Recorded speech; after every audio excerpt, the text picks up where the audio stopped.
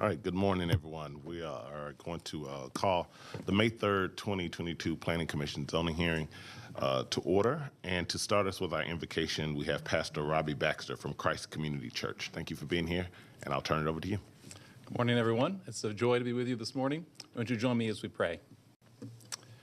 Heavenly Father, Lord, we thank you for giving us this day this morning. Lord, we thank you that you've given each of us a part to play in this day. Lord, we acknowledge that you are the one who rules in the heavens. We acknowledge that you are the one who has established your kingdom. Lord, we acknowledge that you rule your kingdom in justice and righteousness and equity. And Lord, we acknowledge that you call us as your people to walk in this same way. And so, Lord, we pray for the deliberations before this county commission this morning. Lord, may they be marked by righteousness and justice and equity. May all those who have business here today have their cause be heard. Lord, let peace reign, let justice be done. Lord, we're grateful for the leadership of our county commission. Would you continue to give them wisdom and discernment in all the work that they have before them? Lord, we're grateful for all of our county officials, Lord, those who do their work behind the scenes. Lord, we ask that you would continue to encourage them, have them not grow weary in doing good. And Lord, we thank you for giving us the opportunity this day to go about all the business that you've given into our hands. We think of all those who this morning in our county are going about the tasks that they have to do, the schoolwork that they have to do, looking after their families, looking after their loved ones. Lord, we ask that you would continue to build up this county in righteousness and justice and in equity. Lord, help us all to love the things that you command, to desire what you promise, so that among all the changes that this day may bring, our hearts may really be fixed in heaven, where true joy is to be found, that we may be counted among that happy people whose God is the Lord. And we ask this in the name of Jesus, the Savior of sinners. Amen. Amen. Thank you, Pastor Baxter. Would you please stand for the Pledge of Allegiance? I pledge allegiance to the flag of the United States of America and to the republic for which it stands, one nation, under God, indivisible, with liberty and justice for all. Thank you.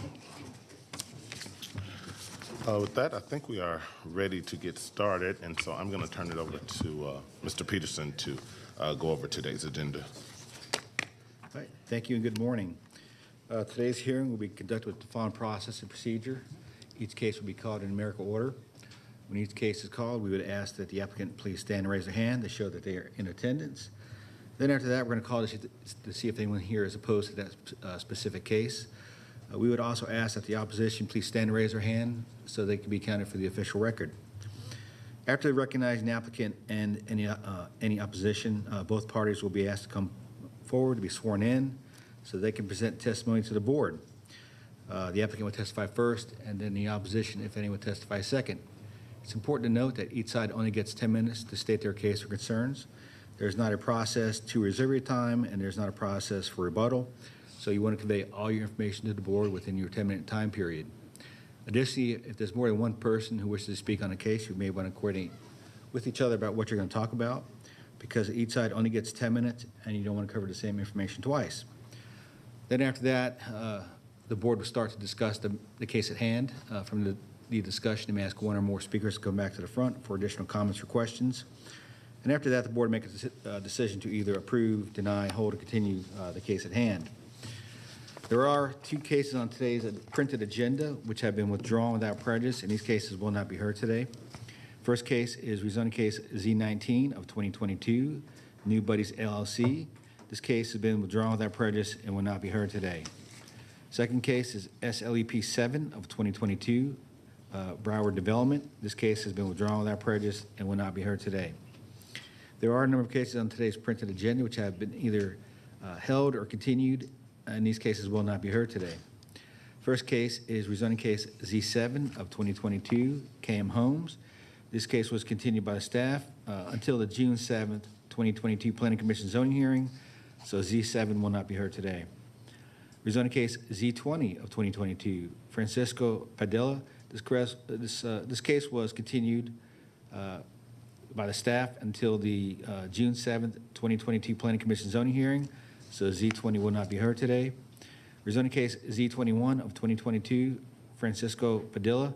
This case was continued until the June 7th, 2022 Planning Commission zoning hearing, so Z21 will not be heard today. Rezoning case Z24 of 2022, Devist Enterprises LLC. This case was continued by the staff until the June 7th, 2022 Planning Commission zoning hearing. So Z24 of 2022 will not be heard today. Before we get started with the actual hearing, I would like to ask everyone in today's audience, if you have a cell phone, please turn the volume on mute on your cell phone, as the ringing does interfere with broadcasting presentations. And any person wishing to speak before the Board of Commissioners must file a campaign contribution disclosure statement if they made a campaign contribution totaling $250 or more to a current member of the Board of Commissioners. Additional information about this requirement is located on the table in the back of the room. And I want to remind applicants, opposition, or any interested party that information is due to this board the Wednesday prior to this hearing. Any information submitted after the Wednesday due date may or may not be considered by the board at their discretion. With that, Mr. Chairman and Board, I'm ready to start the consent agenda. And just one note before we start. There's one case on consent, Z23 of 2022, Perimeter Construction Group LLC. We're going to go ahead and move that to the regular agenda, Mr. Chairman and Board. There's opposition to that one. So we're going to take it off consent, put it into regular order, and just hear it later on today.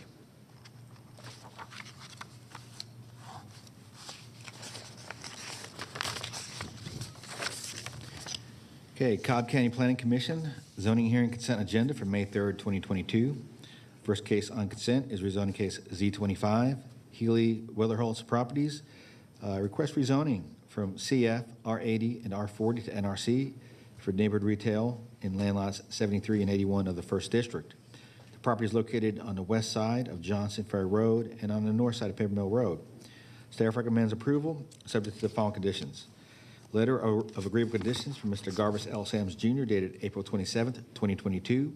Number 2, site plan received by the Zoning Division on March 3rd, 2022, with minor modifications to be approved by the District Commissioner. Number 3, adherence to the Johnson's Ferry Road design guidelines for all future additions and/or redevelopments to the site.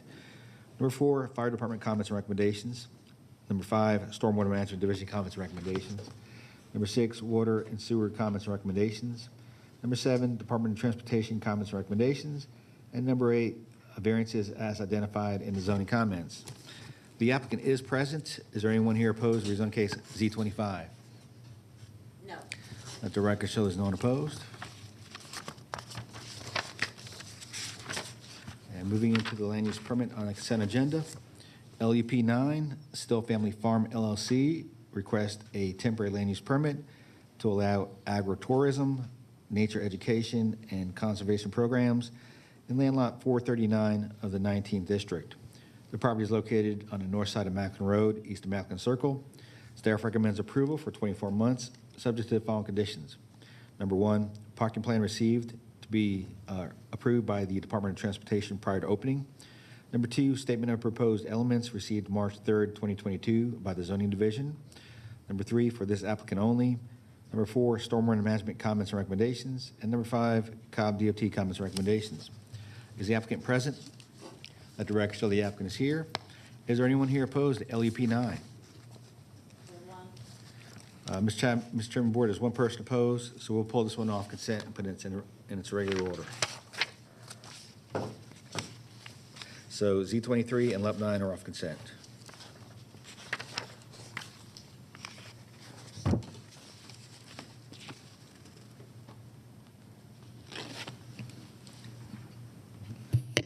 Chairman, move to approve the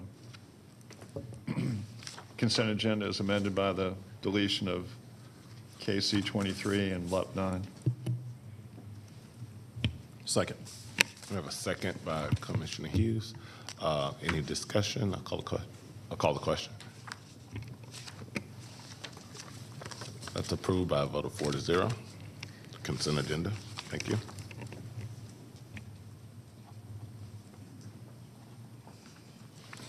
Okay, moving into the continued and held case agenda. Mr. Chairman and Board, the first case has a companion special land use permit with it. Would it be the board's desire to hear the zoning and a special land use permit case together and then just make separate motions? Yes. Okay, I'm going to call both cases together then. Okay, rezone case Z48 of 2021, Ray Murphy. Request rezoning from GC to LI for a towing and automotive wrecker service in land lots 154 and 155 of the 17th District. The property is located on the northwest side of Austell Road at the terminus of Austell Circle. Together with its companion special land use permit number 3, Ray Murphy requests a special land use permit for automobile storage yards and wrecker services for damaged or confiscated vehicles in land lots 154 and 155 of the 17th District. The property is located on the northwest side of Austell Road at the terminus of Austell Circle. The applicant is present. Is there anyone here opposed to this rezoning case or special land use permit? No. Let the record show there's no one opposed. Would the applicant please come forward to be sworn in?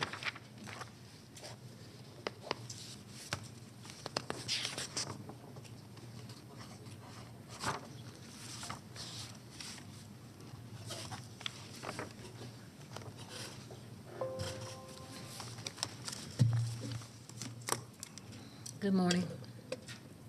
Good morning. My name is Vicki Murphy Norris, and I represent my dad, Ray Murphy, with a couple of applications that have been ongoing for almost a year. It's Z48 2021 and SLUP 3 2021. It's hard to actually figure out where to begin. This has been so long and drawn out. However, I have notes that I will review and a few things that I can show as far as demonstrations with our improvements with code enforcement. I did send a certified packet and a blue folder to a few people. Mr. John Peterson, Commission Chair Vaught, Commission Boulogne, Ms. Jenny Payton, Kelly Gambrell, and Chairwoman Cupid. I'm just going to review some of the highlights of this, which will help explain where we're at today and how we're moving forward with hopefully the approval to move to the Board of Commissioners. The first thing that I cannot overlook that has actually been instrumental in every single part of the applications and our moving forward is code enforcement has been number one, top notch. This is the dedication of someone who comes out every 2 weeks to meet with us, to show us and work with us. She has been so instrumental, and this is not only top notch here, doesn't matter if it's storming, pouring rain, she's there. Very instrumental in guiding me and not telling me, you know what, you need to do this, go ahead and get that done. She worked with us and guided us through every single thing that needed to be corrected and pushed forward. I have in my revised packet that Jeannie Payton was so kind to put all those efforts into for me. It is approval for the SLUP, I believe, and then deletion to NRC for the Z48. The violations at hand have been corrected, and of course they were some serious violations. The information that I sent, I'm just going to read some of the things that the other commissioners probably would like to hear as far as looking into proceeding and approving to move forward. I'm representing my dad. This is a rezoning application and special land use permit that's requested by Cobb County. The rezoning of the property is the direct result of the loss of grandfather clause resulting in code enforcement violations. The new code requested for LI allows for low-intensity automobile repair and service, section 134-230. The present zoning classification is general commercial. That allows for services use which are oriented towards automotive businesses that are land intensive, section 134-162, number 40. The business that is currently located and operating in much less intensive nature than both categories, thus utilizing this general commercial zoning since 1986 without any complaints from surrounding residents and/or patrons. The business is presently operating as an automobile storage yard and wrecker service, Section 134-1. The property acquired code enforcement violations that have been resolved. The Code Enforcement Department has reviewed and documented all important improvements and updates to the business and property. Therefore, I'm looking forward to proceeding with my application to rezone at the county's request. I've presented the applications to the Board of Planning Commissioners on August 3rd, 2021, November 2nd, 2021, and February 1st, 2021. I think that should have been 2022. My applications have been continued and are held and addressing all code violations. The next meeting with the Planning Commission is scheduled for May 3rd, 2022. I'd like to have the senior planners to review and reconsider my recommendations for approval in their final zoning staff recommendations, now that the issues at hand with code violations have been resolved. There were a few of the staff analysis issues that I wanted the senior planners to review for me and maybe reconsider their opinions on this. At the very back of your application, it states for everyone to know, I should have had this already organized, but I know I'm wasting time. Anyway, in such words, it says that it is the staff's opinions,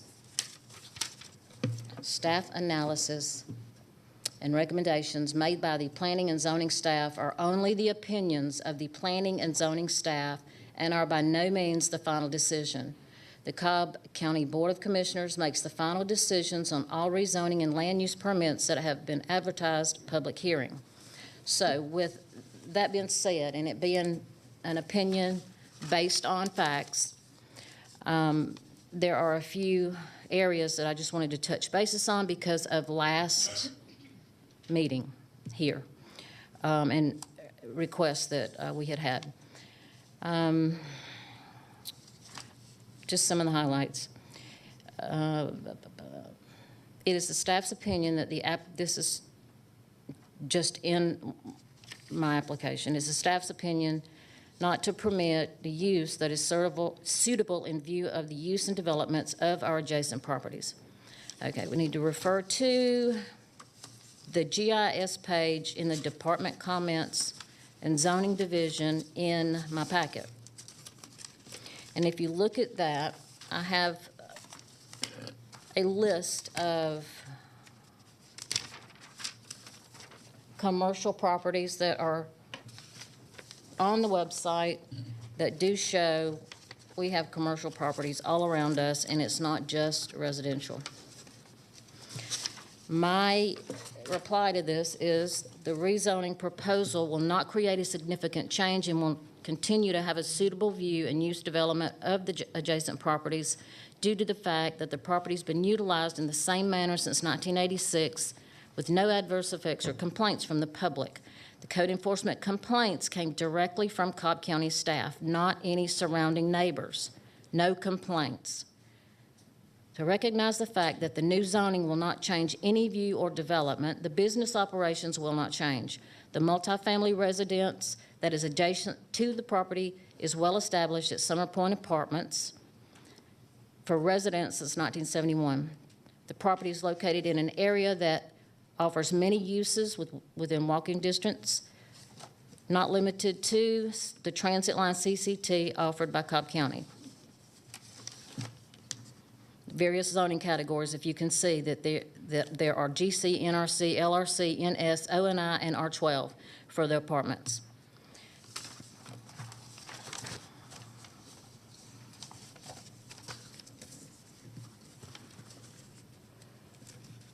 Whether or not the proposed use will result in a nuisance as defined under the state law.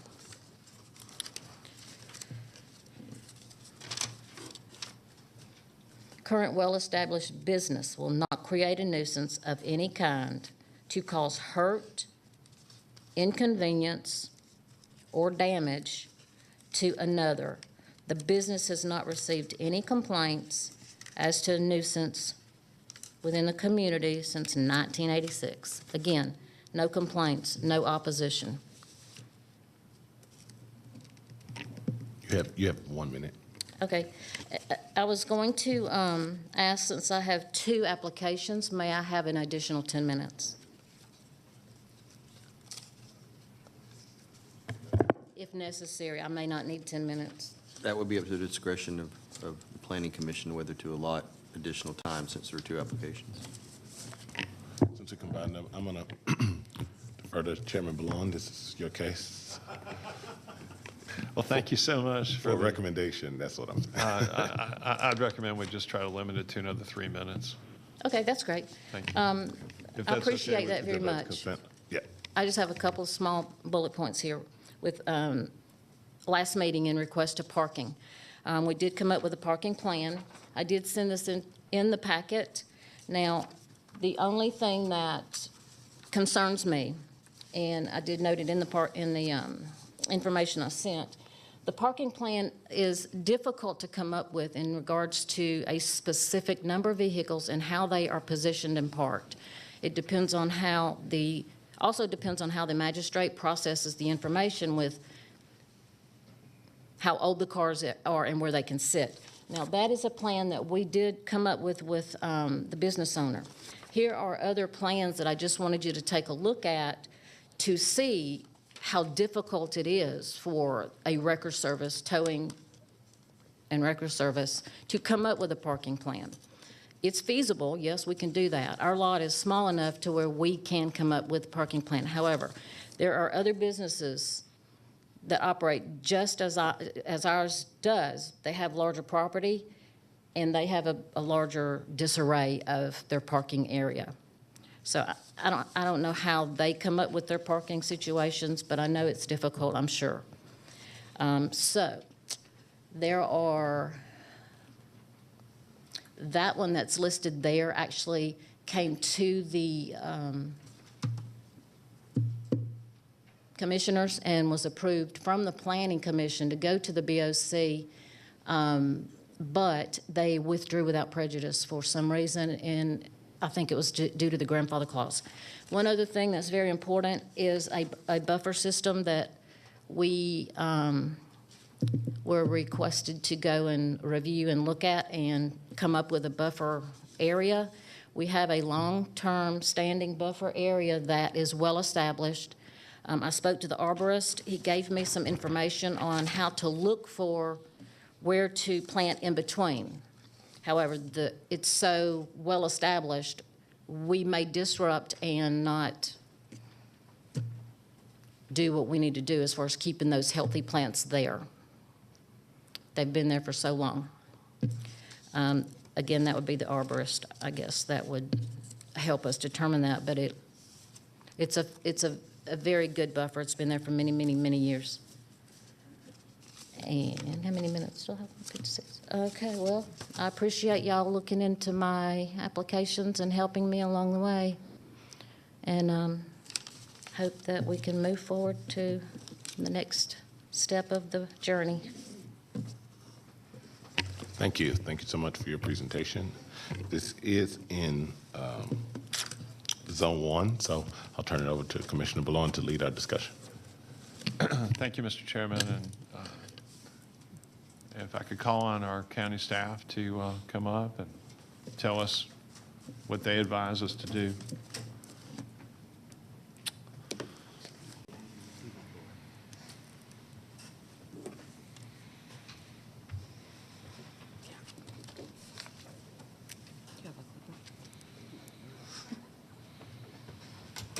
Good morning, everybody.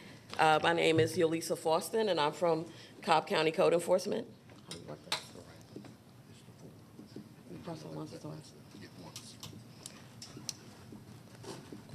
Twice. Okay, gotcha. Sorry, guys. Okay, I've been inspecting the property every 2 weeks since February 1st, when the board requested for me to look at the property every 2 weeks. 70 vehicles have been removed from the property from February 1st up until April 22nd. And on April 8th, I was advised by the magistrate court that due to a staff shortage, they do have the file and they have the applications from American Eagle Towing. It's just that they don't have the staff to get everything processed. So little by little, they are getting rid of some of the older cars that have been sitting there. But since I've come onto the property, up until current, there has been nothing but progress. The property is clean, and also in passing to other properties, I tend to look, I see employees outside cleaning the property. They're also working on the parking plan. They've been putting down crush and run to correct parking standards so that they're not parking on gravel. Alberto's got one side of the property done. He has to move on to the other side of the property and continue making progress. And we continue to see vehicles being moved. I did take some pictures at my last inspection on April 22nd, and I'll show you guys the pictures that have been taken.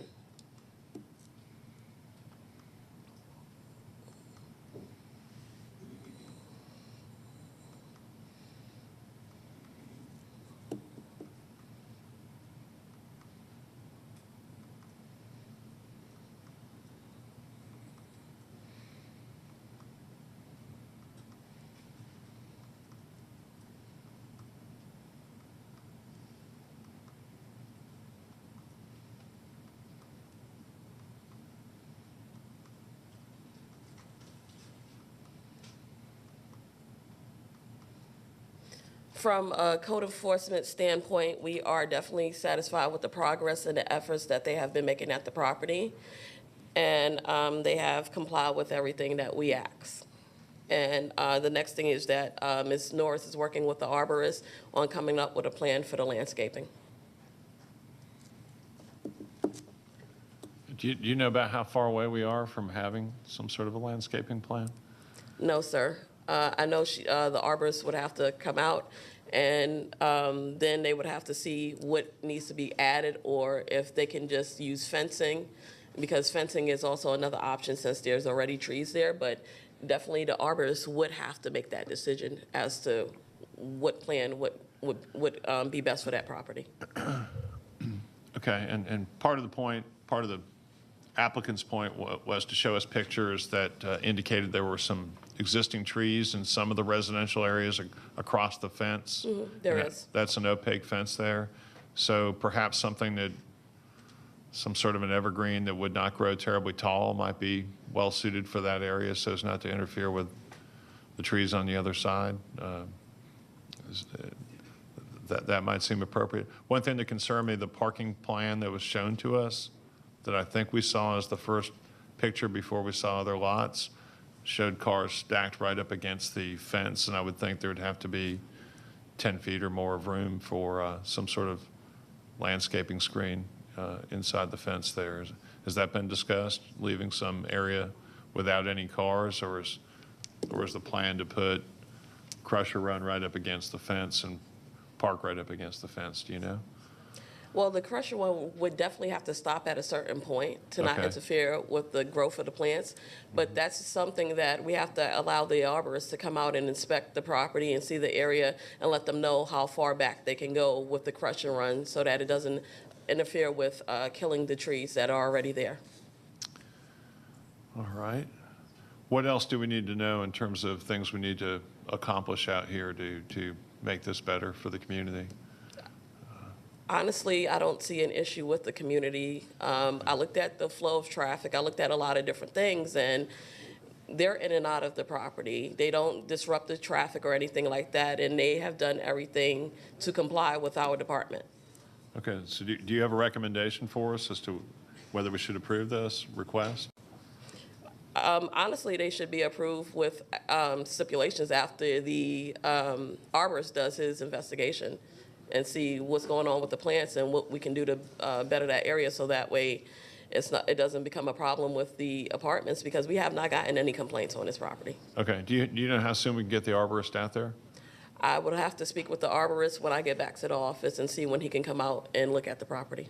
Okay, is it realistic to think we could get this before the Board of Commissioners if we move it along today to get it in front of them in 2 weeks, or do you think we need to wait one more month? Any idea there on? 2 weeks is sufficient. Okay. It seems like your involvement has helped keep this thing cleaner. What would your involvement be should we approve this for 24 months? You would be no longer involved for a period of time unless there was some other issue? Well, what a code enforcement does is once the board comes up with stipulations, we look at all the stipulations and timeframes to make sure that the property is meeting the stipulations. If they fail to meet the stipulations, then we issue a notice of violation for penalties. That's failure to abide by the stipulations from the Board of Commissioners. We let them know that they're in violation. We provide them with the stipulations, and we let them know that this is what was expected. And if there are any other issues after that, we issue citation. So the case will not be closed. We will monitor, and when the land use permit expires, we let them know that as soon as it expired, they need to apply for another application, submit another application with zoning if they wish to continue their permit. So it's your recommendation that we approve this and both the SLUP and the rezoning request? Yes. Subject to all staff comments and conditions, and everything that you think we need to have is already in those staff comments and conditions? Yes. The county, when we looked at the property, it was an issue of litter and parking standards. The litter has been cleaned up, and they're working on correcting the parking standards. Okay. Now, I drove down there yesterday, and one thing I noticed when you take a left on South Cobb Drive onto Austell Road, and you're driving down that way, and when you look on the right, there are several lots on the right that have, we'll just say, used cars on them, stacked reasonably heavily. Are there any guidelines down there where we can require that somehow those be shielded from the view of the road? Is that part of what we can do here? Or? You're referring to other businesses on the strip, or? Yes. Okay. As far as that, I would have to do research because some properties are grandfathered, some properties have zoning stipulations. So without me knowing the history of that property and actually inspecting that property, I can't answer that question at this time. But I can get you an answer at a later date. Okay. But these folks have a substantially, some fencing that is in large part relatively opaque relative to the road, correct? The fencing is on the right-of-way? Yes. That would be a violation of the general development standards. You're not allowed to put anything on the right-of-way. Okay. I mean, inside the right-of-way, then. It would have to be on the property line or further into the property. Right. And then there are regulations that come with the height of the fence and everything. All right. Have you given any thought to the fencing that's there and whether it meets the guidelines or whether it's not in conformity with the guidelines in terms of the fencing along Austell Road? Specifically to 1818 or the other businesses? Just specific to this property? As far as the fencing is already pre-existing. The only thing, like as far as between the apartments, they probably can go a little taller with the fence. But as far as the front of it, the front looks covered pretty well. But that's something we can review in office to come up with a plan to make sure that it's not an eyesore to the community. Okay. All right. Thank you very much. Mr. Peterson, if I could just ask you, or I'm sorry, if anybody else has questions of code enforcement. I don't have a question, but I certainly want to appreciate your efforts to work on what was a Herculean task and to come through with a recommendation for us. That's very important. Thank you. Thank you, ma'am. Thank you so much. Thank you, guys.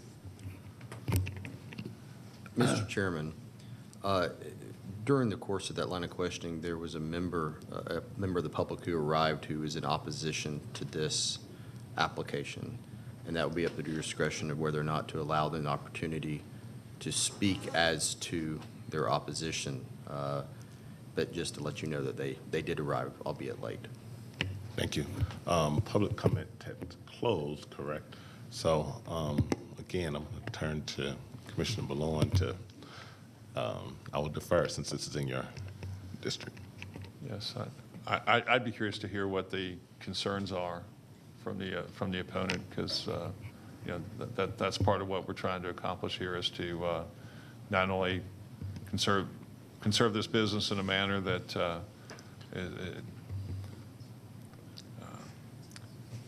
is more in keeping with our rules and requirements, but also to find out what we can do to perhaps allow it to exist in better harmony with its neighbors. So I'd be curious to hear that.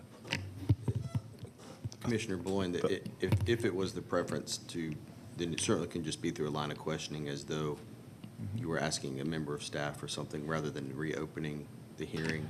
But that, again, that's your discretion. That would be my preference. So that That's we fine. just do it through That's questioning. fine. That's fine.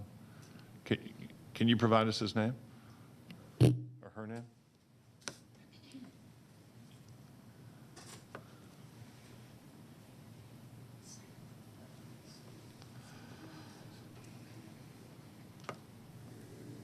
Her name is Sandra Levinson. Sandra Levinson?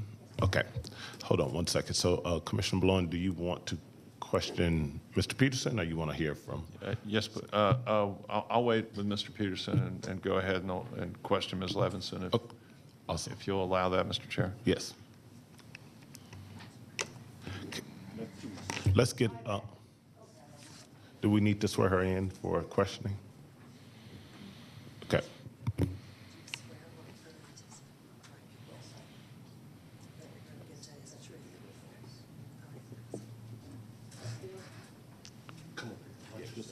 If you'll step to the mic, Ms. Levinson, and just hear questions from Commissioner Boulogne. Go for it. Thank you. Can you go ahead and Good give us your morning, name? gentlemen, ladies. Thank you. My name is Sandra. Ask me a question. You can go ahead and state your name. Sandra Levinson. I live at 1846 Austell Circle, and my dad's house is directly across the street from the entrance gates to the junkyard, is what we've always heard from it. It's been an eyesore for years, and I don't think the neighborhood is really aware of what's been going on. If neighbors don't watch what it is, you miss your chance to make your your concerns known.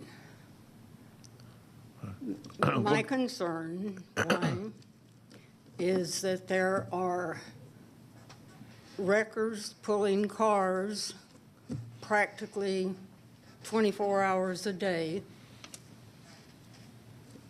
in and out. That's a concern to the neighborhood, and it's a concern to me.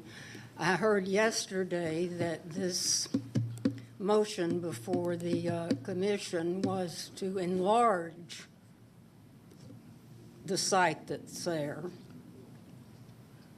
And I'd like to I know. don't believe we've heard anything about that, other than time limits and physical appearance from across the street. Do you have any other specific concerns? Other than time limits and You the said- appearance from you said- across the street? Yes. Do I have other concerns? Yes, ma'am. Yes, I have Okay, what are they? concerns with wreckers coming in and out day and night with wrecked cars. And if I'd had a little more time to get some information, I would be able to tell you more. And I hope before this is completed that myself and other neighbors will have a chance to address the commission. Even though this Austell Road is a very busy street, and there's no way that we can say it's not a business street. But the kind of businesses along Austell Road that affect the neighbors are primarily service stations, things like that. And the wrecker service And I know Ray Murphy. I've known him for years. I saw him a couple of days ago, and he said to me, he said, Sandra, I don't know what they're doing over there, but, you know, looks like they're doing, that's the owner. So I'm here at the last minute just to state my concerns as far as the neighbors go. And there are other people for me. So I would like to make sure that there are, other than just a yellow sign with black writing saying when a meeting is, where it's being, discussed about what's going on there. I think there needs to be more involvement to the people who live there and have their families there, all up Allsdale Road. If there's a commercial property at spot zoning, where they take a house and, okay, I'm not going to waste your time. Okay, thank you. Those are all the questions I had, Mr. Chairman. If anyone else has questions of this neighbor. Questions from other commissioners? Nope. Did you dismiss me?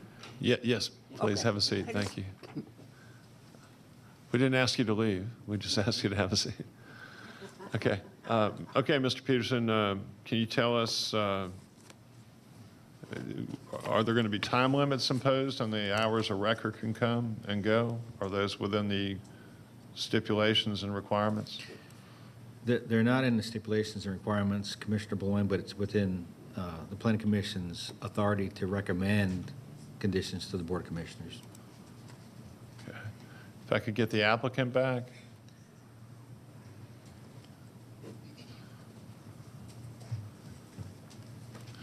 I had thought somewhere along the way we had talked about some time limitations on hours of operation or hours wreckers could come.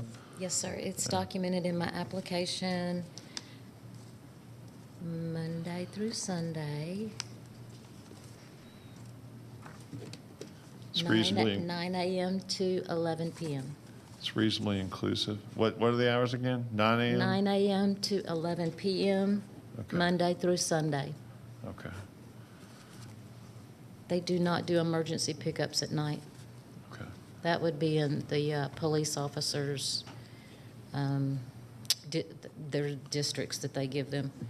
The county gives the police officers different sections for 24-hour. And you're willing to do the landscape buffering that we've Yes, sir. discussed? Yes, sir.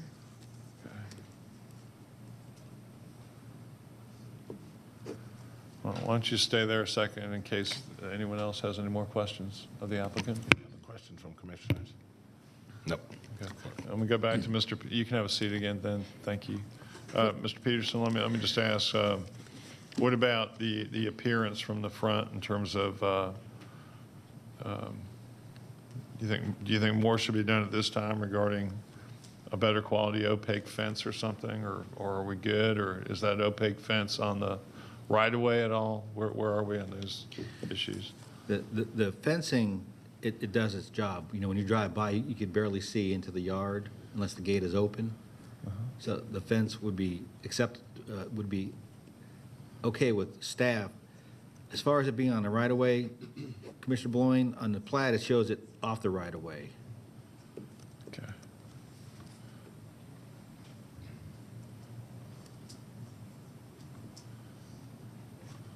And what conditions are you or the staff recommending putting in place regarding making sure that this thing doesn't become whatever it was that caused the issuance of code violation Okay, citations? well, the staff has a number of recommendations in their analysis. The first one, the staff would recommend that if approved, it be for this use and owner only. So it could not transfer to another person, it could not change to another use within the district. Second, we put a condition in, or recommended a condition that says non-conforming use to adhere to section 13431, which is our grandfathered section, not to cease or fall out of compliance for a period of longer than 6 months. Number 3, no automotive repair or sales on site. And 4 and 5, final parking plan to be approved by district commissioner, final landscape plan to be approved by district commissioner. All right. So you feel these stipulations are adequate when we add to those the limitation on time from 9 a.m. to 11 p.m.? That's correct. Okay. And the zoning classification would go from GC to? To NRC. Okay. All right.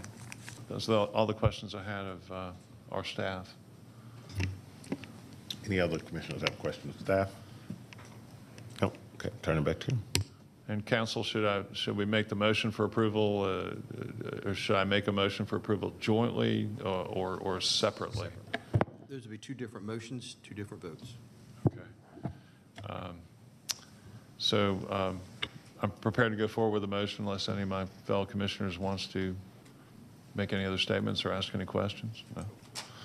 Okay, so my motion would be for approval of the rezoning request with the property be rezoned from the GC category to the NRC category, subject to the stipulation that the service should only receive records from 9 a.m. to 11 p.m. and subject to all other staff comments and recommendations as published and provided. And so that'd be my motion with respect to the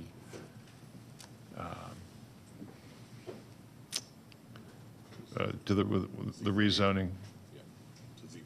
Thank you, yes. We have a motion? Second. Second from Commissioner Dance. Are there any questions or comments? If not, let's call the question. That approval of Z48 from GC to NRC is 4-0. Okay. And second, Mr. Chairman, I move to approve the request for SLUP number 3, which is for a period of 24 months, which I understand to be the maximum period for SLUP approvals. Is that correct? No? The 24 months is for land use permit approvals. For Okay. SLUPs, they could be up to permanent if the board wants them to be. Okay, but we feel that 24 months is appropriate in this case as a good monitoring period to make sure we don't run back into trouble? Okay? Okay. All right. So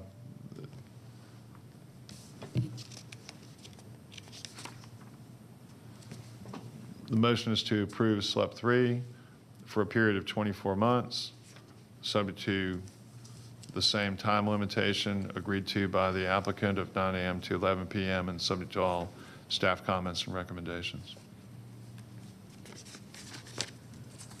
Second. Second by Commissioner Hughes. Are there any questions? Not, let's call the question. And that's SLUP 3, recommended for approval by a vote of 4-0. Thank you. Okay, thank you. And before we move on to the next case, Mr. Chairman of the Board, the applicant has contacted me for SLUP 5 of 2022, which is our cell tower, which is the very next case after our next case. And they've asked to be moved to the end of the agenda. Apparently, this is kind of conflicting, some kind of scheduling conflict. So if it's okay with the board, we'll put that at the end of the regular case agenda. Any objections from any of the commissioners on moving SLUP 5 to be heard later? Okay. General consent, we can do that. Okay, thank you. All right. Next case is rezoning case Z83 of 2021, St. Burke. Request rezoning from OS in RM12 to RM8 for a townhome community in land lots 390 and 391 of the 18th district. The property is located on the north side of Mapleton Parkway, northwest of Honeycutt Road, and on the west side of Rioka Circle. Is the applicant present? The director of the applicant is here. Is there anyone here opposed to rezoning case Z83? Two? Let the record show there's 2 people here in opposition. All those who wish to address the board, please come forward to be sworn in.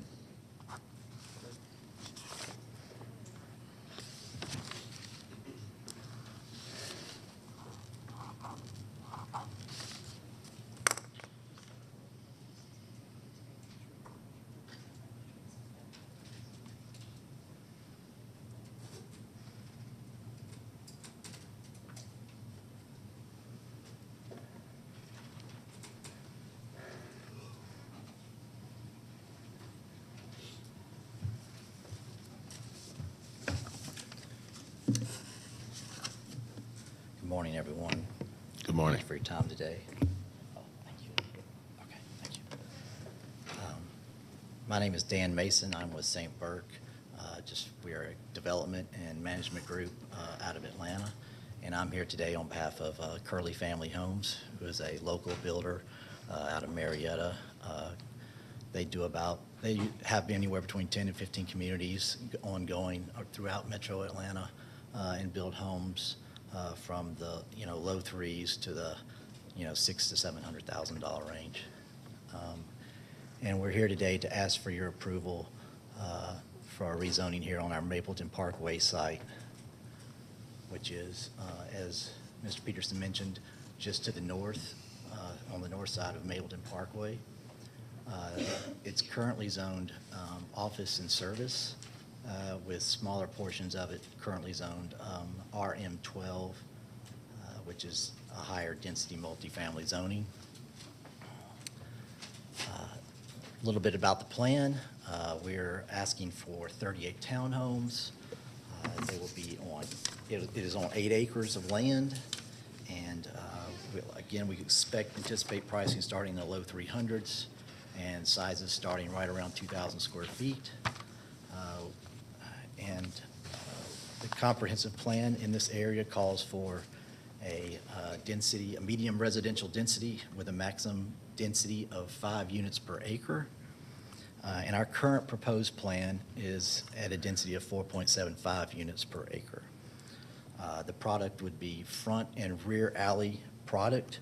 Our exteriors would have a mixture of brick, stone, and hardy board cemented siding. All the units will be individually sprinklers for fire protection. We'll have a mandatory HOA that will be responsible for all of community landscaping and maintenance and building maintenance of painting, such as painting and the roofs for the actual units. As I mentioned, it's on 8 acres, 38 units, so it's a smaller area. You would be able to walk basically from the furthest unit to across the development in anywhere from 2.5 to 3 minute walk. It will have a central lawn area and gathering area with a pavilion and a separate dog park. As I mentioned, the grounds will be landscaped and professionally maintained. All units will have 2-car garages, and as a requirement, the garages will not be used for storage, that will be written into the HOA documents. And so that means that you'll always have to be able to park your car in your garage, and there'll be additional room for 2 additional parking spots in the driveway, since all the units are a 2-car garage unit. We'll also have additionally 33 guest space throughout the community. And the front of the garage will be a minimum of 23 feet from the back of sidewalk to the front of the garage to allow for parking that does not block the sidewalks.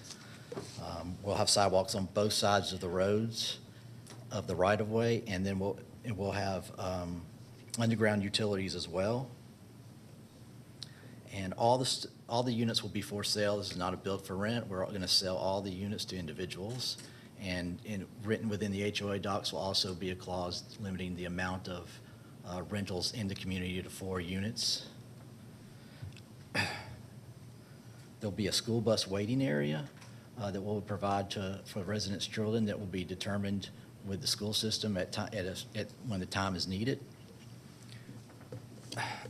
The townhome elevations and landscaping along the frontage of Mapleton Parkway will be done to the Mapleton Parkway guidelines. And prior to the final approval to the county, we'll review the community landscape plan with the Mapleton Coalition. So these are some older plans of kind of where we've gotten with after several meetings with the coalition and a neighborhood meeting that the coalition arranged for us. You can see, we had originally had 2 entrances, and we originally, had a lot more. We're asking for a lot more units, but we've scaled back from that. And on the right, we've scaled back again shifting most of those units to the north there and rearranging that and allowing for a larger radius for to allow for the fire department to get in and turn around. As I've mentioned, we reduced the overall radius. We reduced the entry off of Rioka Circle. We're proposing only open space or green space on the outlot there at the bottom right on the lot that borders Rioka Circle. We've widened the road, as I mentioned, we've widened the road to 26 feet and widened the cul-de-sac, as I mentioned, to allow for fire. We've added a clause in our stipulation letter for an additional buffer outside of the proposed natural landscape buffer that we'll be providing between the homes of Rioka Circle and the new units. We've also, after a site review, noticed that there's quite a bit of invasive vines that are in the existing buffer, which we will clear out and clean up and get rid of to make sure those trees stay healthy. And we'll also, one of the last comments from our last commission meeting was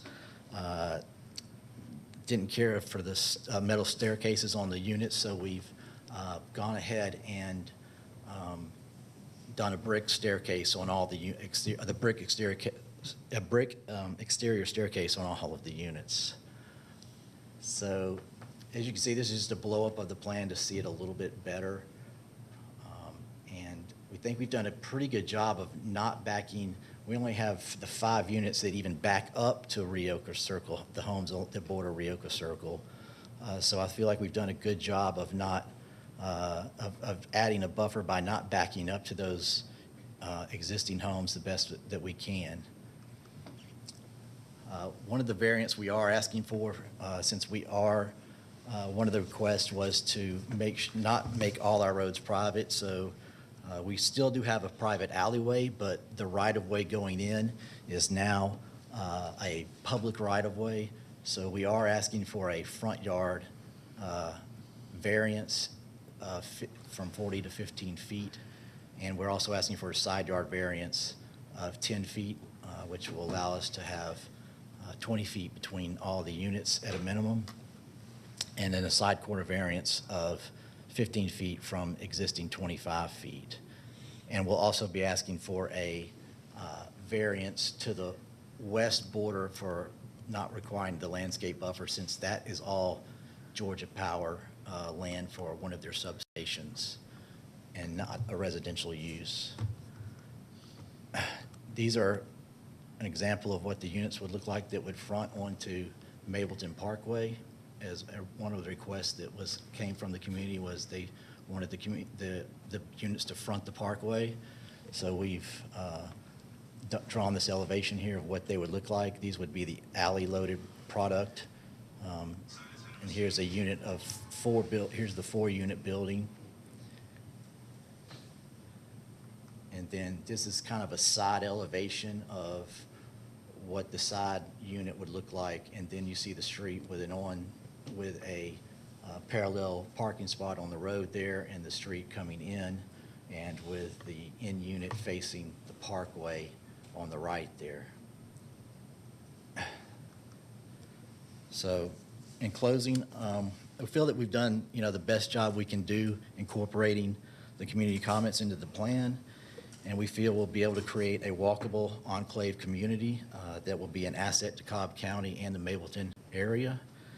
And so we respectfully ask that you side with staff's recommendation and the current comprehensive plan, and we ask for your approval today. And so I thank you for your time and your consideration on this matter, and I'll be available for any questions should you have further.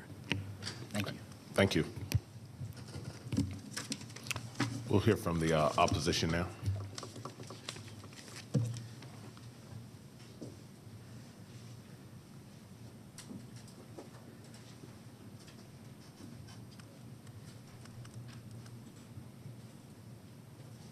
Good morning. I'm Mary Rose Barnes. Z83 is flawed on its face and should be summarily rejected. St. Bork, the nominal applicant, is an entity with no corporate designation, has apparently misrepresented this application. St. Bork presented itself as the applicant on the application. However, in its April 26 stipulation letter presented to this board, a third party, Curly Homes, a client, was listed as the actual applicant and ascribed agreement to the terms of the application to that third party. Z83 has remained on the agenda of zoning meetings under the designation of St. Bork as the applicant, but now is evidently attempting to absolve itself from the terms of the application. It is unclear which entity would be responsible for stipulations in the April 26 letter or required by the BOC should the application be approved. After 6 months of holds granted by your board, the nominal applicant has not even come up with a stipulation letter that incorporates reference to the site plan.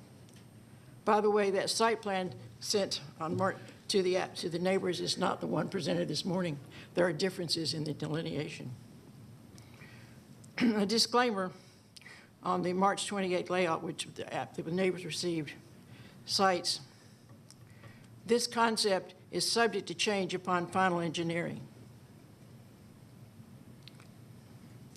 It is not the usual delineated site plan that should be available to your board. The applicant, whichever entity it is, has presented an unsubstantiated concept, not a true site plan, and has requested that your board approve a future idea with no guarantees as the true nature of the final project. There are many other blatant shortcomings in the stipulation letter. There is a lack of many. There's no delineation of the zoning application, of the zoning category required, no renderings, no legal description, no fully delineated responsibilities for an HOA, no amount of acreage, site and dimensions of the units, amenities, requisite sidewalk along the public road, street lighting, underground detention, entrance sign, square footage of units, number of bedrooms per unit, screening for detention, fencing, building materials, or other things normally accepted in a stipulation letter. Disclosure of such details should be standard procedure in any request for residential zoning. In addition, St. Bork has shown no concern for the possibility of necessary blasting on the site. There are no known rock formations in the nearby area. There's been recent blasting in the immediate area, shaking the houses and foundations of the houses on Ryoka Circle, and some of the homes on Ryoka Circle, the lots contain rock formation. Any development of subject property should be tested for rock prior to development and proper precautions taken to protect the Ryoka Circle property and residents. It is imperative that any development should be properly presented by an entity that is familiar with and willing to abide by basic prescribed procedures and regulations. On behalf of Ryoka Circle homeowners and in concurrence with Mapleton Improvement Coalition, I respectfully request that this board recommend a denial, and thank you for your consideration. Thank you.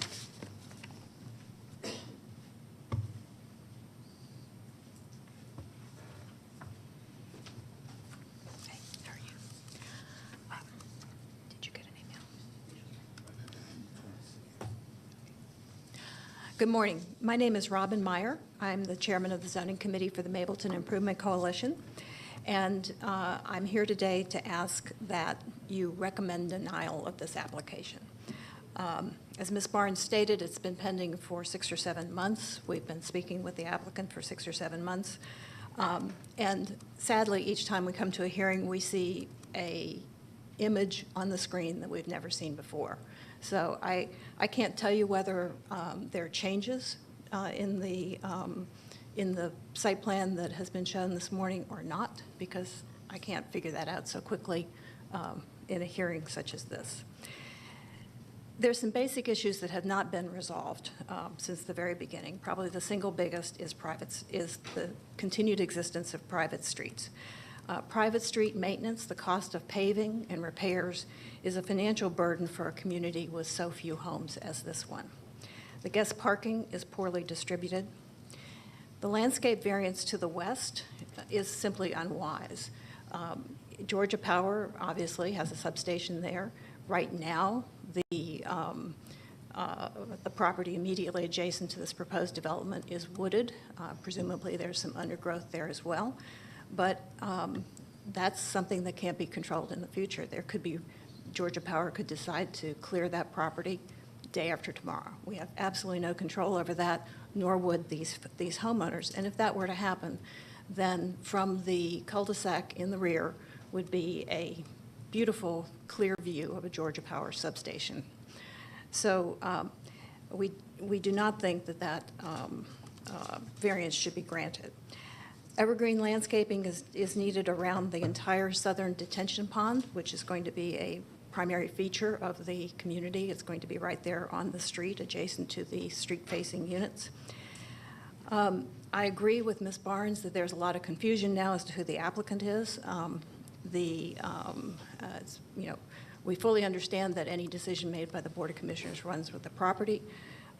We have good experience with the project that Curley Family Homes is building in Mapleton, so certainly no concerns about them, but we are now a little confused about who the applicant is. And last but not least is the stipulations letter. The deficiencies listed by Ms. Barnes are critical. There's no minimum square footage of units. There's no specification about the two-car garages. The elevations are not referenced. The site plan is not referenced. The neighborhood, there's no neighborhood input into this newly formulated additional landscaping adjacent to Rioka Circle. In fact, the Landscape Review Committee was not in the last version of the stipulations letter, although it was mentioned here today. So I think you can understand that we're a smidge confused.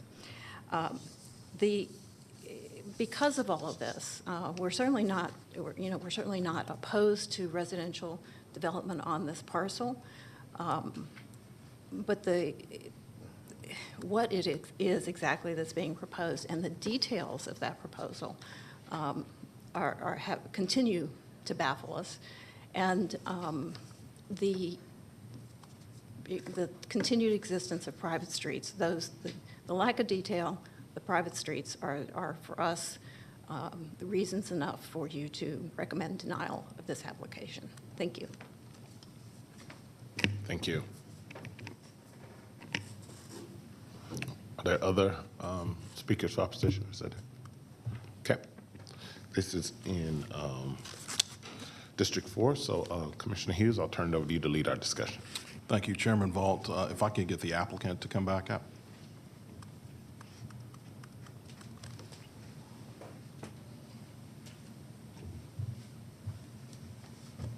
Good morning, Mr. Mason.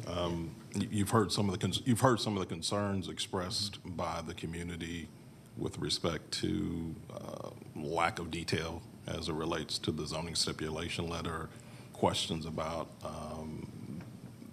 the appropriateness of the applicant. Can you kind of respond to some of the questions or concerns that you just heard the public express?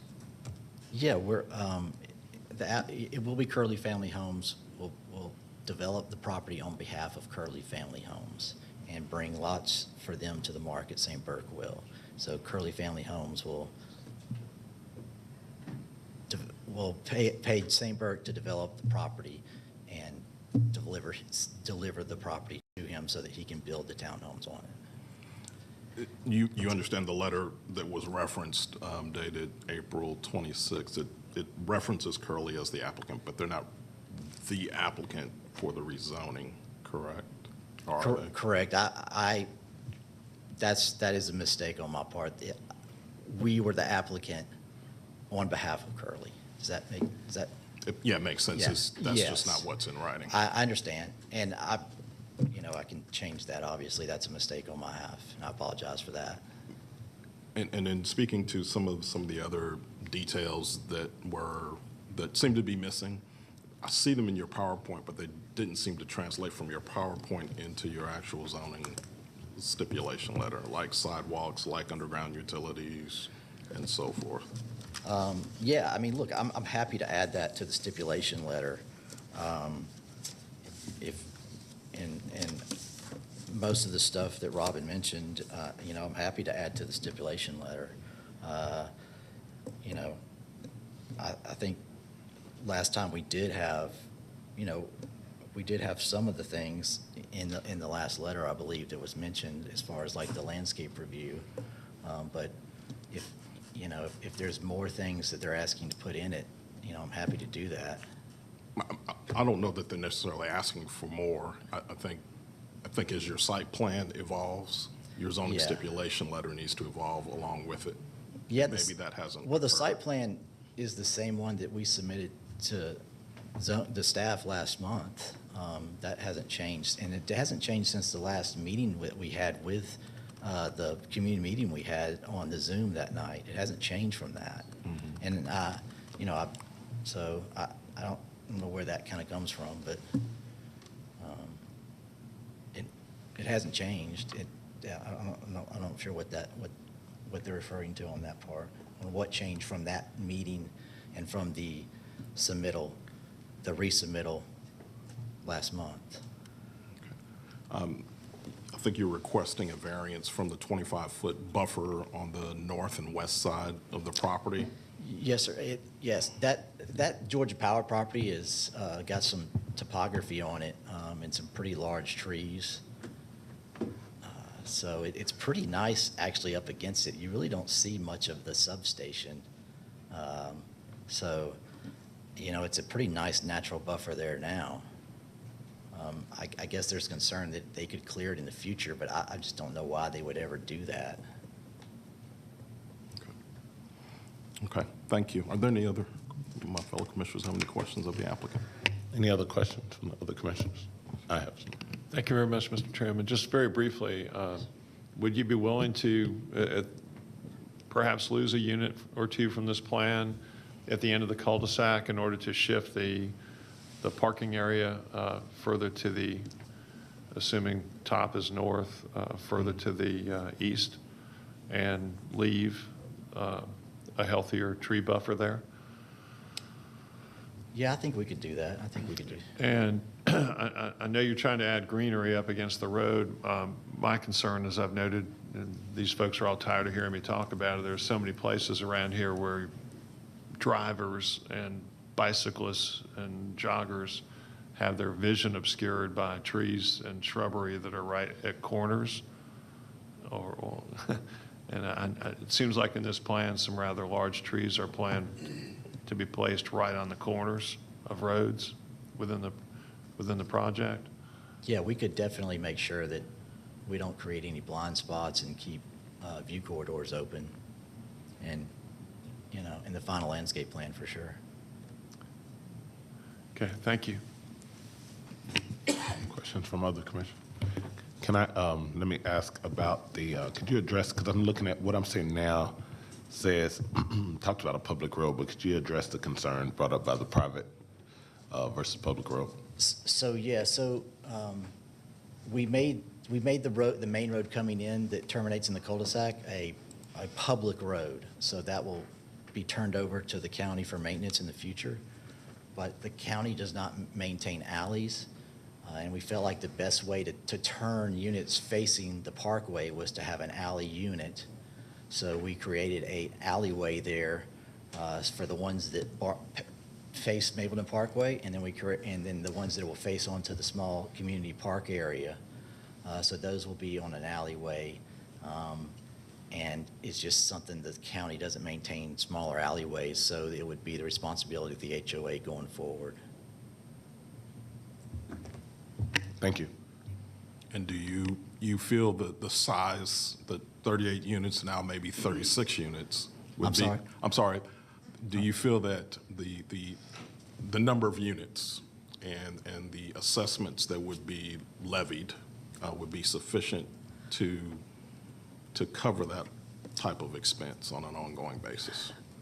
I think so. I mean, typically, an alley like that should last 15 to 20 years before it would even need a retopping, or and just if you kind of do the math, you know, we kind of worked out how big that area is, and we, you know, if you do the math, it could, in today's dollar, it could be up to $1,000 per unit of those 15 units that are on there to retop that someday. In 20 years from now, I don't know what that dollar, with the way things are going, I don't know what that dollar is 20 years from now. But in today's dollar, if you were to basically go in there and mill down that area and retop it with 1.5 inches of asphalt, it would probably be in the neighborhood of $15,000 is an estimate that we came up with.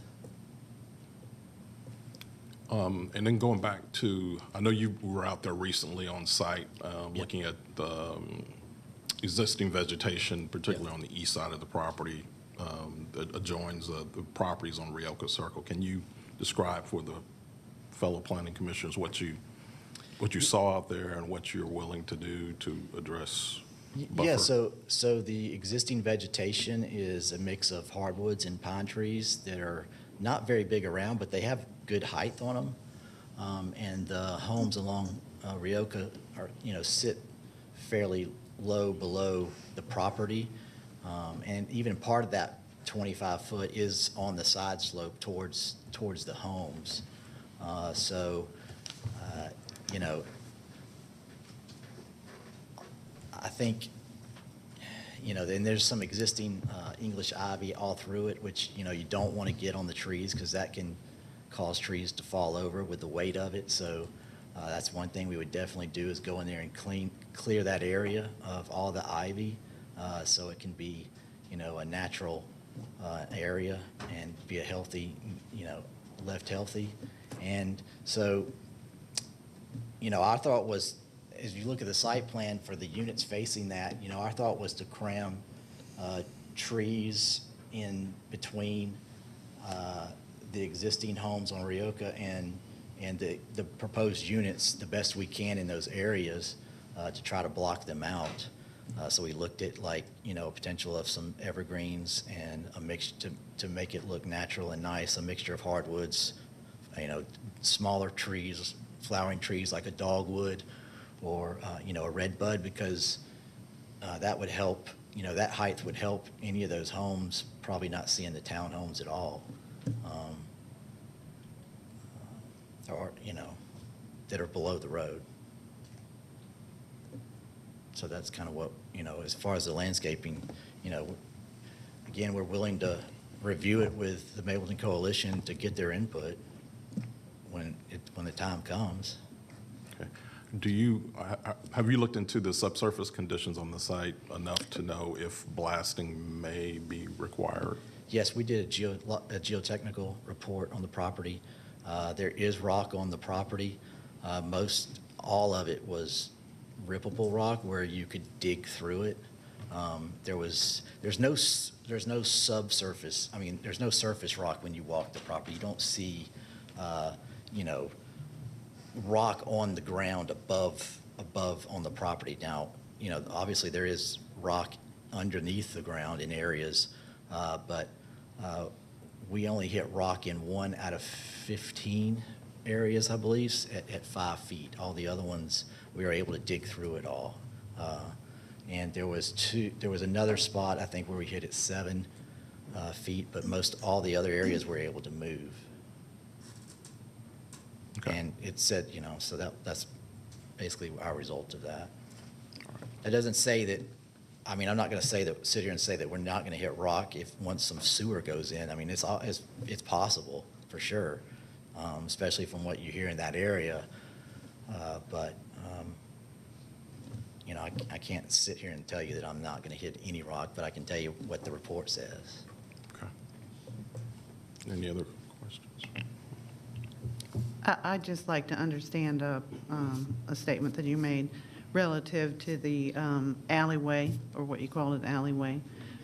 Is there some prohibition that keeps you from making that a street? Nothing more than, I would think, if, it would need to be a public right-of-way of 50 feet wide.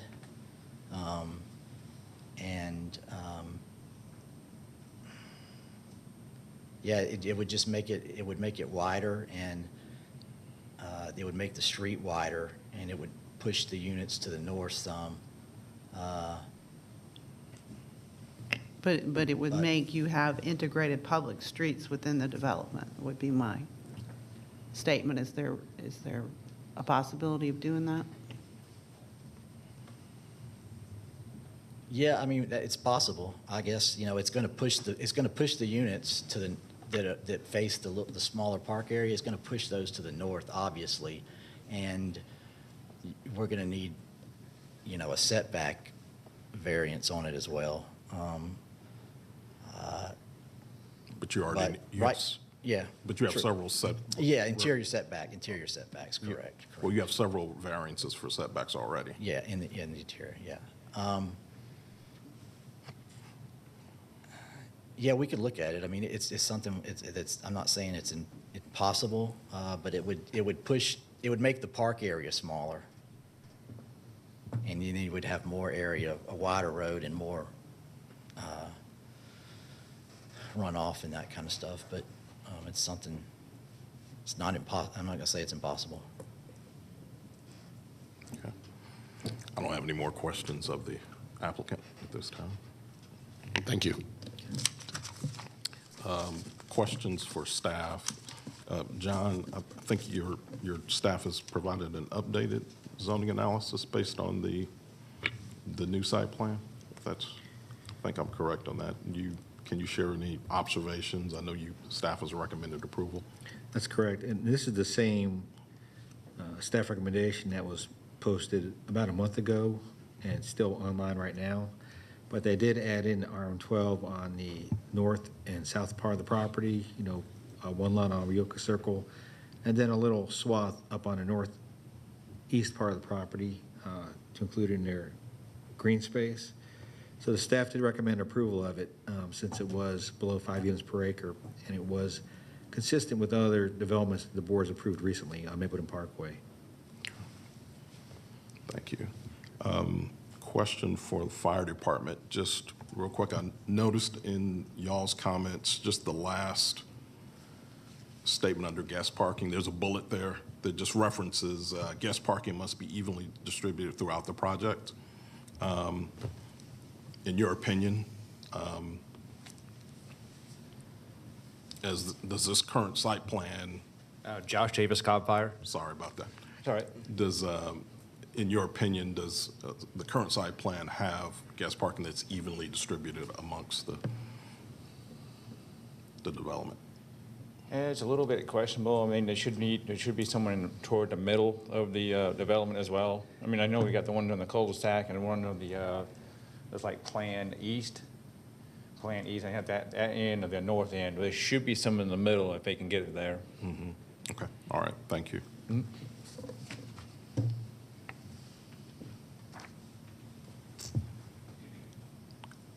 I do have another question for the applicant again, I'm sorry.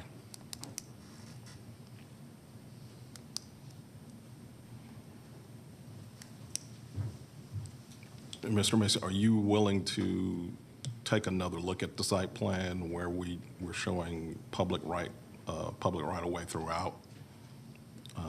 The alleyway actually becomes 50-foot right of way. Yeah, we can look at that. We can look at it. How long do you need? Is that?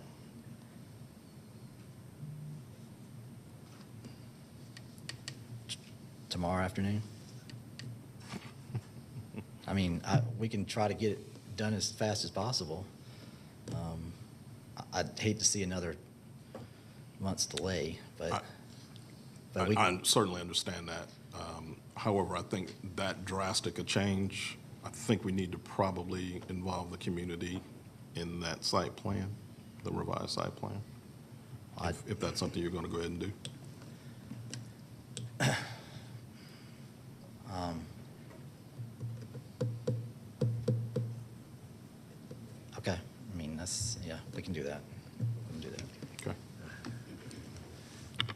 So thank you, appreciate that. I think based on that, my recommendation to this board would, we hold this for another 30 days and give the applicant an opportunity to revise the site plan specifically showing, I'd like to see better distribution of the visitor parking, and then also show the alleyway as a public street that meets county standards. And I would also encourage you to have a zoning stipulation letter that goes into a bit more detail on specifically what your intentions are, okay? And that is my motion. Did that include the comments he had earlier about? Yes, I'm sorry. That does include comments made by my fellow Commissioner Fred Boulogne that we look at, I think, lots or units that are up, I guess, to the north. We lose 2 of those so they can be shifted over, to shift the visitor parking. Yes.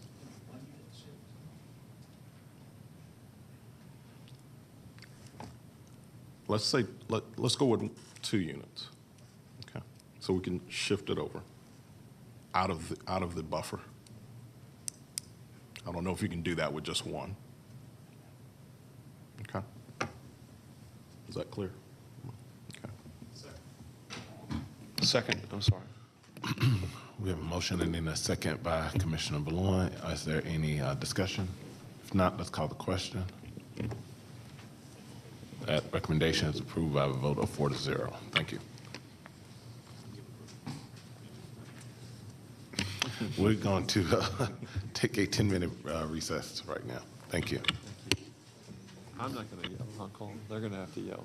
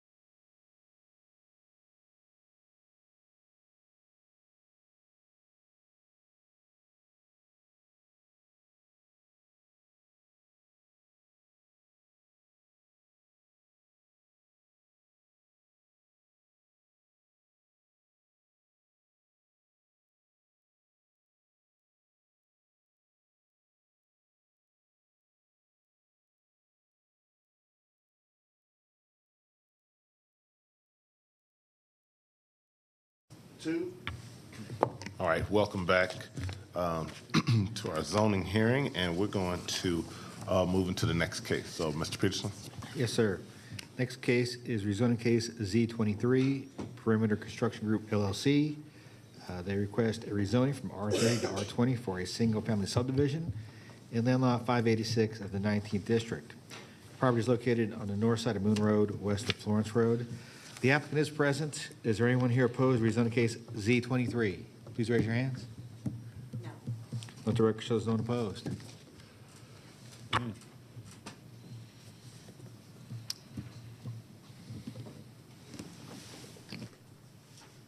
Kevin, go ahead. Thanks. Thank you, Mr. Chairman and Planning Commissioners. I'm Kevin Moore. I'm here on behalf of the applicant, Perimeter Construction Group, for this application for rezoning.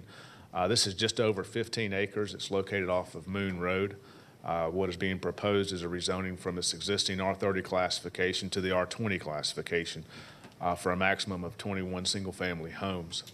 In the area to our east, we're bordered by the subdivision of Autumn Run, which is a developed R20 subdivision, and then you have larger R30 and R40 tracts that are along Moon Road as well in this particular area. This property you have seen, this is I think the third time that you have seen this as a planning commission within the last year and a half. Initially, if you'll recall, it was proposed as a residential senior living, an RSL, that it was proposed. Ultimately, that application was withdrawn. It also came back in for an R20 subdivision proposal at more units, more homes than what are proposed now, and it was withdrawn at that point at the end of last year. So, and the reason it's just there's been a lot of discussion that has occurred with community members and neighbors as this has been a work in progress to get to this point. Just a little bit of kind of context as well. At a maximum of 21 homes, this R20 proposal is actually 1.39 units per acre. You know, but others may not know, a typical or average R20 subdivision would average 1.75 units per acre. This, again, is 1.39 units per acre. So it's much, much closer to the R30 type of density on a per unit and per acre basis than R20. So it really fits in from that standpoint, from our standpoint and perspective, meaning as it sits between R30, R40, and R20 to zone it R20, but on the very, very low end of the density scale. In addition, I think it's a good comparison with the Autumn Run subdivision, which is adjacent to us. And to the east, that subdivision, when it was rezoned, it's over 1.7 units per acre. It's more of a typical R20 in terms of its density, so it's more dense than what we are proposing. In addition, it has minimum square footage of its homes of 1,600 square feet minimum, whereas we are proposing, per our stipulation letter that's dated April 25th, minimum square footage of 2,200 in terms of the homes themselves. And so I think that also tells you kind of how things have evolved, and what we are proposing is a subdivision and a rezoning that not only is less dense than our immediate rezoned neighbor with the R20, fits in from a consistency standpoint in terms of overall density, but also ensures of certain conditions and stipulations that would not be present if this just simply remained R30. Let me turn to the site plan, and I'd love to go over those with you and highlight some of those for you.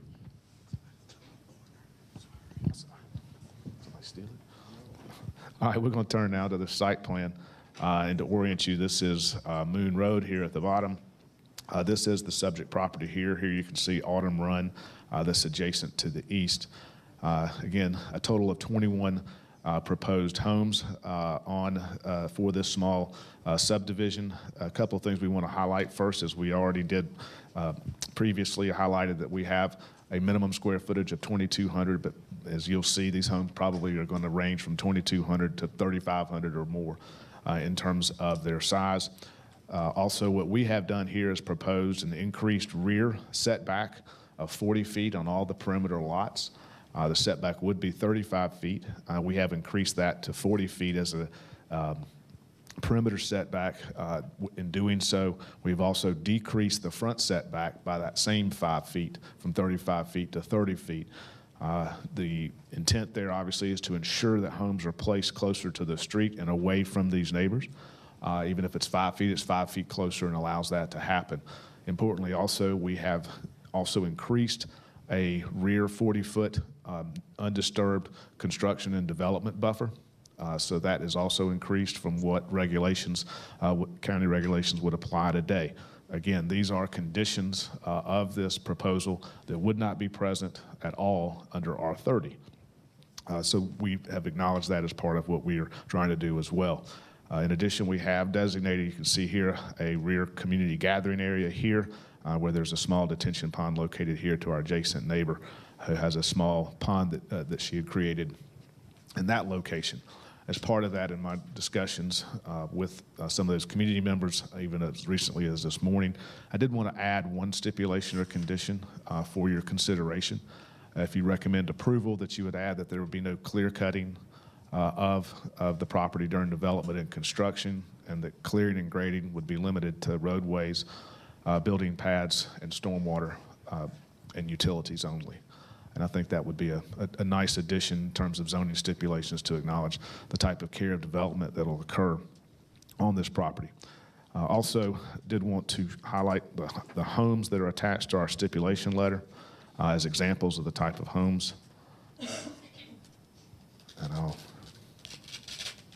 And these are part of our stipulation letter.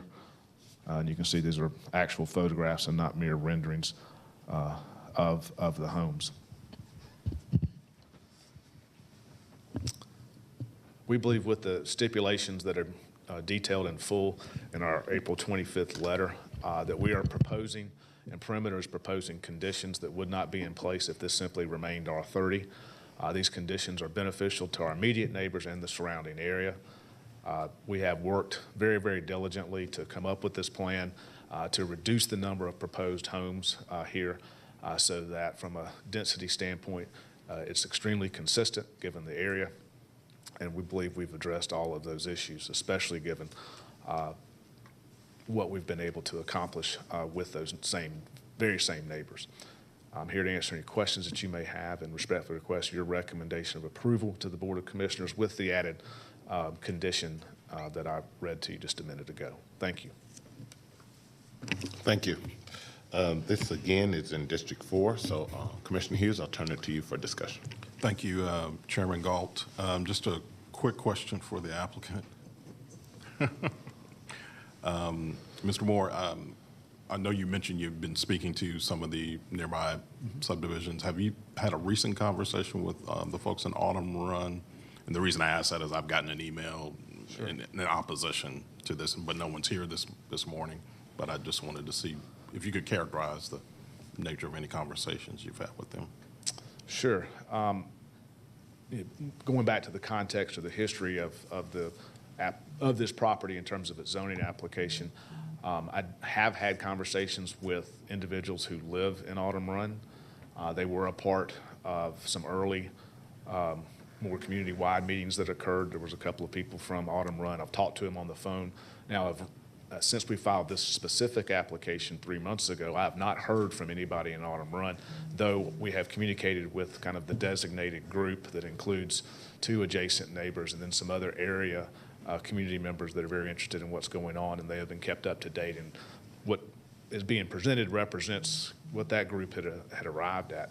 But I've not heard anything from Autumn Run. Be happy certainly to, I've not received an email or a phone call, but I'm happy to contact them, and perhaps some of this information they're not privy to, I would imagine. Given how they are zoned R20 with less square footage and more density, perhaps this information could help them out in terms of understanding what is being proposed. Okay, all right. Any other questions for the applicant? Other question? No. Okay. Just a quick question for Carl Carver, Stormwater.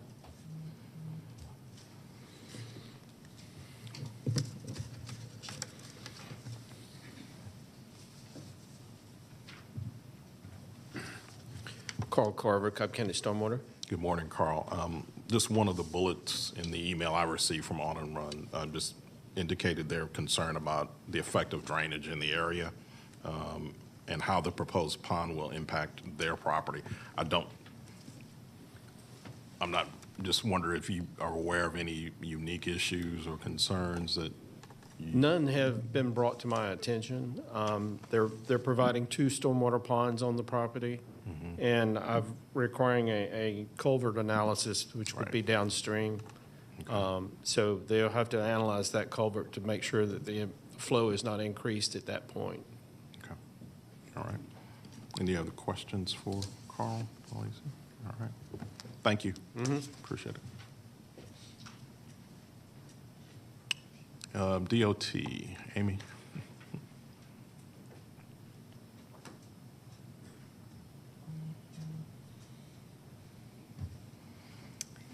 Amy Diaz, DOT.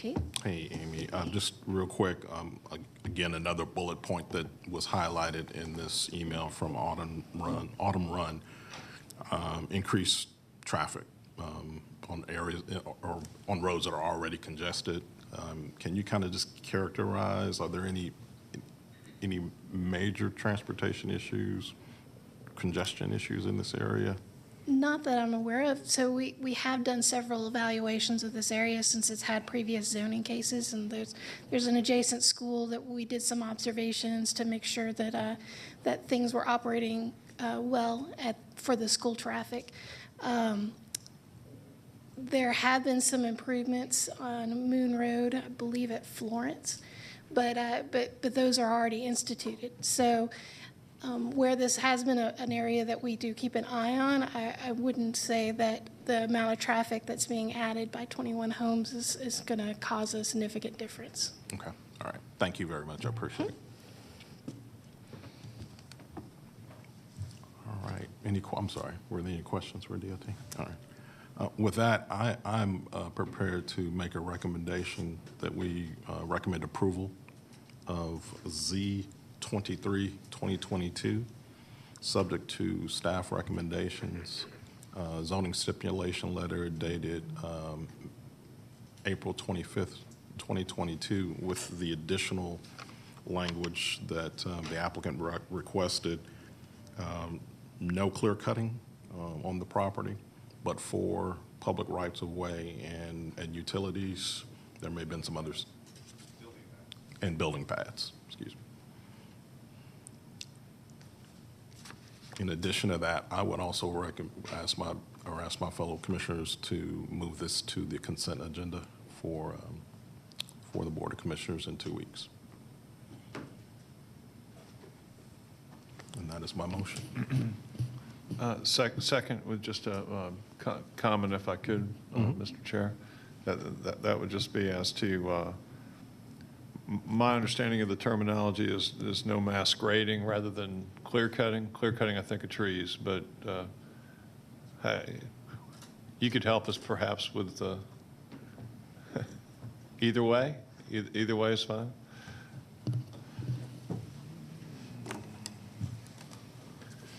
We can call it no mass grading. I mean, I think if that's the better descriptive term from zoning standpoint or from Mr. Peterson's standpoint, that's fine with us. But no mass grading except for clearing and grading. Okay. Thank you. Stated. That's fine. Thank you. Thank you. I'm amenable to that. So a second, we have motion and second with amended. Is there any discussion? Yes. And Mr. Chairman of the Board, when this was originally suggested for consent today, the staff had added an additional condition to consent that the subdivision sign be permitted to be a shingle sign, a hanging type sign, to be approved by the district commissioner. So we would like to have that added also, if that's okay with the board. I'm amenable to that.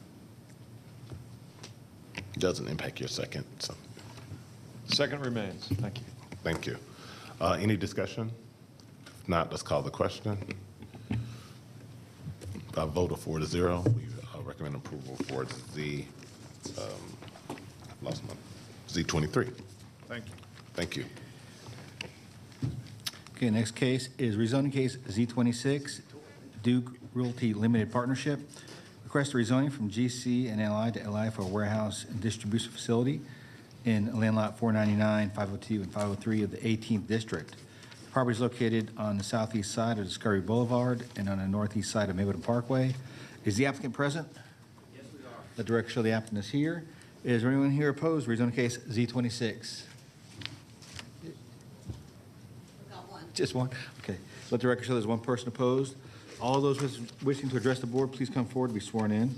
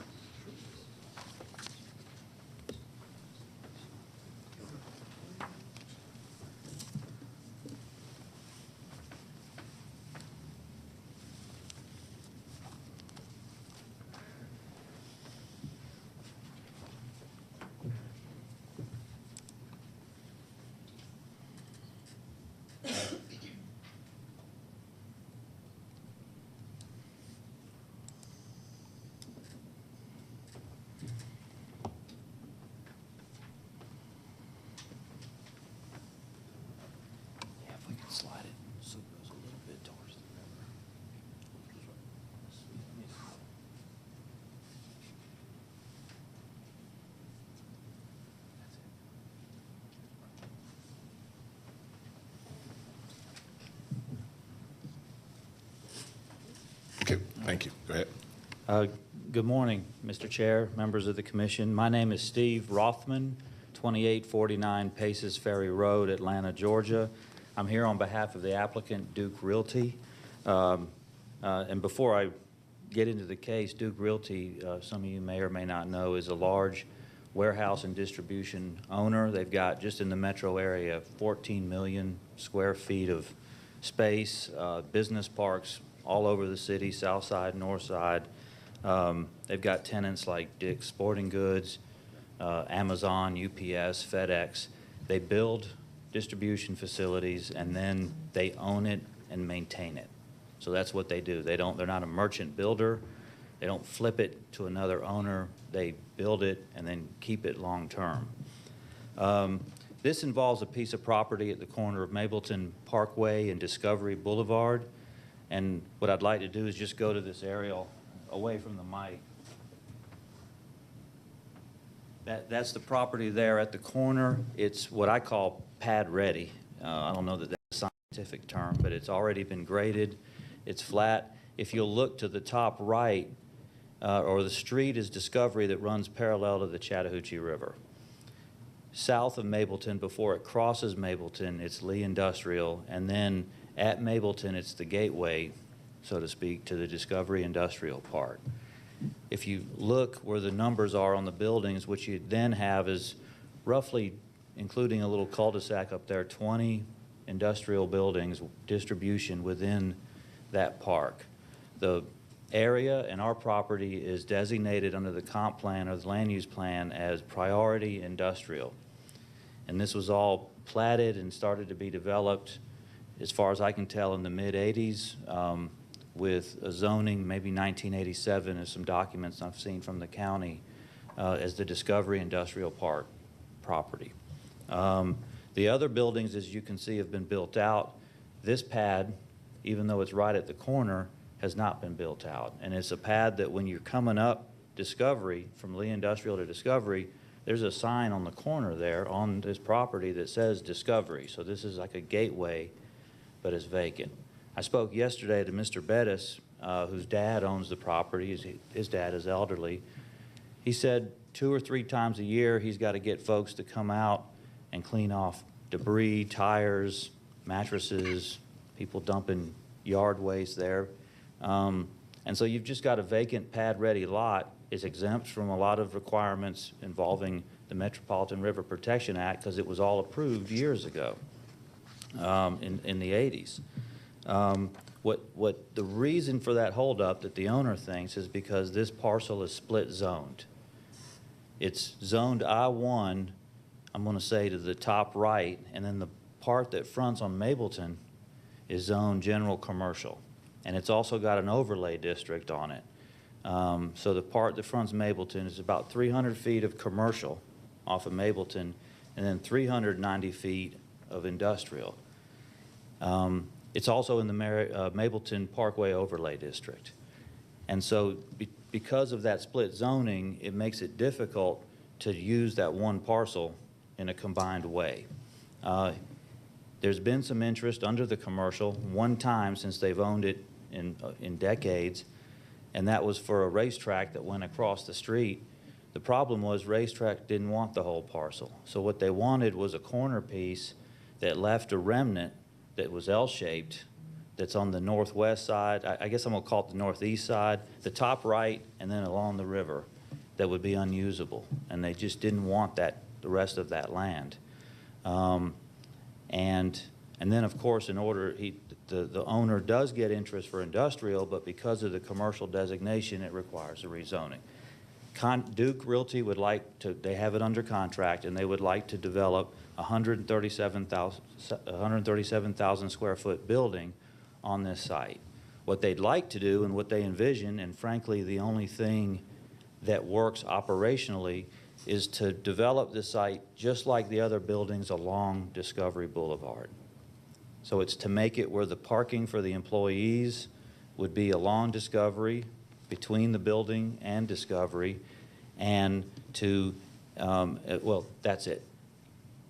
They need a rezoning, but they also need a variance because the way the setbacks are calculated, you couldn't put the parking between the building and the street on Discovery because the setback is 17.5 feet on Discovery and 35 feet from Mapleton. So it treats Mapleton as the front.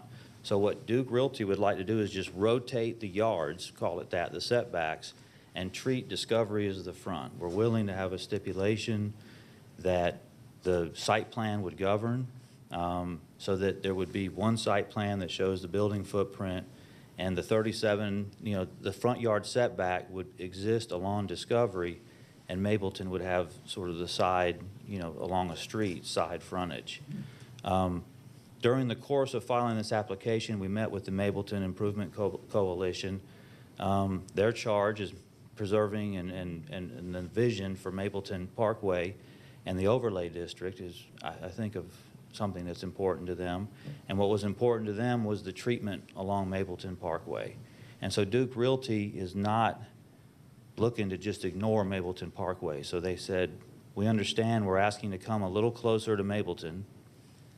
We'll do special treatments for the building. And I guess at this point, if we can go to our, well, first of all, before we get to the building, what Duke agreed to, and we're willing to have this as a stipulation, is a particular landscape plan.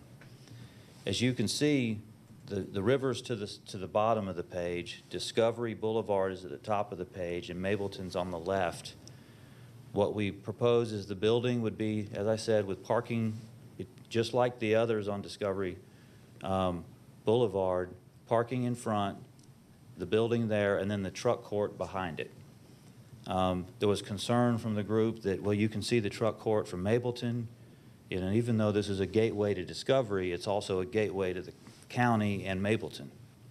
So we want you to treat that side as a different kind of gateway. So Duke, to put their best foot forward, offered a particular landscape plan. This could be a stipulation that's got heavy tree plantings there, not just any old trees, but a mix of hardwoods, oaks, and magnolias, and then also Leland cypresses. So they came with that. The property to the bottom between us and the river is owned by the county. To the right, it's zoned I-1. To the left, across Mapleton, is county-owned land that's zoned industrial, heavy industrial, that has a bunch of trailers on it now. What we've proposed is to have our truck court, the building, and that landscaping along Mapleton Parkway. If we go to the next. This is a view if you're standing in Fulton and you're looking north on Mapleton Parkway. The elevation at the bridge has got that elevation, and then our elevation is about 15 feet higher.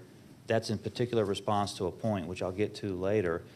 I wanted you to understand that as you're approaching the county, Cobb County, between our building and your view corridor here, The county-owned land along the river has a tree stand that's very thick, and you can see it there. And so between our trees and the tree stand, we believe that even though our property is 15 feet higher, our screening will actually if you think that if somebody's eyeball is 4 feet, 4.5 feet above the ground, a viewpoint like this, if it's uphill just a little bit and not a lot, the screening is actually more impactful than if it was lower. So we're doing our best efforts. If you can go to the next. This is a picture of what it looks like when you go up Discovery Boulevard. You can see a building with parking between it. We think we're matching that. We want to honor the same setback that they have. If you can go to the next one. Same thing, if you can go just a couple. This is Discovery Boulevard. Go to the next one. This is a proposal for an elevation along Mapleton Parkway. So this is how we propose to treat the elevation. The Mapleton Overlay District has a lot of rules about building materials, windows and doors, and colors and bricks and all that. That's really great for residential and commercial, but it doesn't make a lot of sense for distribution. So we're back to the use question. If the use is appropriate, you really don't want true windows looking into, say, a FedEx facility where someone can see or a Amazon or Dick's Sporting Goods, where you can see the goods in there. And so they propose treatments on the type of construction they're doing, and we can get into detail if you're into that. Also showing walls that have the kind of front facades that have the recesses that you need. The requirement is our recesses would have to be 8, 10 feet deep. So one wall is here, you go along the facade, you've got to come back. On this wall, it can be as deep as 8 feet. It's very difficult to do with a warehouse, especially when you think interior. You just hit time. I hit my time. Yep. We just ask that you support this, and we would like the opportunity to continue a dialogue with Mapleton Improvement Coalition if we can. Thank you. Thank you. Now we'll hear from the opposition.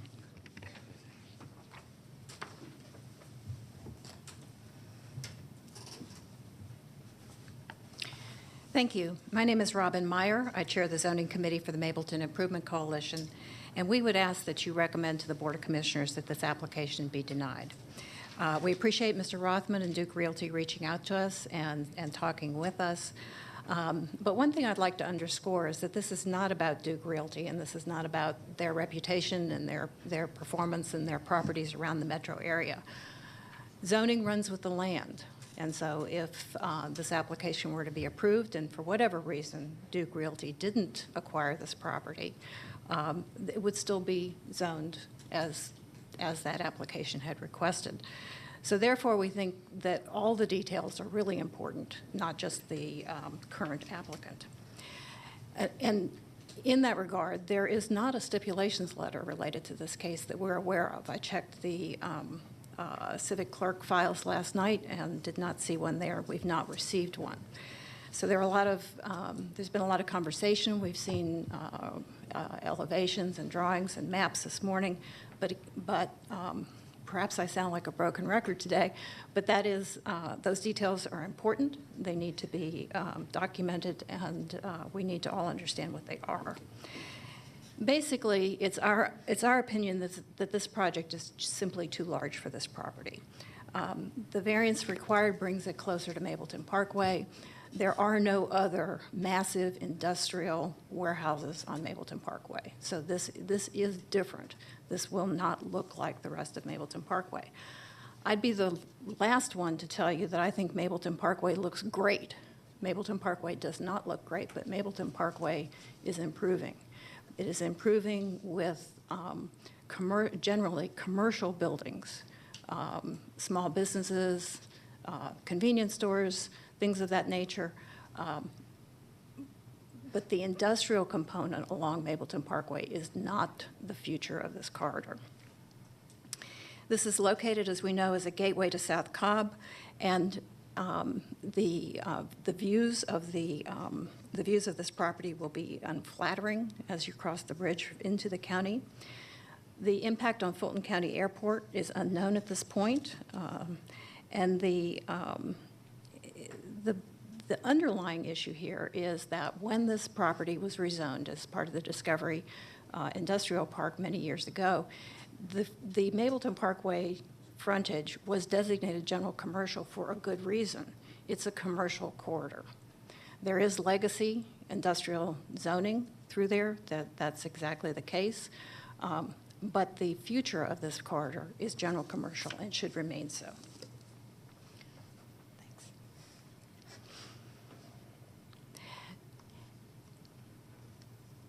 Thanks. This is the property along the Chattahoochee River with commercial uses as you come into Mapleton. And this, the view that you saw previously was a nice summer view with the trees leafed out. This is a view with the leaves off the trees, and even with the installation of some evergreens, a 40-foot tall building is going to be visible. There's simply no way I can see to avoid that. A better plan would have been to move the truck bays to the north. We understand that that was investigated and apparently not feasible, although we're not engineers, we're not capable of really assessing that independently. But if the bays were on the north, the view issue would be solved. We suspect that that would require a smaller building, and perhaps that is the point here, is that this is simply too much for this property. Just simply to summarize, the future of this corridor is commercial, not industrial. We're happy to have the industrial property base, the industrial citizens in our community along Discovery Boulevard. There are 2 new warehouses going in there now, which we are certainly happy to see. This kind of industrial park that we have along Discovery Boulevard is candidly something that we wish more of our industrial users were located in.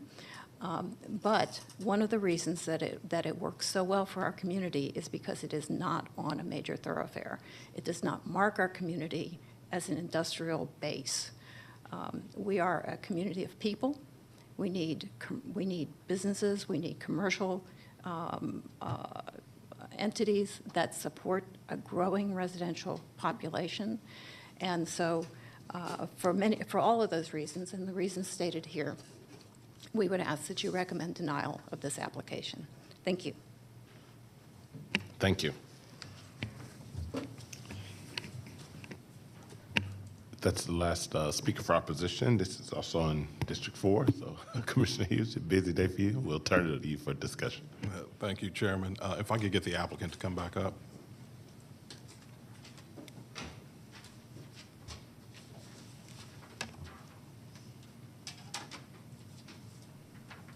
Yes, sir. Mr. Rothman, just real quick, is this a build-to-suit, or do you already have a tenant? There is not a tenant at this point. Duke's in the business of finding those tenants, and they know how to do it. Understand. If we could go back to the aerial that showed the elevation of Mapleton. Yeah, that one. So just a quick question for you, Mr. Rothman. So the bridge elevation's at 773, site elevation's at 789. Would the building, where's the building fit into that? Would it be above the 780? Well, obviously it'd be above that, but will it be above the tree line there? I guess basically is my question. I don't know the answer because I need to know the height of the trees. The 789 is the finished floor elevation of the building. And so it's a 40 feet above that. So we can pinpoint that. What we would have to figure out is how tall are those trees? And I don't have that information. Mm-hmm. I know I don't get rebuttal, but I would like to clarify something that I think would be helpful to you if that would be permitted. That's fine. Because what's important to me, I'd rather lose than be not communicative with communities. The reason there's not stipulation letter, the reason there's not more detail is because when we offered the proposal and we said we can't rotate the building, the next communication we got was a letter to the county saying we oppose this. And there was reasons given. Now I can sit here, I'm trained to be a lawyer, to tell you why these reasons are demonstrably wrong, but that doesn't set up a good dialogue. I'd like to go in, and you don't need to be an engineer. I'm terrible at math. I can see why rotating the building doesn't work from a functional point of view, and even if we tried to squeeze it by making the building smaller, all the traffic for the building would need to come in off of Mapleton Parkway. That doesn't do anybody any good there. Nobody would like that. So I think dialogue, you got to have two parties that are open-minded, but if there's a willingness to have a discussion, because if we can get this use in here and address the concerns that they raise, are we really getting somewhere? Are these real reasons or good reasons, but not the real reason? Because if fundamentally there's a problem with industrial use, I can't change that. But if we can make industrial use, and we're big boys, we can hear that message, I don't want you, that's okay. Then we ask for a vote, because I will say that the future use for this property, you heard it said by Ms. Meyer, it's commercial. But your comp plan calls it not just industrial, but by priority industrial. And there's industrial on both sides of us, including on Mapleton Parkway. So we think that should be taken into account also. But we want to be respectful. We want to see if this use can work here. And it may take more meetings. And we're willing to do it, and we're not going to tell you that doesn't work. We're going to show you, and you don't need to be an engineer to understand it. You can then evaluate the public policy impacts of what happens if we rotate the building and make a judgment. So for us, we got a letter of opposition, but the reason there's not a stipulation letter, the reason why they don't understand about rotating the building isn't because we didn't tell them. It's because the decision to oppose was made after one meeting with us, after seeing our response to their concerns. So that's our viewpoint. Let the chips fall where they may, but anyway, I guess I'll stop with that. That bit about we don't have the same information we had on the prior application, that's not how I play, so I had to get that out, and I appreciate you letting me say that. Okay. Any other questions for the applicant? Commissioner Ballone. Thank you, Mr. Chairman. Thank you for allowing this. I've heard the same kind of gateway arguments from the community in District 1 in respect to various projects, particularly warehouse-type projects. Is this something where you're willing to work on a plan with an understanding that the views from the various streets are very important, and perhaps coming up with some enhanced buffers and some sort of enhanced architectural features is something that you're interested in working on? Absolutely. In fact, we've got some of our first proposals. Don't have to be the last ones, but where we started with fenestration, architectural treatments that have depth to them for variation. So we've already started down that path. Thank you. Any other questions? The applicant? I don't have any other questions. Thank you. Thank you. Thank you.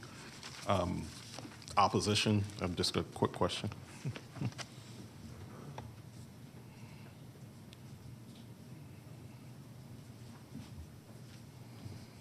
Yes, sir. Is Mick open to some continued dialogue with the applicant as it relates to what they've proposed here to see if you all can get to a place where you're mutually supportive of the application? We are always willing to talk, and I'm sorry if I wasn't clear with Mr. Rothman about that. However, this process has moved pretty slowly, and as we all know, our deadlines for written comments were last Wednesday in order for our zoning committee to make a recommendation and our board to vote on that recommendation. That meant that we needed to come to a conclusion about what we would ask you to do today, about a little less than 2 weeks ago. So consequently, pretty much we ran out of time. We were hopeful that this would be continued until many of these questions could be answered, but Understood. that was not the case. So we're here today at a hearing and need to present our situation as it exists today. Understand. But certainly, yes, we're always open to talking. Thank you. I appreciate that. Ms. Meyer? Ms. Meyer, I think we have one more question for you. Sorry. Commissioner Ballone? I'll try to. I'm not used to this, so. I'll try to keep it short, but I might go beyond one, but I'll try to keep it short. Again, going back to things that I've had to encounter in District 1, sometimes the community was upset because walkability, they wanted to have like a sense of community where there'd be more walkability, more restaurants and things of that nature rather than a self-storage facility.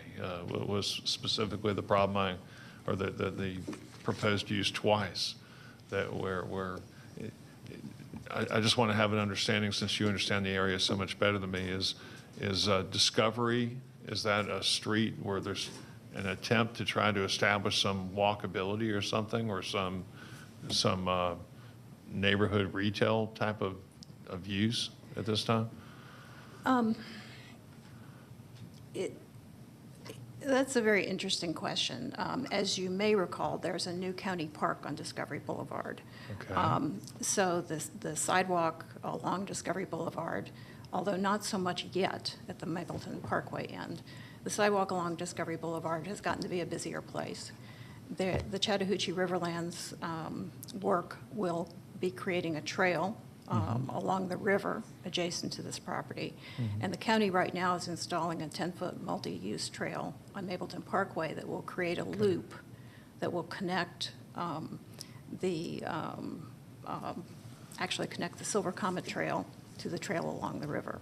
So yes, there is in our future a more walkable, bikeable sort of thing. But bear in mind, this is across the river from Chattahoochee, from Fulton County Airport, so there's not going to be housing development in this area. Okay, yeah. So we're not looking for a village here. This is Right. a 5-lane state highway, and we recognize that. Right. But there are all kinds of commercial uses that our community does not have, and this is, in our opinion, prime real estate for that. So it's future trail uses in conjunction with the view concerns that are driving your concerns. It's not really to try to establish something where somebody's walking from their house to a restaurant. It's not that. It's not walking to a restaurant from someone's house, maybe from the trail, but not from someone's house. Thank you. Thank you. Appreciate it. If I could ask DOT, Amy Diaz, to come up real quick.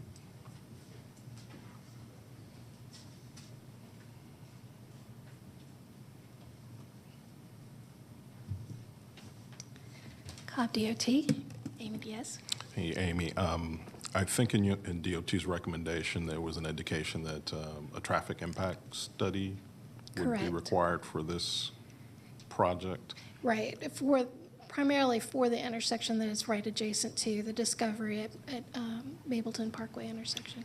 I think y'all have received it. Have you had a chance to look at it and assess recommendations? Okay. No, we haven't had a chance to review it yet. Okay, so we're not sure what Correct. the contents are and so forth, so, okay. That's all I needed to know. Okay. Thank you. Any other questions for Amy? No? Okay. No, you're good. Thank you, Dame. All right, with that, and I think the applicant's willingness to sit down with the community, the Mapleton Improvement Coalition, along with, I think, giving particularly DOT staff some additional time to review the recommendations from the traffic impact study, I would recommend that we hold this. I initially thought 30 days, but I'm thinking 60 might be better, so that there's sufficient time for those parties to get together and may have a couple of meetings to go over site plans and discuss other issues. So my recommendation would be that we hold this for 60 days. Second. I have a motion and a second from Commissioner Dance. Any discussion? If not, let's call the question. Voted 4-0. We approve the recommendation to hold for 60 days. Thank you. Thank you very much.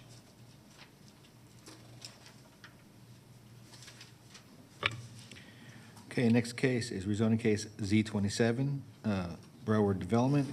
Request rezoning from GC and R20 to LI and R20 for a climate-controlled self-service storage facility and a single-family residential lot, land lots 405 and 498 of the 18th District. The property is located on the northeast side of Mapleton Parkway and on the southwest side of Cardell Circle, north of Honeycutt Road. The applicant is present. Is there anyone here opposed to rezoning case Z27? Let the record show there's 2 people here opposed. All those wishing to address the board, please come forward to be sworn in.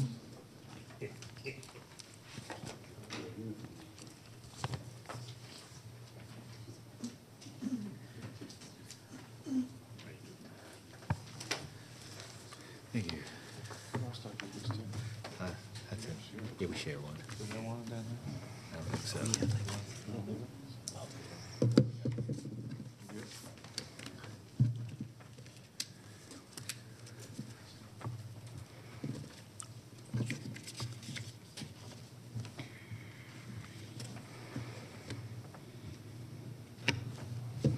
All right, Mr. Sams, thank you. Hey, thank you, Mr. Chairman.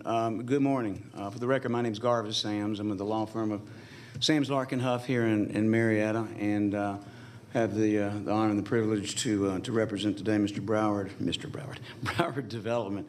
I have with me Mr. Justin Garrison, who is Vice President for Construction for Broward. So at the appropriate time, if it's construction or even engineering-related questions, he and I can both respond to you on that. This is another District 4 case, so we are giving Mr. Hughes a workout today, but I don't think it was designed as such. It just fortuitously happened that way. But in this case, this is the property at issue. This is coming from your zoning analysis, so you can get a good idea of the property, where it's located, and the context of development within which it is located. It's a 3.56 acre tract of land, which sounds big, but when it's irregularly shaped like this, it makes it a little less usable land than you would think because of interior maneuverability and potential variances and things of that nature.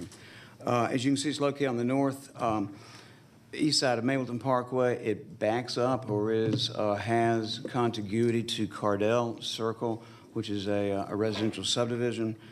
The property is presently zoned in the GC or general commercial classification, so it has no ready entitlement or utilization since it's not within a regional activity center or a CAC, plus the GC classification is not compatible in totality with the priority industrial moniker that this has been given under the future land use map.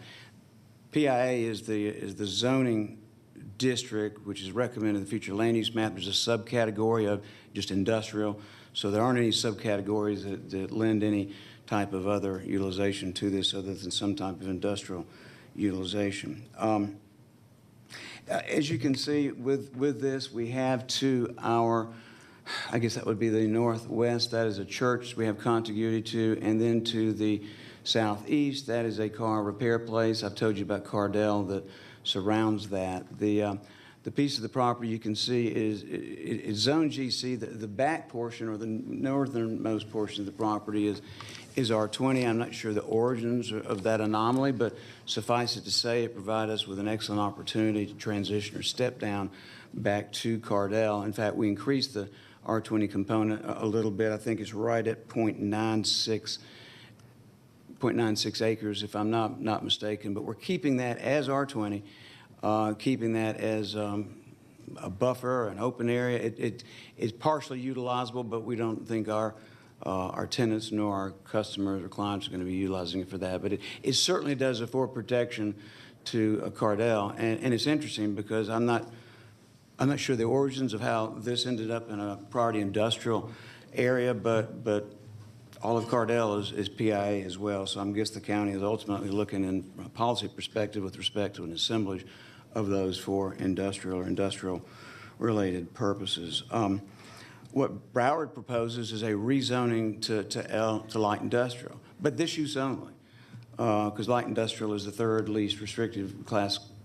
least restrictive classification under the Cobb County zoning ordinance. So there's a number of onerous uses, even if this is priority industrial, there's a lot of industrial uses you simply don't want next to a subdivision or in this particular section of this corridor. So let me correct myself. That R20 tract is not .96, it's .89 acres. But again, that's going to remain R20 as a buffer. This application, unlike most of the climate-controlled self-service storage facility applications you see, does not have an attendant future special land use permit. Now, we filed one concurrently with the application, but after what's called the applicant's meeting, which happens 7 to 10 days after the original filing, after talking with staff and consulting with Mr. Peterson and Ms. Payton and others, it was determined that it was more appropriate here to simply utilize the existing more compatible classification of LI. And if you use LI, light industrial, this is a use that's allowed by right under the industrial classification. We ran into a couple of issues where we needed, with respect to architectural style, because the light industrial classification envisions the low-slung, one-story, orange door, that type thing. But it doesn't disallow climate. It's just that's when it was originally set up, because back 20 years ago, and Justin will tell you this, they were stuck in the back corner of industrial areas, and now climate controlled self-service storage facilities are much more mainstream. They're demographized in such a way so as to include not only the abundance of rooftops, but businesses in the area, and typically they're looking at a 3-mile radius to see who their clientele is going to be. This is a much less intense use than any industrial use, a much less intense use really than any use other than perhaps a cemetery. And I say that playfully, but also say it truthfully. We've done time-lapse photography on these things, one particular in Vinings, from 6 p.m. on a Friday to 6 p.m. on a Sunday, and saw a total of 12 cars generated. This was 5 years ago. So, and you can see we have 5 parking spaces. That's all that's required, and that's actually ample and more than is typically needed. So it has no impact upon AM, PM, peak hour traffic, if any impact on traffic whatsoever. Staff has determined that this is an appropriate rezoning. It meets the intent of the comp plan and future land use map. And I'm not going to put words in Mr. Peterson's mouth, but when faced with whether to have a conditional classification like a CRC or an NRC or something like that that would require the special land use permit, and again, I won't put words in his mouth, but I think he thought it was more important for there to be compatibility with the policy of the board, which is embodied in the future land use map. And that's why we are where we are. Now, we have, in addition to staff's recommendation for approval and its support, we received a letter from the Mapleton Improvement Coalition also, and whom we've kept in the process. And I'm not being critical of any previous applicants, but that's absolutely a critical component to any application, and no matter where it ends up or how it's ultimately, or what its ultimate disposition is. Mapleton Improvement Coalition, after meeting with its membership at zoning committee, issued a letter in support of this, with the caveat that they would prefer to see it be rezoned to a not LI, but a CRC. I think it was CRC. Robin can tell you more precisely. But another classification that would require a special land use permit. Now, that's fine with us. It doesn't, you can call it ABC and condition it. But the fact of the matter is, that was, if you go that route, the SLUP application we filed was without prejudice. It could be reactivated immediately, and if that's the way you wanted to go, then that, again, we're fine with that. The architectural style and composition of the building, and I'm not going to use the word stunning because I've been told I use that word too much, but it's very attractive, and I do. But as you can see, it's extra space. It's not the prototype we filed with the application, which had a positive brick. This has a preponderance of brick, as you can see, and other cementitious and masonry materials. And it's not just on the front, it's not just on the sides. It's four-sided architecture, and that gives you an idea. That's Mapleton Coalition's letter, and I can't read it from here. I suspect you can on your monitors, but you've got a copy of it in any event, and Robin will be telling you what that group's position is. But there's a multiplicity of uses down here. We're wanting to make sure that the policy of the board remains undisturbed, however the board got there. Now, a couple of things. You got 1 minute, Mr. Mayor. 1 minute, 8 seconds. There's our stip letter contains all the hours of operation, all the typical things you would find. I told Robin that I would add this. We're agreeable to a architectural and landscape oversight committee comprised of the typical us, MIC, the community development department, agency, and of course the district commissioner being the final arbiter on those issues as well. Also, even though not asked to do this, I neglected to put in compliance with or submission to or allowing a Georgia native plant to conduct a plant rescue on this prior to development beginning and commencing. It's undeveloped, and so I'll just say hi to Sherry George, and you're welcome. But that should have been added with my original stipulation letter, and if the clerk could include that in whatever the minutes are, I would appreciate that. That being said, and with 11 seconds left, without going over the totality of my steps, they comply with your staff recommendations, and we do respectfully request that you approve as presented today. Thank you. Thank you. We'll hear from the opposition.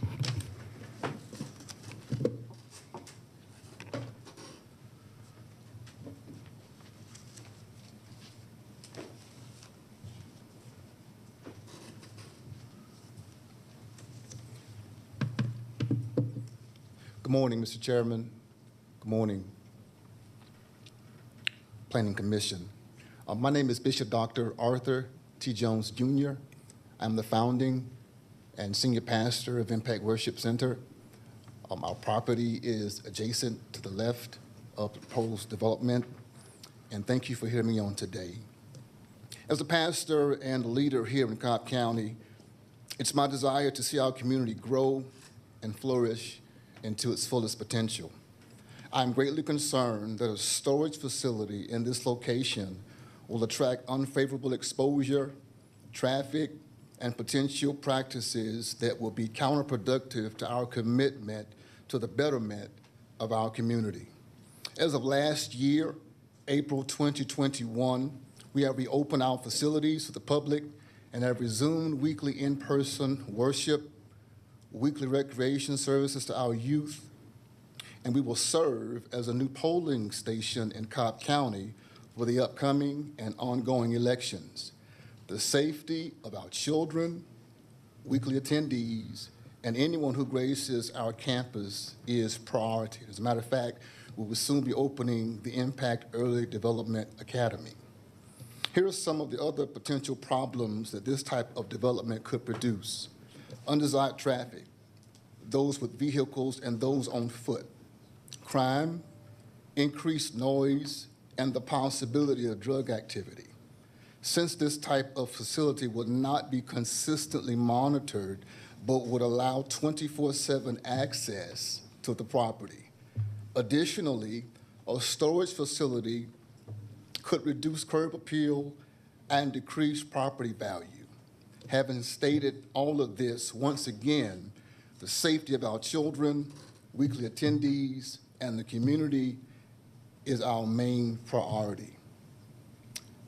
We currently are neighbors to a Dollar General store. That store has been robbed several times. We've had increased traffic to come and knock on our door, and of course we're in the business of helping people. We're in the business of helping people and serving the community, but sometimes when that service doesn't meet their expectation, I've had individuals to become hostile and even violent. And I'm concerned that this type of opportunity will be presented if this type of development is allowed. Something else to consider. There are at least 2 other storage facilities, not at maximum capacity, within a 2-mile radius of where they're proposing to put this one. Storage facilities do not bring many employment opportunities or economic empowerment to the community. This area is a food desert. A grocery store may be a better option, which would benefit the community in several ways, such as provide food as well as job opportunities. Another option would be a Salvation Army or another volunteer organization to boost our community. My point is, I'm not against community development, but I am for community development that truly benefits the community as a whole. Impact Worship Center desires to add profit and value to our community, not just profit from it. We currently have approximately 22 part-time and full-time employees, began a partner and community pantry during the pandemic, frequently have back-to-school supply giveaway events, and just last year, we initiated a generosity campaign where we donated $1,000 checks to several local nonprofit organizations in our community to show them that during this tough, turbulent time, they have our unyielding support. Our desire is to indeed be a blessing and benefit to this community that we love and live in. We're currently, as I stated earlier, we're currently having ongoing challenges with our neighbor Dollar General, with constant trash on the property, poor landscaping practices, and damaged asphalt because of consistent 18-wheeler traffic from their daily deliveries. As a result of the tight space between the properties, we've had to endure frequent damage caused by these trucks to our main entrance retention wall and the larger retention wall on the back side of our property. Damages that have exceeded $30,000. As you can imagine, this has been nothing short of a nightmare. It is unfair and frustrating as we continue this fight and this struggle. Like I said, I'm not against community development. We moved into our property December 2015. It was a 30,000 square foot abandoned building. My job is restoration as a pastor. As a man of God, I desire to build people. I desire to build community. But I do not think that this type of development is going to benefit the community in a way that benefits us all. Thank you so much for hearing me. God bless.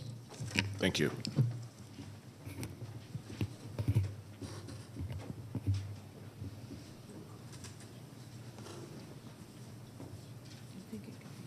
Thank you.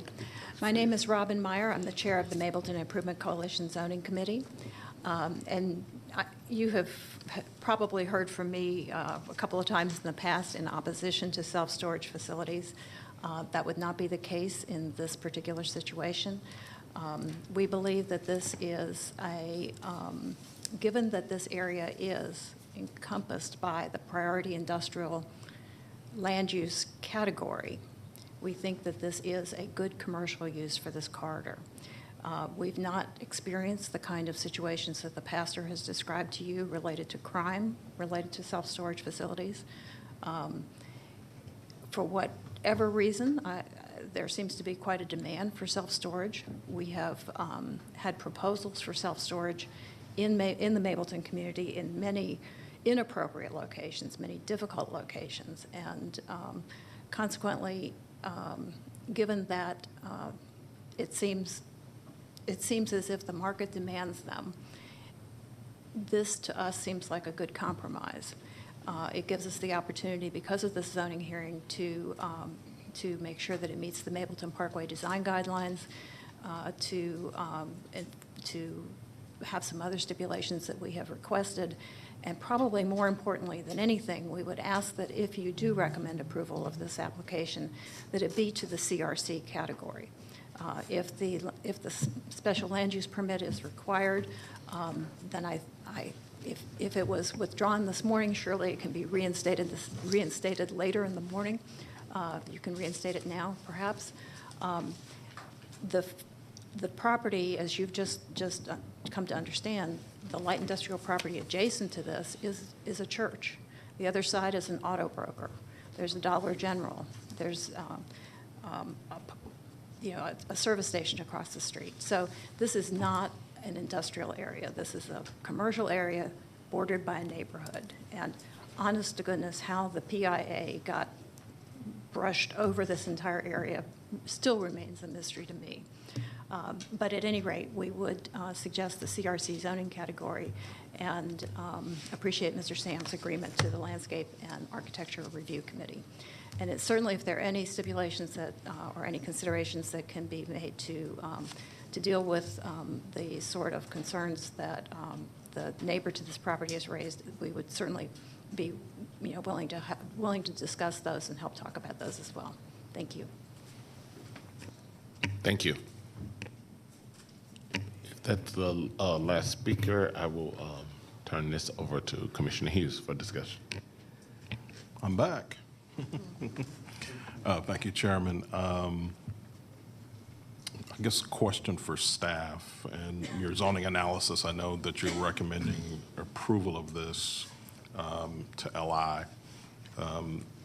If it were deleted to CRC, we would have to reinstate the SLUP? They would need to reapply for a new SLUP. Reapply for a new SLUP, okay.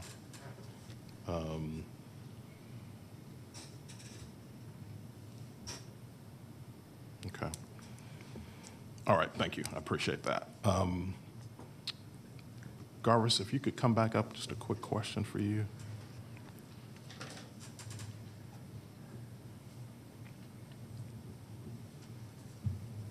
Yes, sir. The gentleman from Impact Church mentioned there are at least 2 other self-storage facilities reasonably close to this site. I don't know off the top of my head. I know in the past, when you've represented self-storage clients, you've done sort of or at least they've done a market analysis in terms of utilization. Have you done any sort of market analysis? Yes, sir. They do that in-house, and I'm trying to remember if any of them don't, but typically it's a 3-mile radius. They ascertain if there's any other storage facilities within the area, and if so, what demographic they serve. So they've done that with this, looked at within the 3 and the 2. And I was talking with Justin because I was under the impression in many instances it was based upon simply the number of rooftops or the number of businesses. But actually, theirs is more finite, and it gets into the actual sub-area demographics of the homeowners that are here and the sub-area demographics of the businesses that may utilize this as well. So, yes, that's been done, and it indicates it's going to be an extremely profitable location. Okay. If we delete this to CRC and you required to file a SLUP, that you're okay with that? I mean, no. Yes, sir. Yes, sir. Okay. All right. Any other questions for the applicant while he's here? Any other questions? Okay. No. All right. I'm prepared to make a recommendation that we approve the request, but we delete the zoning category of CRC, and that all of other staff's recommendations would apply, as well as the zoning stipulation letter dated April 5th, 2022.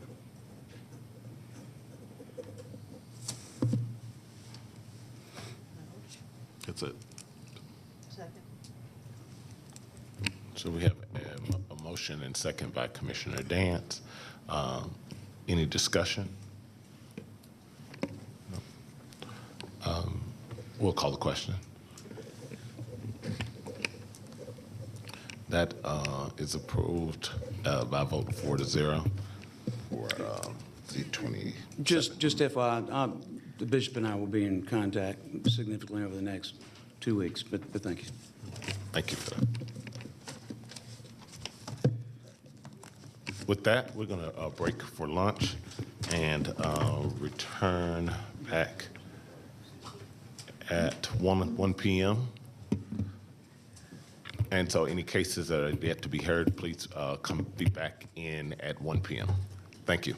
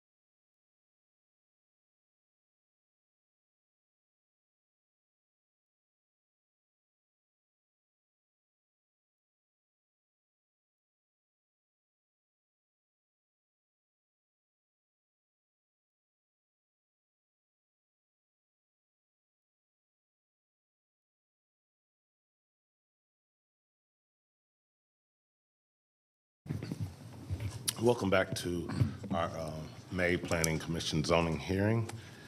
We will pick up our cases where we left off, so I'll turn it over to Mr. Okay. Peterson. Next case is land use permit number 8, Donna Jordan. I request a temporary land use permit to allow 2 houses on 1 lot on land lot 42 of the 18th District. The property is located on the north side of Lee Road, west of Veteran Memorial Highway. Is the applicant present? Yes. The direction of the applicant is here. Is there anyone here opposed to LUP 8? Okay, the direction there's 1 person opposed. All those wishing to address the board, please come forward to be sworn in.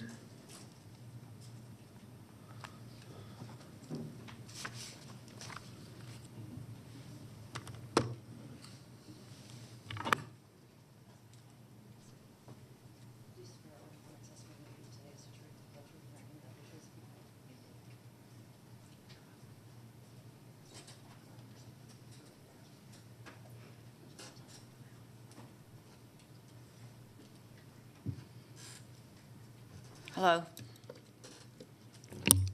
Hi, just state your name and then go forward and present your case. Okay, my name is Willie Abernathy. And I really don't know what to say. I've never been up here like this before. Last time I just raised my hand and then I was gone. Make it simple for you. But anything you just want to share about what, why you need the land use permit and so Okay, forth? well, there's 2 houses on the lot. It has been since 1979, and haven't had no problem or issues with it until about maybe 4 years ago. And we was told we had to get a temporary land use permit every 2 years, and that's what we've been doing. My sister lives in the front house, and I live in the back. My daddy died and left the houses to us, you know, and that's where I've always been. Okay. Anything else you want to share? No. Okay, thanks. You can have a seat. We'll hear from the opposition.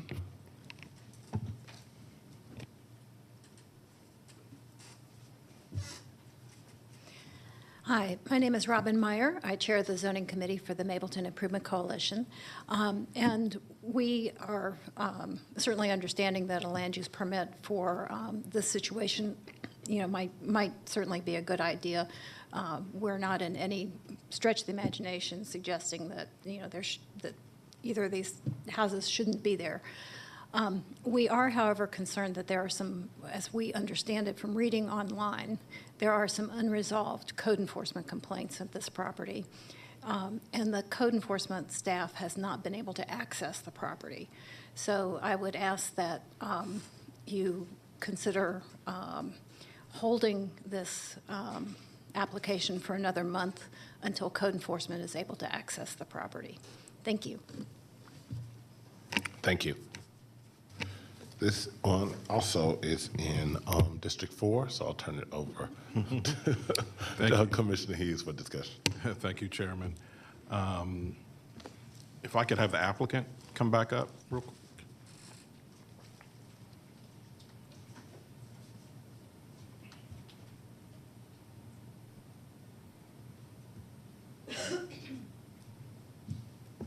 Yes. Good afternoon, ma'am. Are you, were you aware that code enforcement has been out to the property and they've tried to come onto the property to perform inspection? Yes, it was about a camper, and then they said it had to be on like cement, that I could buy some of those cement square things to put under each wheel, and that would be okay, and so that's what I've done.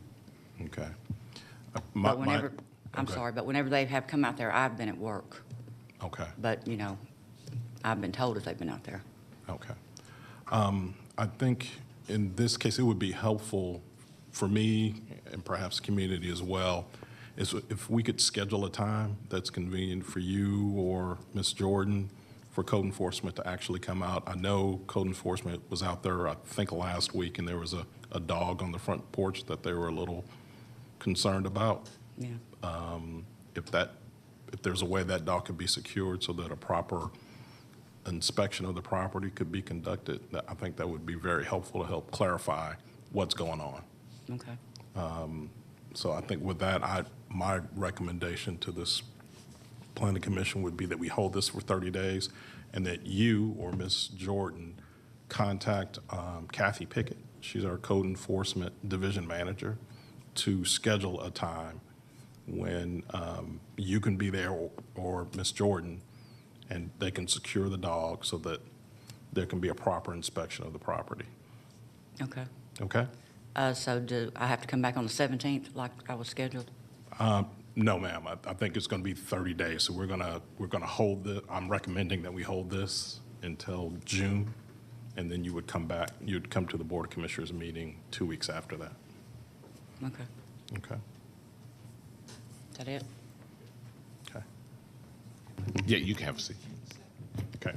So that meeting, I'm sorry, the June 7th will be the next Planning Commission public hearing here.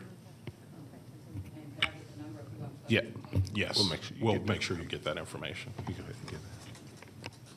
That was go ahead. It's a motion. Second. Okay, we have a motion and a second from Commissioner Boulogne. Any discussion? I'll call the question. So by a vote of 4-0, we approve holding LUP 8 for 30 days. Thanks. Okay, next case is LUP 9, Still Family Farm LLC. Request a temporary land use permit to allow agritourism, nature education, and conservation programs in land lot 439 of the 19th District. Property is located on the north side of Mapleton Road, east of Mapleton Circle. Is the applicant present? The director of the applicant is here. Is there anyone here opposed to LUP 9? The director shows one person opposed. All those wish to address the board, please come forward to be sworn in.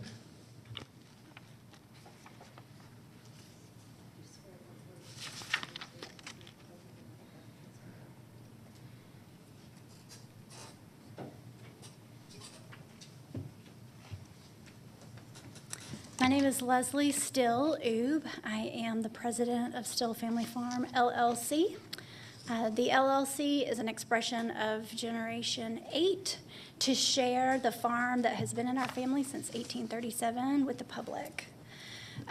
We opened for business under a temporary land use permit 10 years ago, and we renew as those expire to continue to offer school field trips. It's always been in the past limited to just September and October. And so it's been that fall festival kind of thing. Hay rides, pumpkin patch, corn maze, pictures, that whole fall festival atmosphere. We're open only on the weekends for that. So this year we're asking again for that same thing, but we'd like to not be limited to just September and October now. We have some contacts that we've built up through the years that we would like to start teaching plant ID, native plant ID.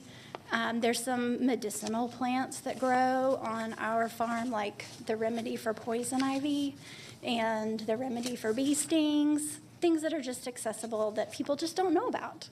And since we are the particular tract that is on the screen now is one piece of a very large tract of family-held land that we would like to open to the public.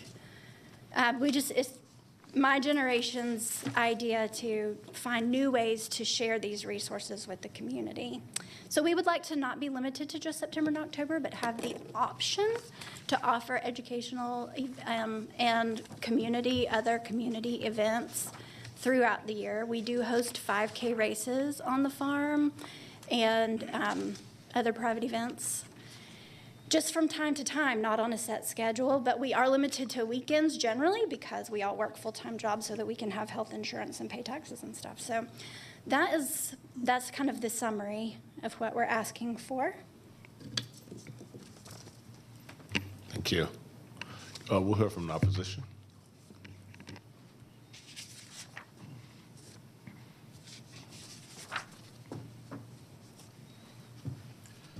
Hi, I'm Dr. Andy Steinhauser. I live at 5820 Macklin Road. I'm the last property there in the Paulding line of Macklin, so you can see the creek coming across from me. So I'm considered a neighbor, I would imagine. The Still family is a fine family. They've been a great asset to our community, and I've done business with this woman's father and his grandfather, and we've traded with about hay and stuff like that. My concern is what's occurring with the business now rolling into a full-time year-round business, and as such, we're experiencing some noise ordinances that I'm very concerned about. One of them is specifically the concerts and the loud. We just have loud music and stuff that come out. Again, it's not designed for that.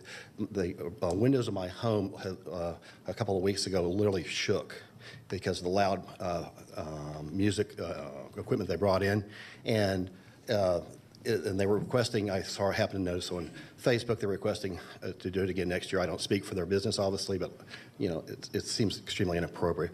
The traffic is incredibly, on that particular event, and hopefully that was just a one out, but the traffic is horrible. The people parking in the right of way and stuff like that. I have pictures I'm not sure that you can see that parked on both sides, crossing a state highway, which Mapleton Road is a state highway. Let me see if I can get that up for you real quick.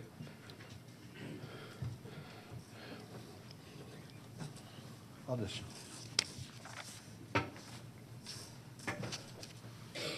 So that's the right of way. As you may know, Mapleton is being widened to a 4-lane road with a medium in the middle. So that's running one direction. And that's a video.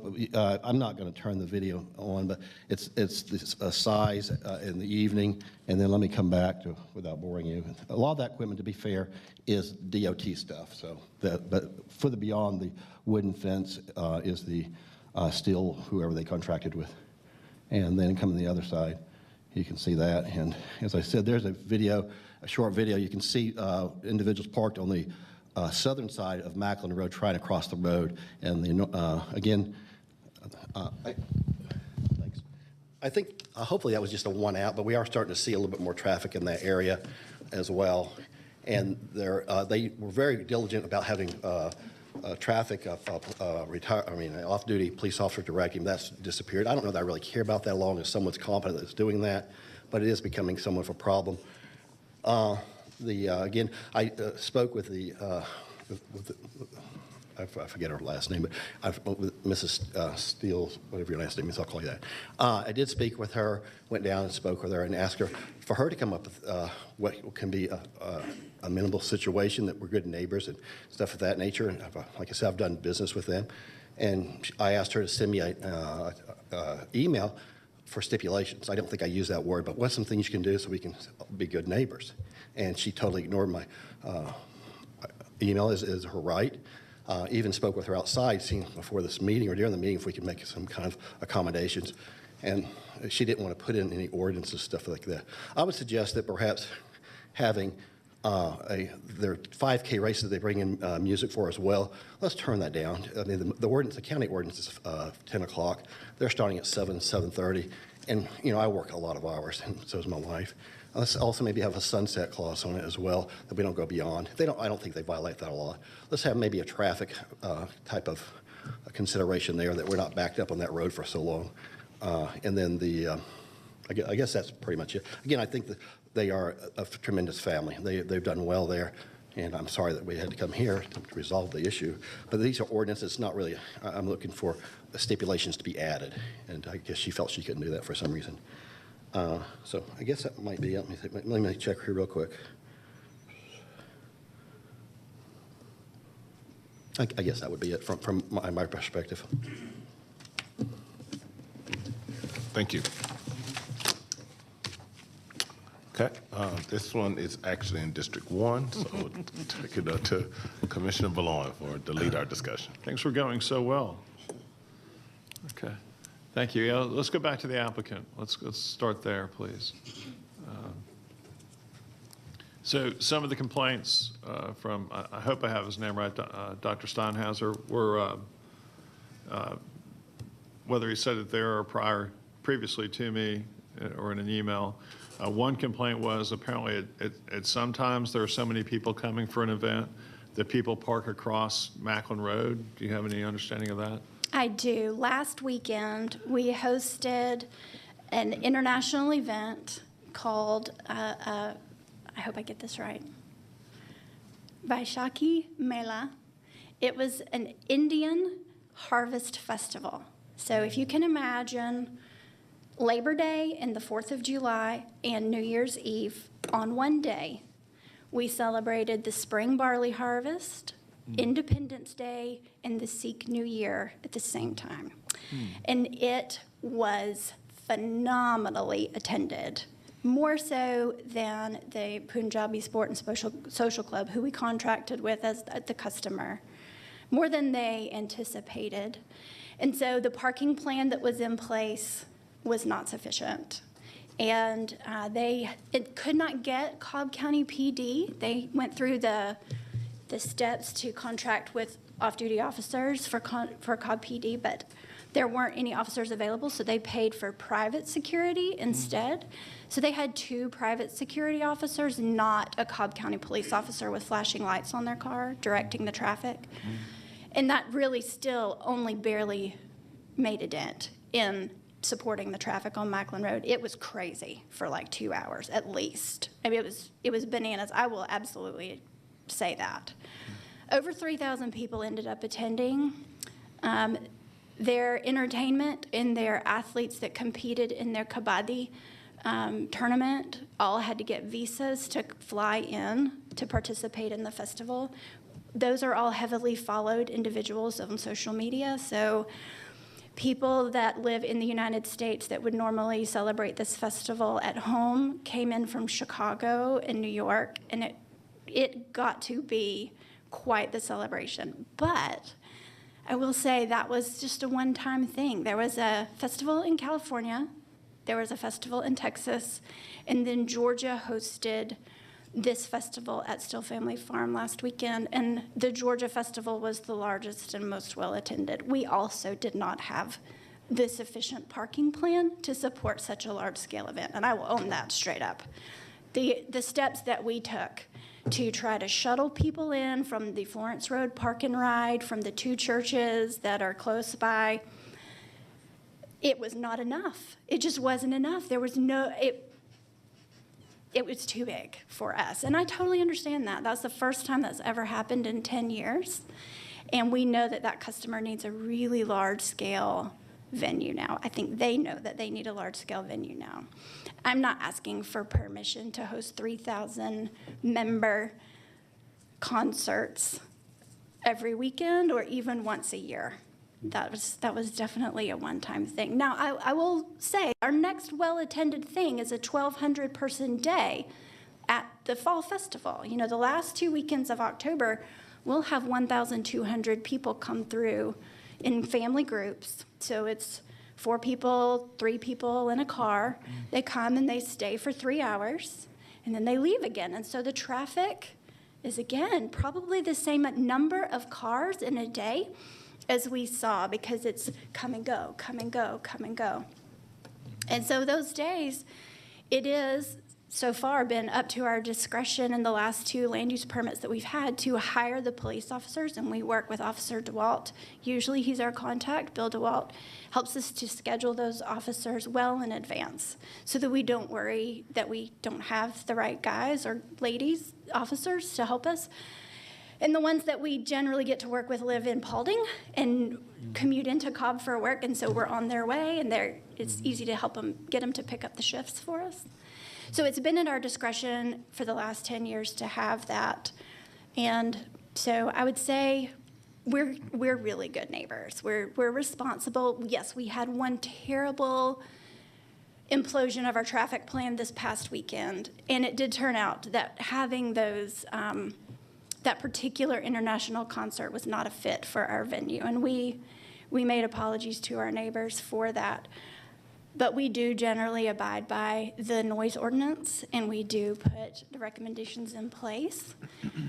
There's going to be, at the end of '22, if the market predictions are right, there's going to be 1.3 million people living within 25 miles of the farm. So we don't spend money on advertising. We spent $700 on advertising last year, and we saw 14,000 people come through over the course of the year. In all of our 5Ks and all of our farm, we spent $700, and we had 14,000 people. So We hold back, is my point. We really hold back because we have to do Christmas and Thanksgiving and 4th of July with the entire 5,000 block of Mackland Road. Those are all my aunts and uncles and cousins, and the rest of the property backs up to Stone Mill Creek and Echo Mill neighborhood. And they can hear everything that goes down that creek valley.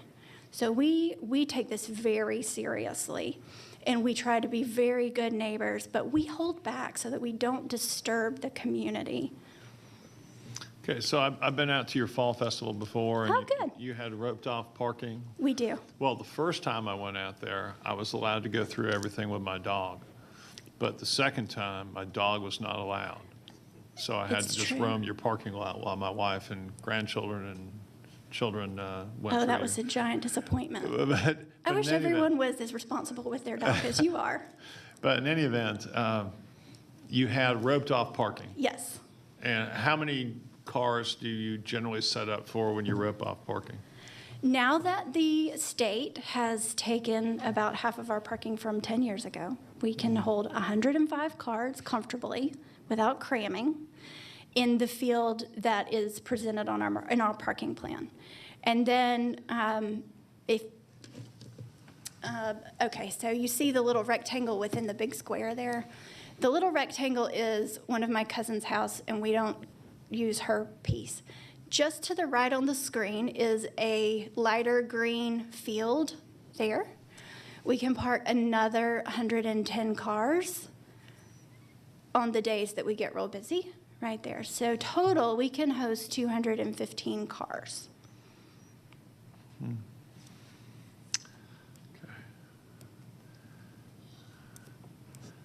And how many people does that allow you to? If you use what, the two- 1.8 people per car that you use in church parking lot design, I'm a landscape architect. So I would say comfortably and rounding down 400 people at a time. Are you in the wedding business, wedding event business? We're not yet. Okay. We've had those cases come up here before, a time or two. Our pole barn is just a tad too rustic for something like that. Dirt floor, Okay. all that. All right. Are you planning on having the International Indian Harvest event again? No, we haven't been approached by them to have it there again. My grandparents, who are 85 and 86, think that we should go and ask them to come back. They loved it. And all of my cousins and aunts and uncles that live there, they thought it was fun, and they would like to have it back, but they had the customer has not approached us, and we don't have plans to approach them. Would you be fine with a restriction, no music before 9 a.m. or after 9 p.m.? If it's the difference between being able to teach plant ID or not being able to teach plant ID, and I have to give on that, I will give on that in order to get what I want. But so far, except for this one day, we've done a really good job of self-monitoring, and I would rather not have to limit us beyond the very appropriate county noise ordinance. All right. Those are all my questions for the applicant, if any. Any other questions? Yeah, just a quick question. Do you, how far out do you schedule your events? Are they, 12 months out? And do you have a finite list of events that you will only host, I guess, during a? We've never made a list of events that we will or will not host. That question's just never come up. And their first question was, how far in advance do we schedule? Do you schedule? Yeah. 5K events generally need to schedule 3 to 6 months out for their sponsorships and ticket sales and things like that. We schedule our fall festival a year in advance. When we close, we take the month of December to not look at each other, and then we come back in January and set our calendar for the fall event. The other events generally, like if we were to do a family reunion or something like that, folks generally try to have those things booked 3 or 4 months in advance. All right, thank you. Other questions? Okay, back to you. Thanks. You can have a seat for a sec. Let me just go to county staff. Now, my understanding is, I'll ask you, Mr. Peterson, my understanding is they're going to go ahead and widen the road there, Macklin Road at this point. Are they already in process of doing that? Probably better that someone from DOT answer that question. Okay. That's fine. Amy, can I pose that question of you?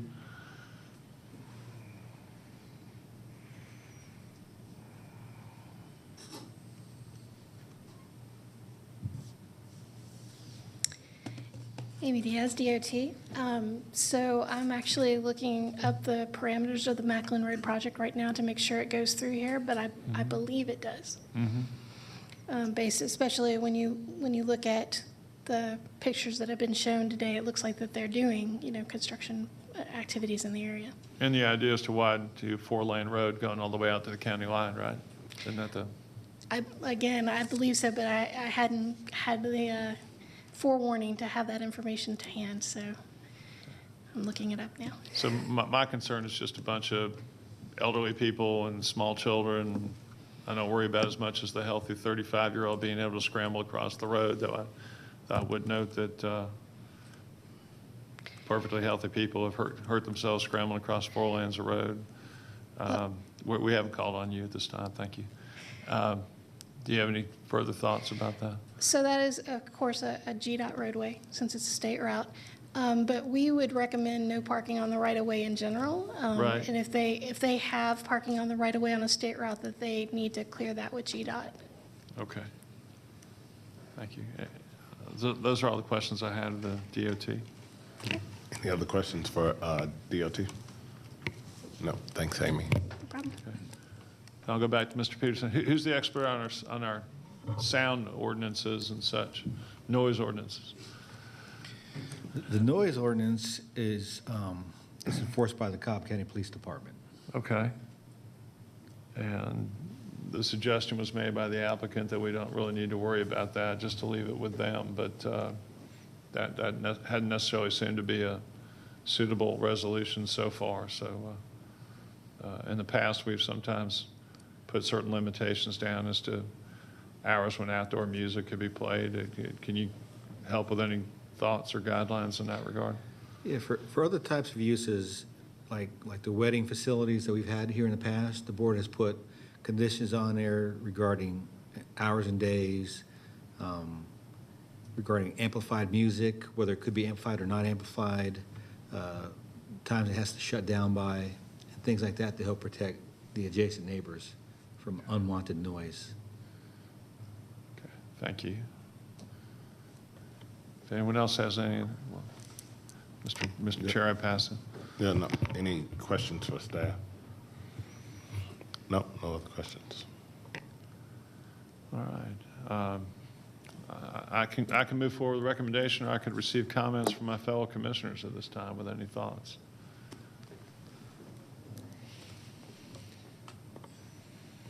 No other comments. I'll leave you to make a Okay, I'll make a recommendation, take my chances then.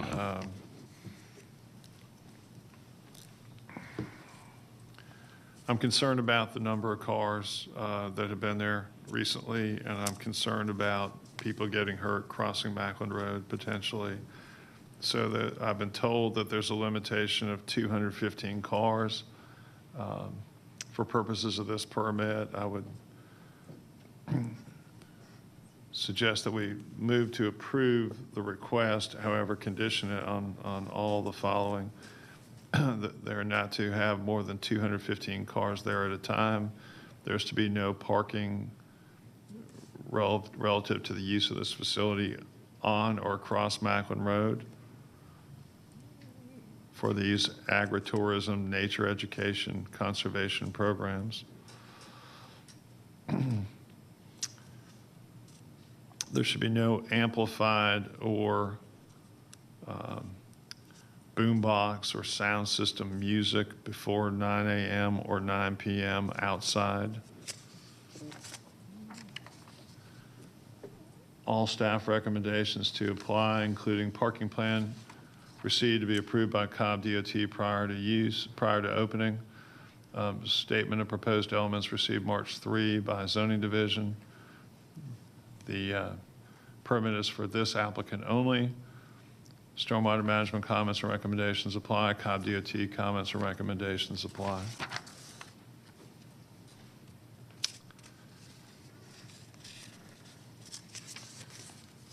And this would be for 24 months, so hopefully with those conditions, we've put some parameters down that'll keep the neighborhood happy and keep folks safe.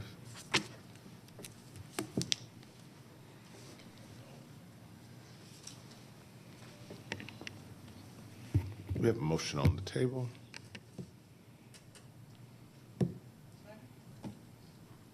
A motion and a second by Commissioner Dance. Is there any discussion? Not, let's call the question. And, recommendation passed by a vote of 4-0 for approval of LUP 9 for a period of 24 months. Thank you. Okay, thank you. Okay, next case is SLEP 6 of 2022.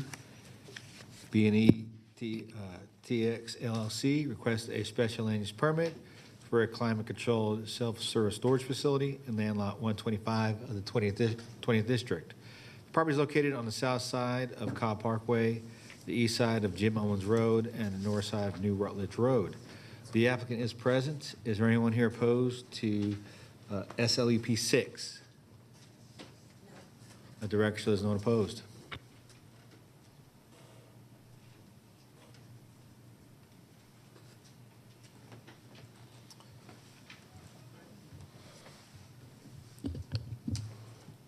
Thank you. Go for it. Good afternoon.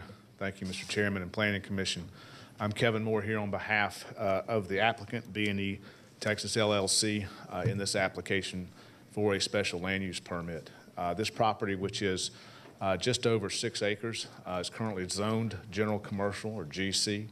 It is, however, located in a designated community activity center on the future land use plan.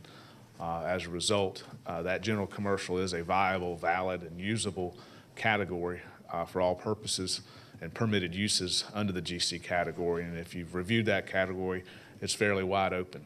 It's one of the reasons why GC in the 90s was phased out as the primary commercial category in Cobb County. But for those GC properties that remained, this one happened to be zoned in the 80s that were located within community activity centers. They can be utilized. This property, as you see on your screen, has frontage along Cobb Parkway, US Highway 41, and to the left is Jim Owens Road, and that's a signalized intersection.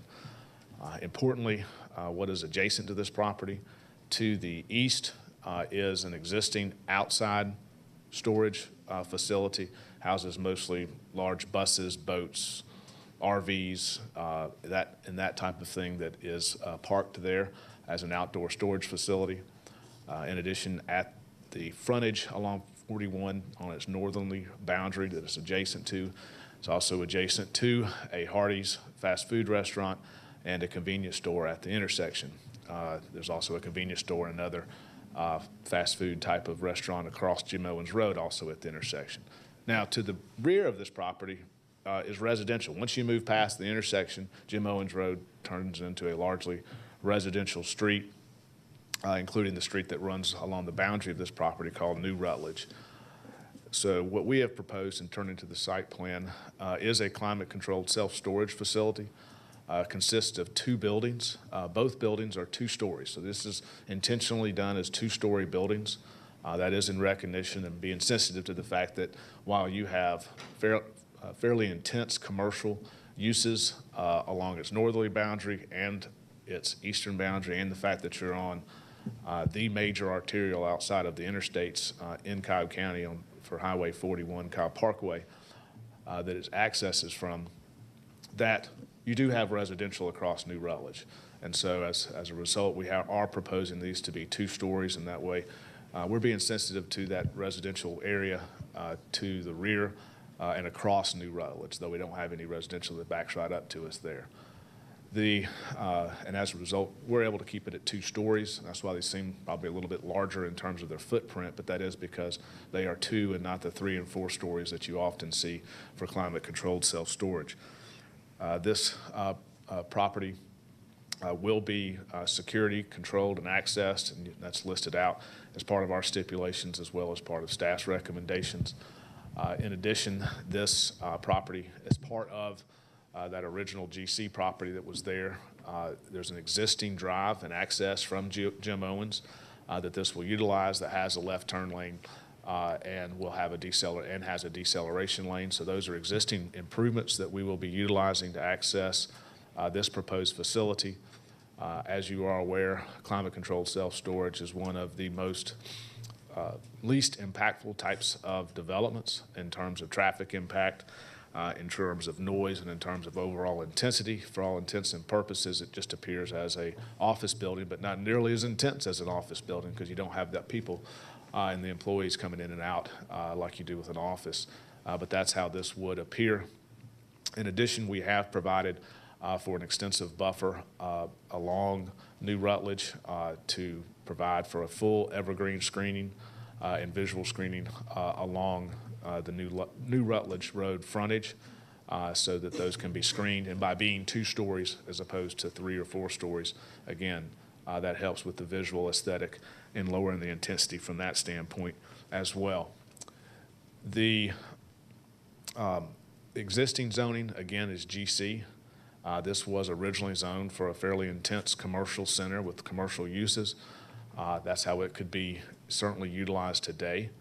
We think in this instance with the special land use permit approval that what we're actually doing is bringing the intensity level down from what it could be under its entitlement today.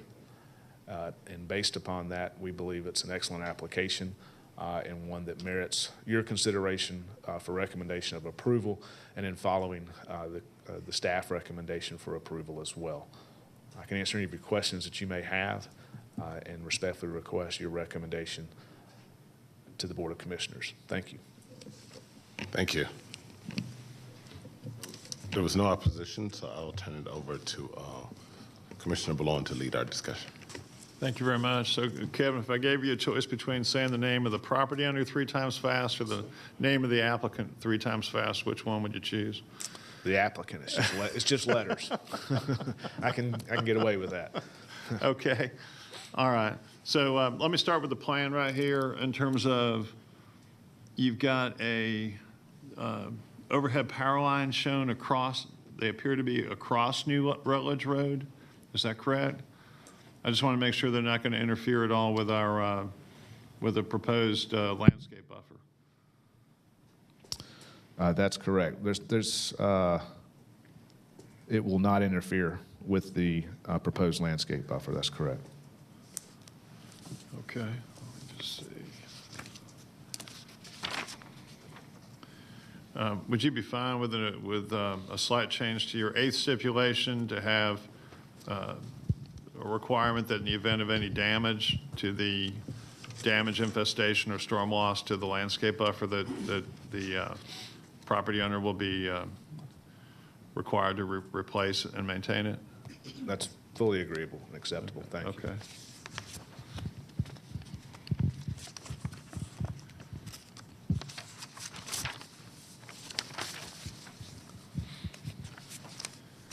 Those are all the questions I have for the applicant, if anyone else has questions. Any questions? No? No, none at this time. Okay, thank you. I just had a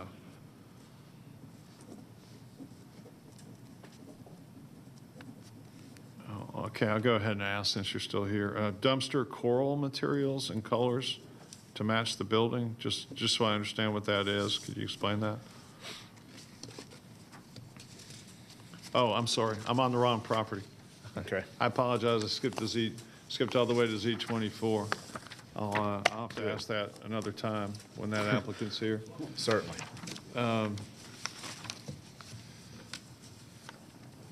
Okay.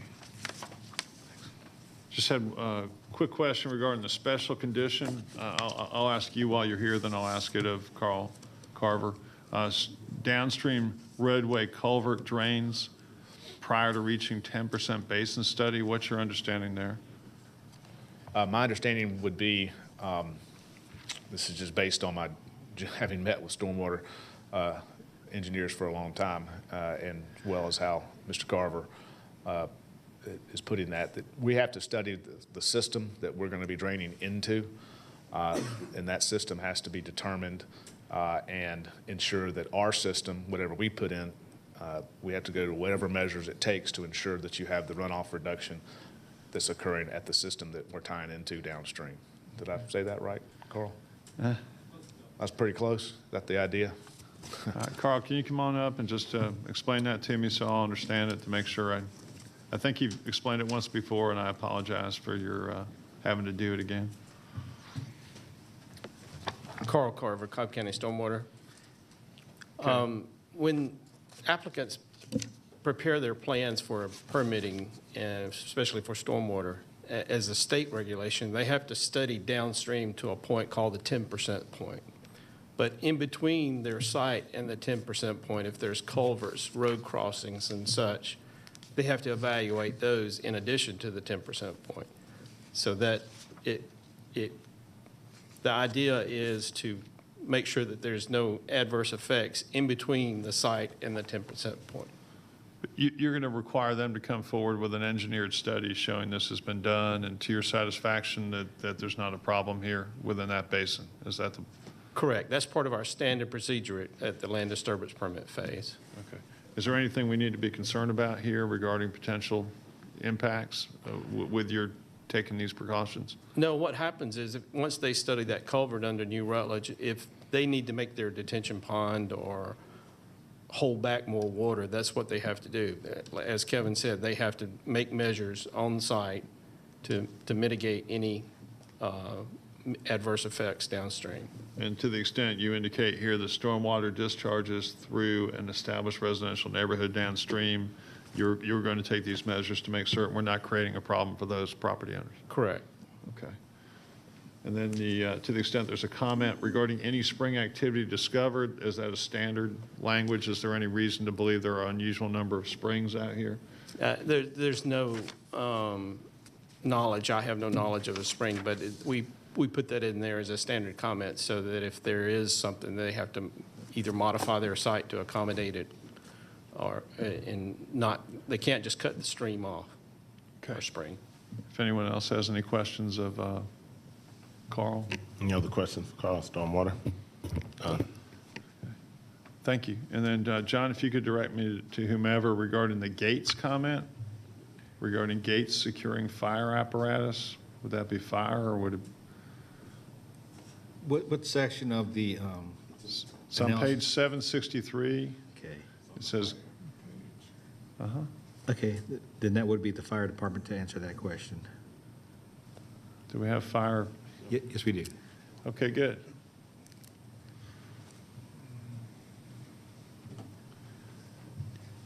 Josh Davis, Cobb Fire. Thank you, Josh. Can you just explain to me here, is there a need for a change to the plan, or is this just a statement of the requirements? I'm sorry, I couldn't hear you. Where it says gates, minimum 14 feet clear width, have you folks reviewed the plan to make sure this plan is in compliance, or? Yeah, when they go to the land disturbance permit, we'll definitely check the gates, make sure to have the minimum openings, and require a Knox key switch if it's electronic, or if it's a manual man gate, we'll get like a Knox padlock on it. So that'll all be done during the plan review time. So if we just said we move to approve this or recommend approval subject to all staff and department comments, that will be covered in that regard, right? Yes. Yep. Okay. Thank you. Any other questions? No, thank you.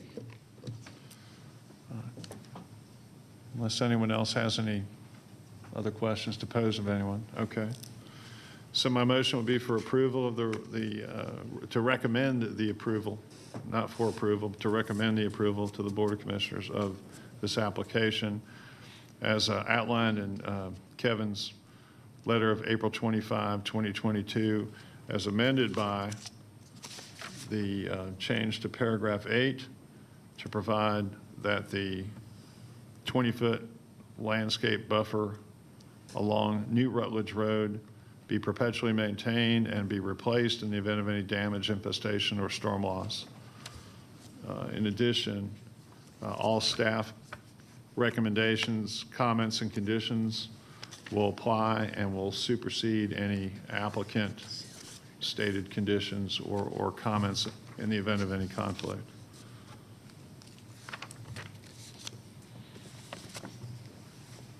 Can I, before we move to the second, since there's no opposition, are you okay with moving this to consent agenda? Yes, you can make that part of the motion. Okay. Second. So we have a motion and a second from Commissioner Hughes. Is there further discussion? If not, I'll call the question. So I vote of 4-0 that we recommend approval of SLUP 6 per the stipulations and to move this to consent agenda. Okay, next case is SLEP 5 of 2022, Parallel Towers 3, LLC, also known as Parallel Infrastructure LLC. Request a special land use permit for a cellular tower in land lots 131 and 132 of the 16th District. The property is located on the east side of Canton Road, across from the terminus of Shallowford Road. Is the applicant present? Let the record show the applicant is here. Is there anyone here opposed to SLEP 5? Let the record show there's no one opposed. Would the applicant please come forward to be sworn in?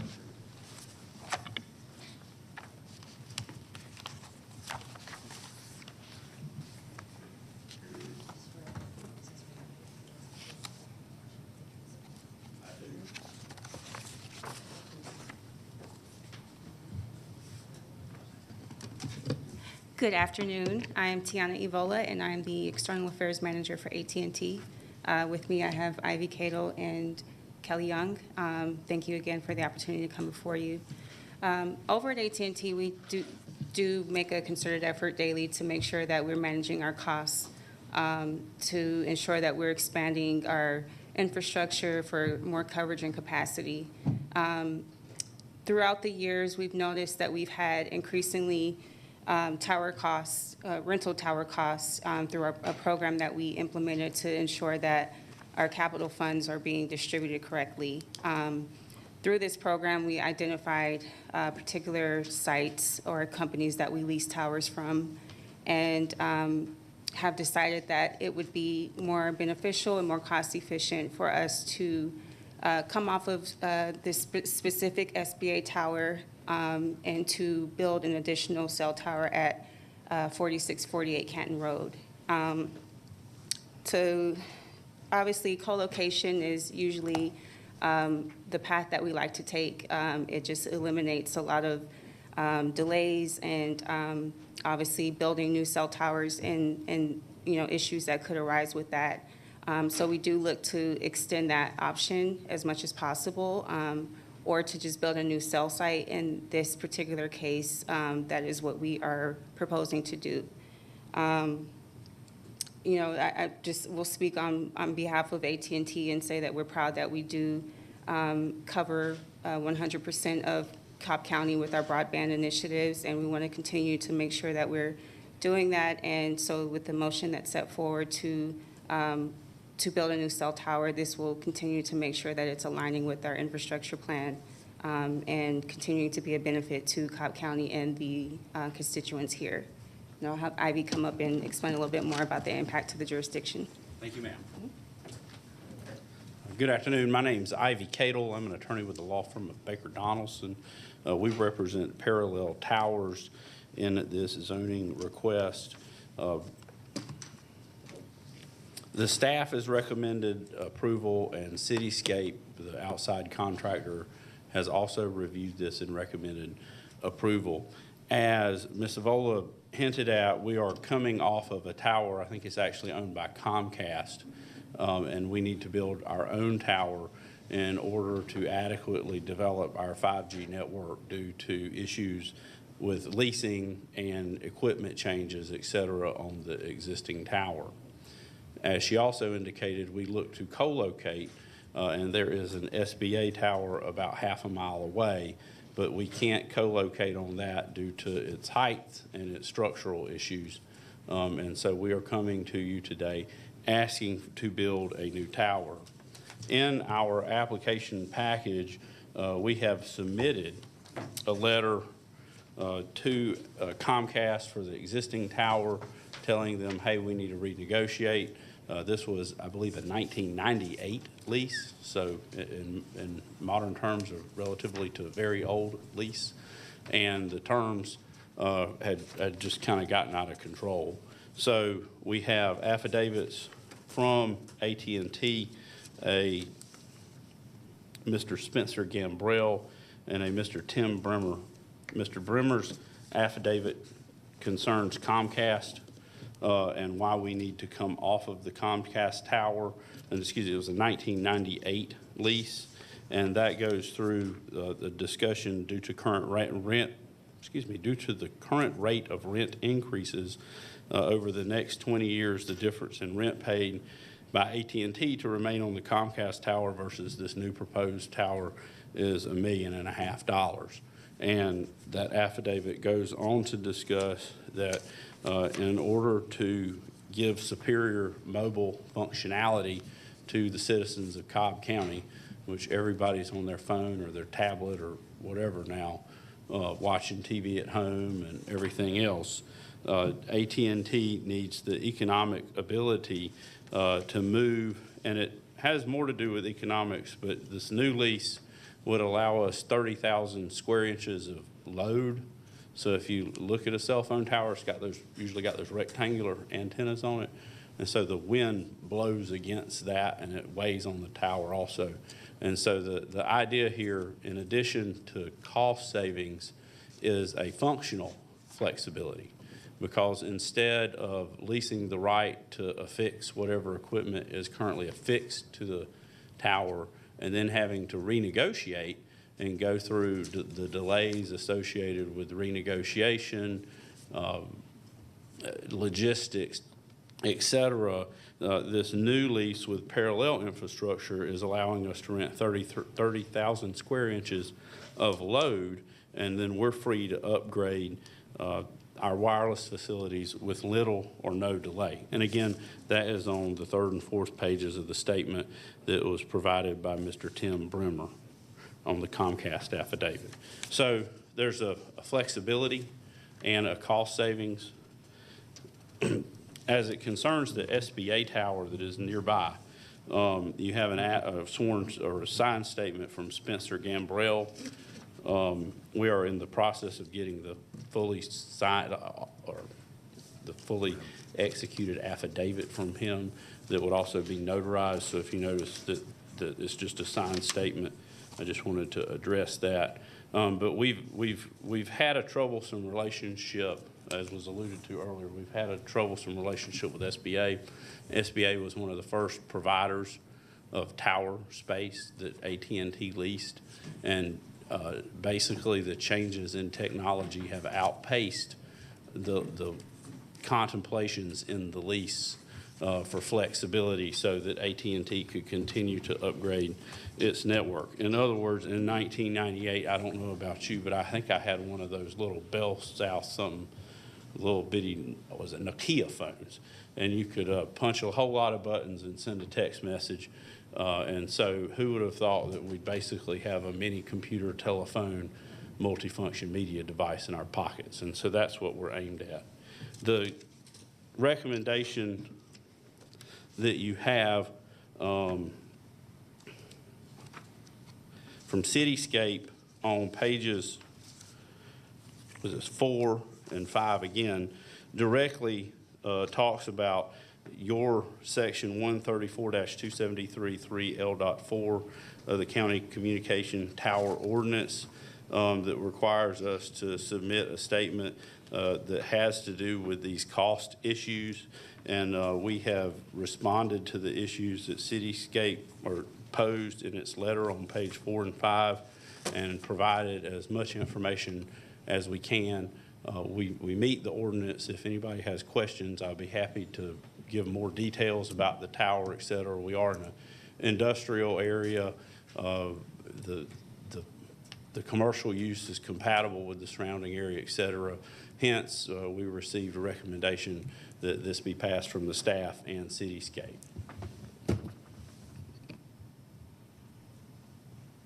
Thank you. Yes, sir. That's it? That's all I have. Okay. Did you have some? You- You have 2 minutes left, so I just didn't know. If you have questions, she's here to support, but I can talk about this all day. No. But I'm sure you're ready to go home. No, we'll let you stop, and then I'll turn it over to our commissioner who's leading the discussion on this. So thank you. I'm sure we'll have questions for you. So, this is in District 3, so Commissioner Dance, I'll turn it over to you to lead our discussion. Okay, so you can just stay in place if you like to talk.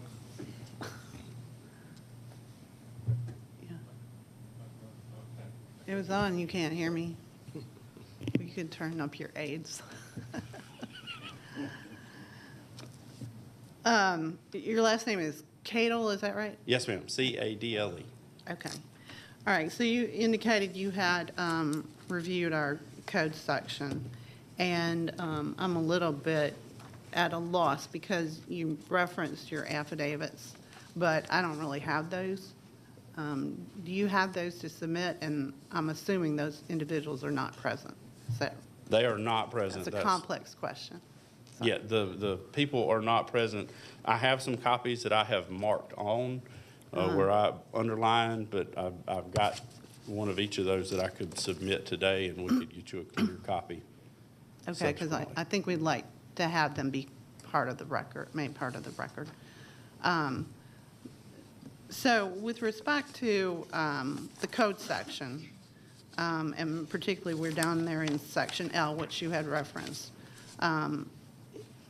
the requirement at the end says evidence submitted in connection with this paragraph shall at a minimum consist of the following. Do you have that code section in front of you?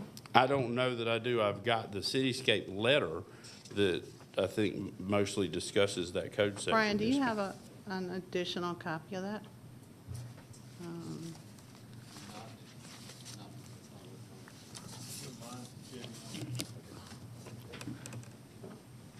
Can I? Thank you, sir. So it's that subsection L, which looks kind of like a 1, but.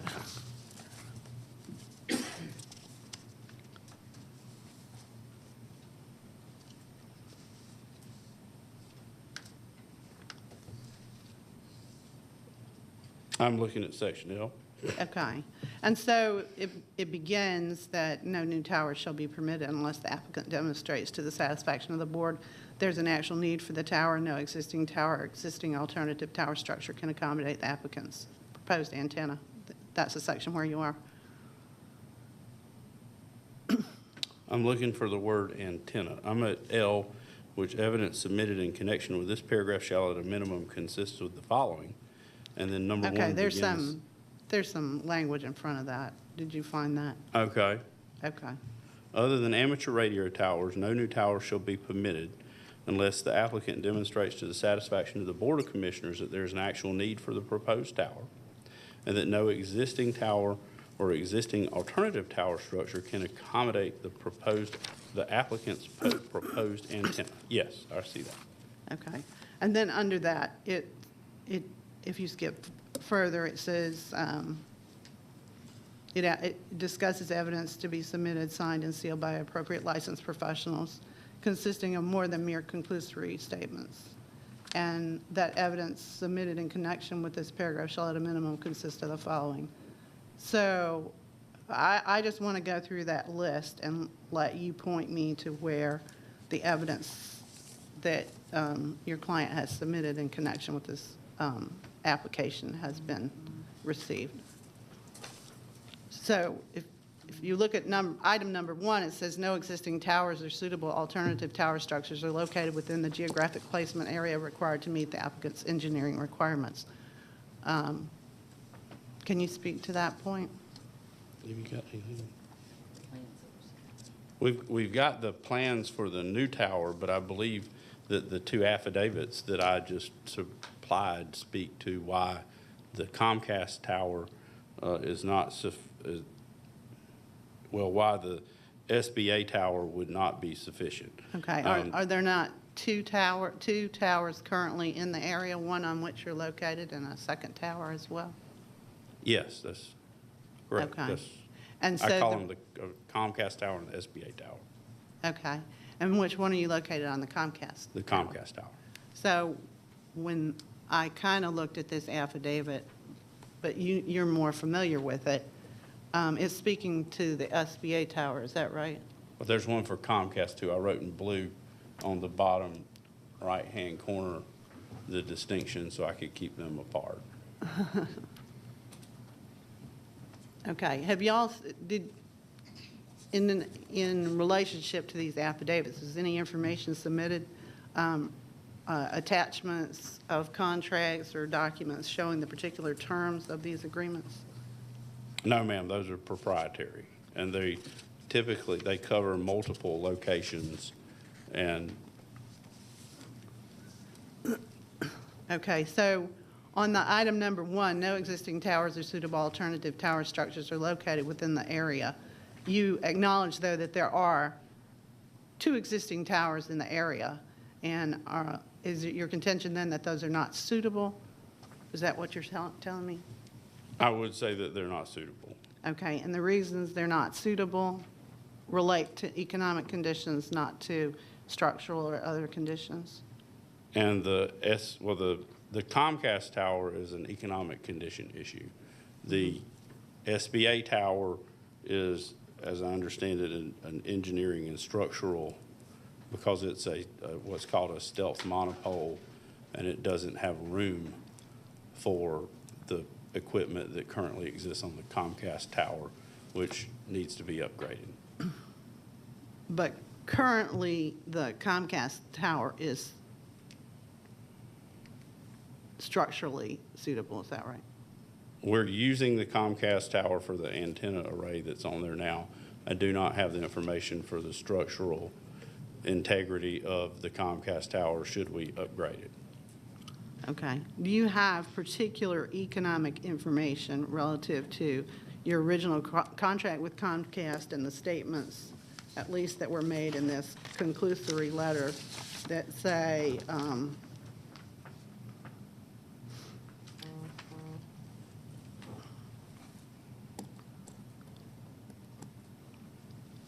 one second.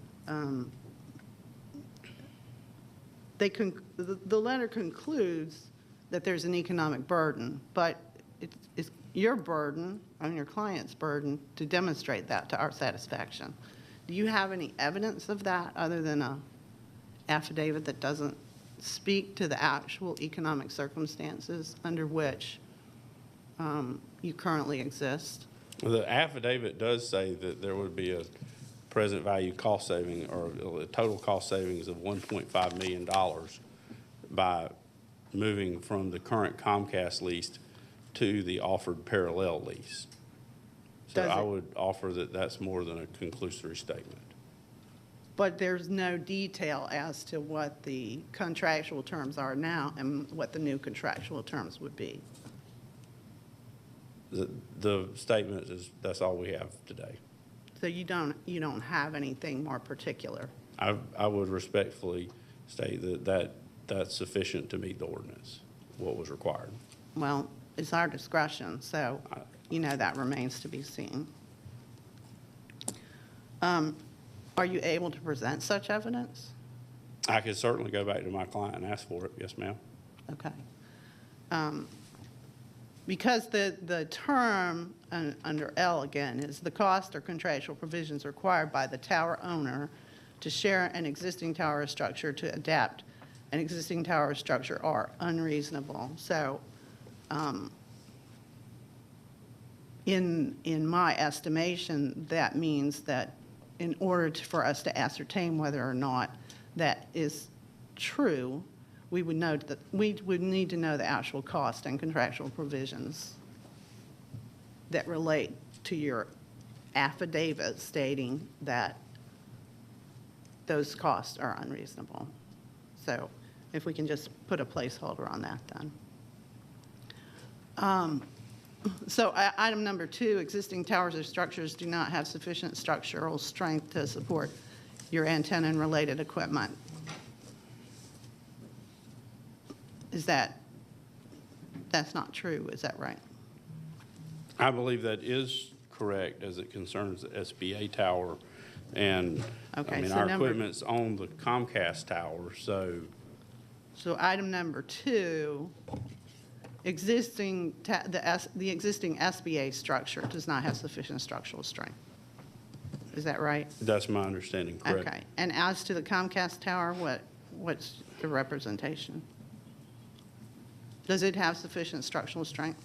It has sufficient structural strength to hold the equipment that is currently on it, but should upgrades be necessary, is my understanding. I don't have that information.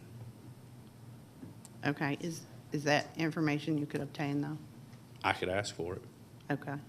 So whether or not upgrades would result in a structural integrity issue on the current Comcast tower, you can ask for that information. I can ask for it, yes. Okay.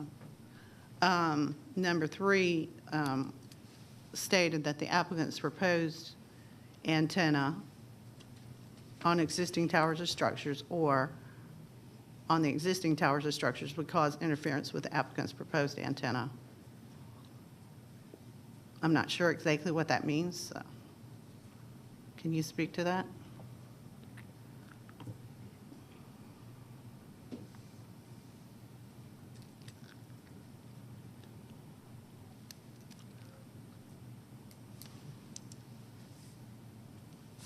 I don't, it's my understanding that I would have to, again, get more information for you.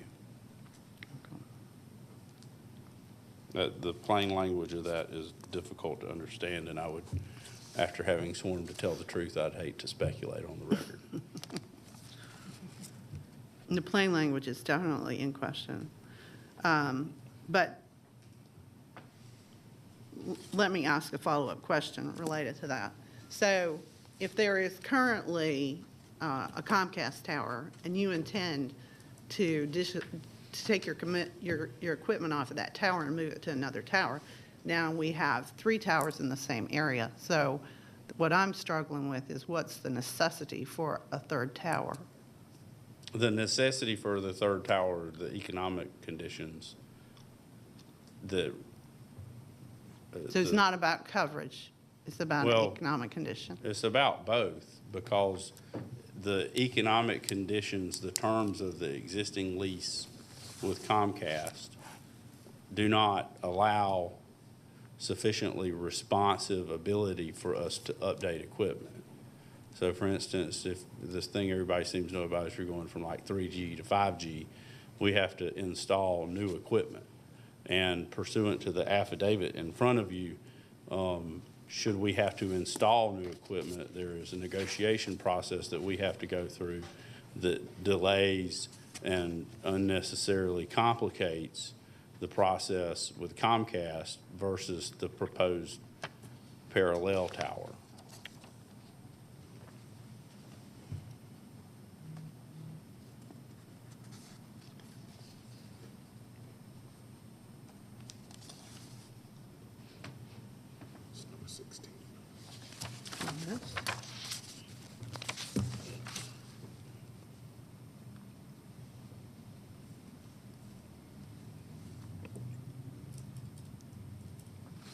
You know, when I read the affidavit, what it speaks to me is a prospective future need, not a current need. And that this would allow us in the future to achieve some goal. So is there a current need that can actually be articulated? I can go back to my client and ask.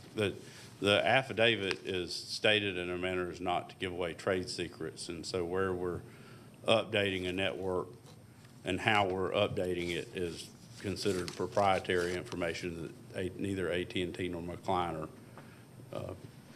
want to put in the public forum should it be avoidable.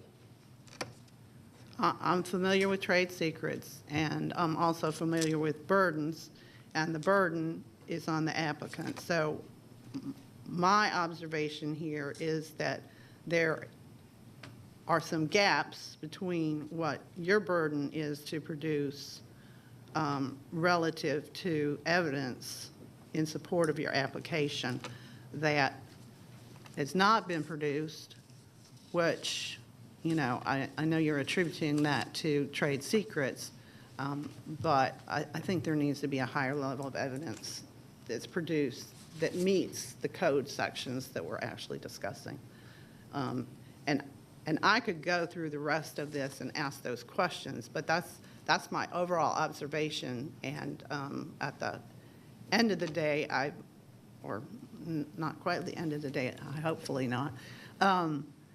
At the end of the day, I think what we need is a higher standard of response if we're to consider this as meeting the burden of the applicant. And earlier in your discussion, you referenced the cityscape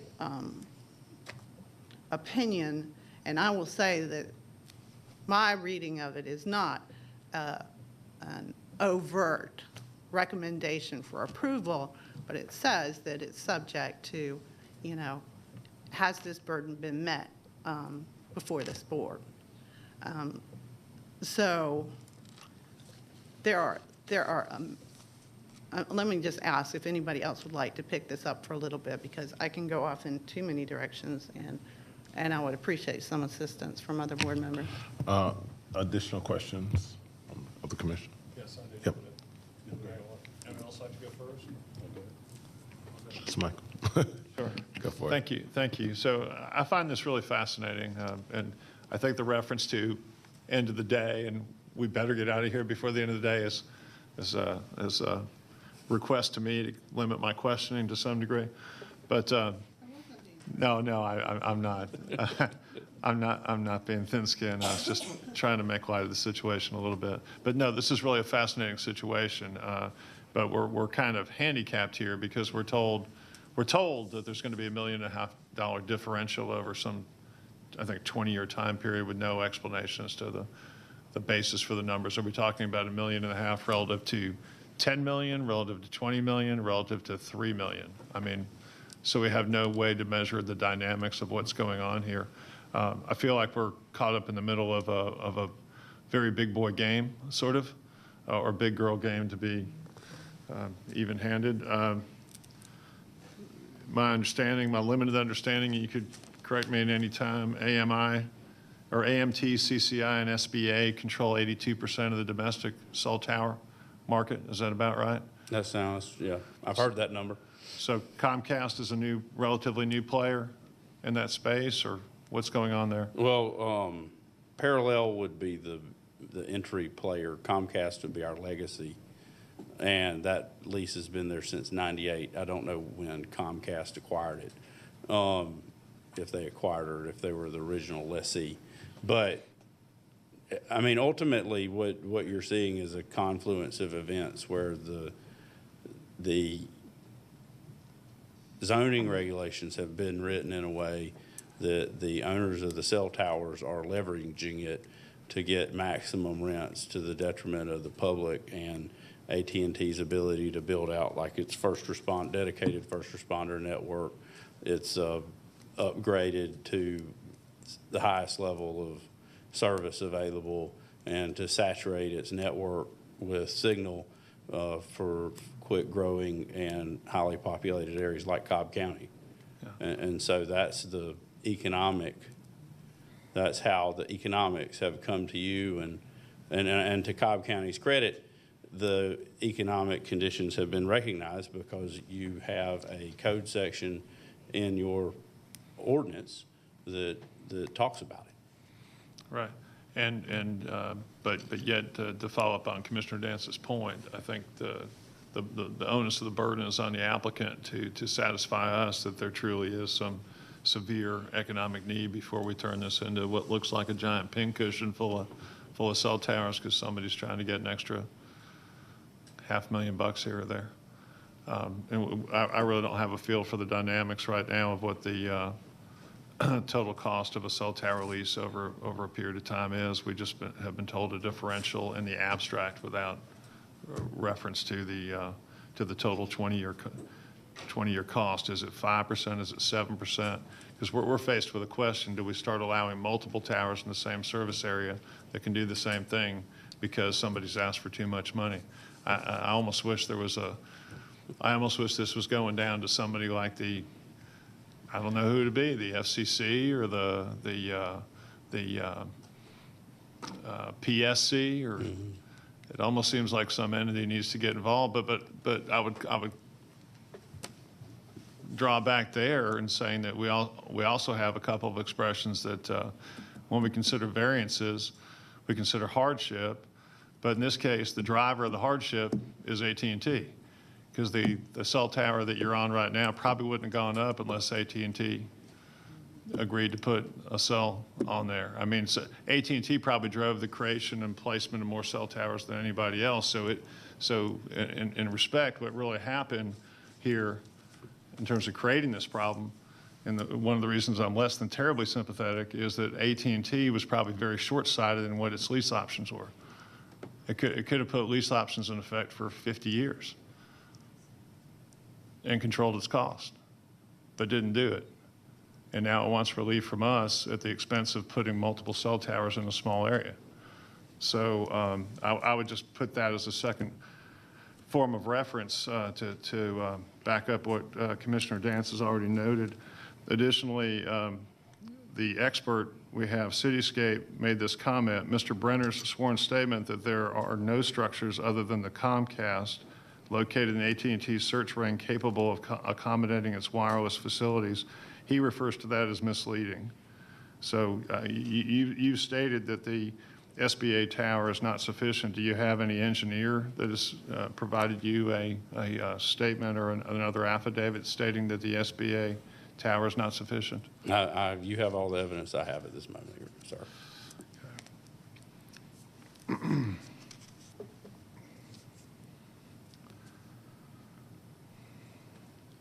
And since you're the lawyer, you're closer to this game than me. Is there anybody out there dealing with this issue of what happens if and when SBA or Comcast or if they're in the market now, or AMT or CCI, Crown Castle, if they're perceived as being a little too greedy by AT&T or one of the other big cell providers? My understanding, there are about 4 of those, right? Yes. I mean, I would think this gets resolved at a duck hunt somewhere or something like that in Georgia. I don't know. I'm from Connecticut, but I've heard that's how things get resolved in Georgia. Again, I'm under oath. I'd hate to speculate. Very good. Okay. All right. Well, again, and then just questions for staff here. I just know typically when we have a case and we're trying to give somebody a second chance, we don't have any problems, but we do have this federal shot clock in this regard that applies here. And how much time do we have before our Board of Commissioners has to make a decision before we run into a problem here?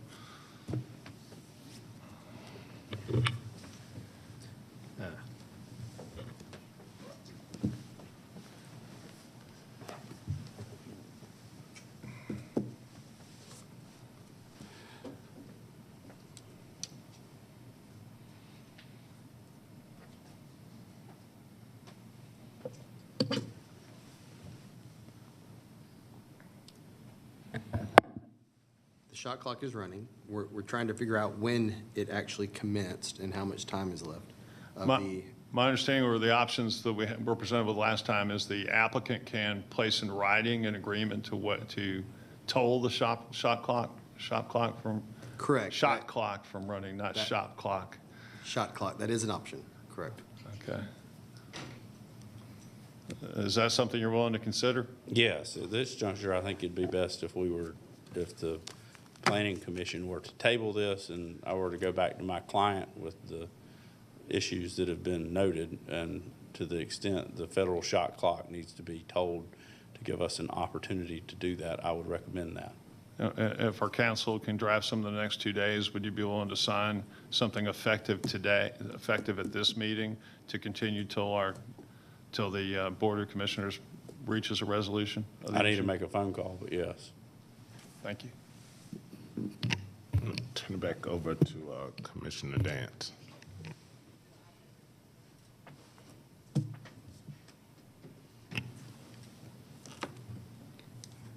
Okay.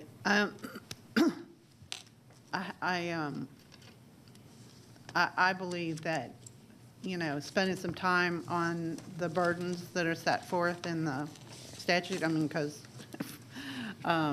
would be essential, and if you're having a communication with your client, I'm only speaking for myself, but my inclination right now would be that the burdens have not been met, and if I were to have to vote today because there was no tolling of a clock, then you know how I would vote. And so to the extent that that might be persuasive in your phone call, I offer that. I would propose to, subject to obtaining agreement on the tolling, I would propose to hold this for 60 days. I would propose that Cityscape be present at the next meeting as well, and that to speak to us about their opinions and about any updated affidavits that you provide, and that those would also be submitted to Cityscape, and Cityscape would be available for our consultation. Do you also have copies of Cityscape's opinion? Do I? Uh-huh. Yes, I do. Okay. Second. I didn't realize we had a motion on the table. I was like, I thought you were just giving some. So we have a motion and a second from Commissioner Hughes. I'm going to open it up for discussion. Thank you very much. And recognize Commissioner Ballon. Thank you very much, Mr. Chair. I would just throw out the possibility, since there's not a definite statement that the applicant will agree to the shot clock proposal, that if we don't have a shot clock waiver letter with an effective date of today through date of decision by the Board of Commissioners, that we simply, if that's not received by the staff this week, that we just make a recommendation of denial to the Board of Commissioners rather than risk. Yes, I would agree to that amendment. Thank you. Second still stands. I was going to say, does the second still stand? Okay. Any further discussion? If not, I'll call the question. Before we vote, I already voted. Yes. allow me to clarify what this motion is saying. The motion is saying, if not for an agreement to toll for 60 days, then there is a de facto recommendation for denial to go ahead and go to the Board of Commissioners? For now. Or is it just at the next opportunity before this Planning Commission, there will be a recommend? I'm trying to figure out what it is, and I'm concerned that there's two motions in a motion, or that we're placing something not certain to. I'm just concerned that we can't do that, and I understand what we're trying. I understand the intent, but. So are you saying that, so in 60 days, we'd have to vote again for it? That would have to be a denial vote. It can't be captured here if it's automatic, is what you're trying to say. That is my concern. That is my concern here, that technically, the language that I hear, there's two motions, two directions. And it's a, if not something, then a recommendation. And I'm not sure that passes muster of our rules and our. I'm comfortable with it. It's called a condition subsequent. They either agree to what we've asked them to agree to, or it stands as a recommendation of denial to the board. And that way we proceed on a. And it's the denial for this month? Yeah, for Okay. this meeting. On a timely basis, so that we don't waive our shot clock requirements. Unless, Mr. Cato, you think that phone call could happen very quickly. I can go attempt it, certainly. Can we hold this item in this meeting? I don't know what the technical term would be. Okay. Can we take a recess, Mr. Chairman? So, and just to confirm, we have a motion and a second pending Pending. something. And when that information comes back after recess, we can amend. We'll have to or make an withdraw amendment to motions the, if or necessary. withdraw it, yes. Yes. Yep. Thank you. Okay. With all of that discussion, we're going to, I'm going to say, let's have a 10-minute recess. Thank you. And we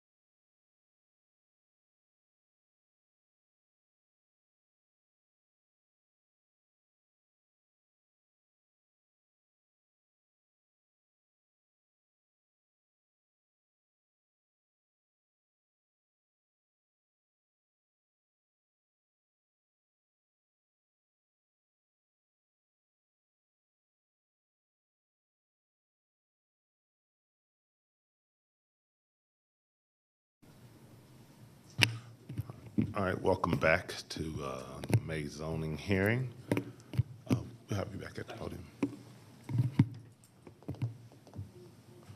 We would ask that the tolling agreement be 30 days versus 60 days, so we can keep moving, but other than that, we would agree. Okay.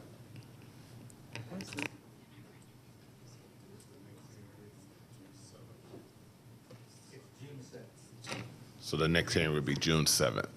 We understand. Okay. You're talking about tolling of the clock for 30 days or holding this for 30 days to the next hearing? Because I think it would take more than 30 days on the clock, though I don't know yet when the clock runs, y'all. We would like to come back in June, Okay. and we would agree with whatever minimum tolling of the clock was required to do so.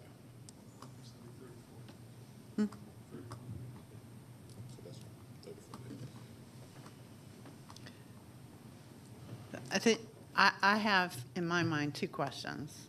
One is, we're talking about tolling the action of this board for a certain period of time, and the other is talking about tolling a federal clock.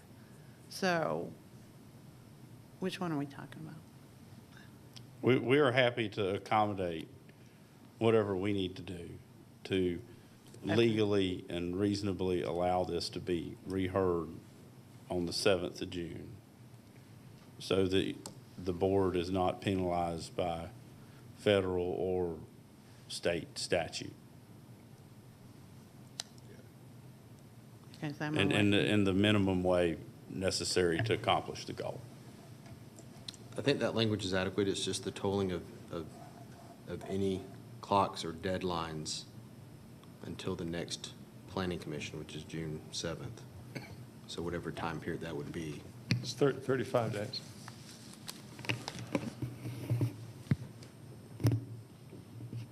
That's 35 days is okay. And so, thank you. So we have the motion and a second on the table. Is the current motion satisfied by where we are now? I'm looking at the county attorney. The motion needs to be a standalone motion to hold. To hold for 30. With a tolling of applicable clocks or deadlines until June 7th, 2022. But that has to be the only motion. I do not recommend there being any other recommendation included in that motion. Just ask one more question of the applicant. Yeah. Are you authorized specifically to sign the tolling agreement then, just the 34-day tolling agreement? Yes. Okay, thank you. And you'll do so this week upon presentation? I understood the county was going to draft it and give it Yes. to me, but I will promptly return it upon it being provided to me, and I will give the county attorney my cell phone number. Well, we can provide him some language, and so it's drafted and provide it back to us, a statement of tolling. But yes, we can. But I've committed to this on the record, and so. Sure, sure. And since it won't likely be done today, it'll have an effective date of starting today and running through June 7? Correct. Thank you. Okay, so, all right, we're still in discussion phase. Are we satisfied with the motion and second on the table? Are there further discussion? Commissioner Hughes, I see you, Rick. I thought in that motion, we had something relative to denying the application if we couldn't work this out. So do we need to eliminate that out of the motion? I think the motion needs to be reworded, and I've been trying to get the correct wording for the motion as it stands. Well, why don't we do this? Why don't we have Let's vote. Commissioner Bloin take away the first motion altogether and have a new motion? Or just offer a substitute. Commissioner Dance will offer a substitute, I think. She's a former county attorney. Right after she clarifies something else. Because I'm still a little uneasy about the tolling part.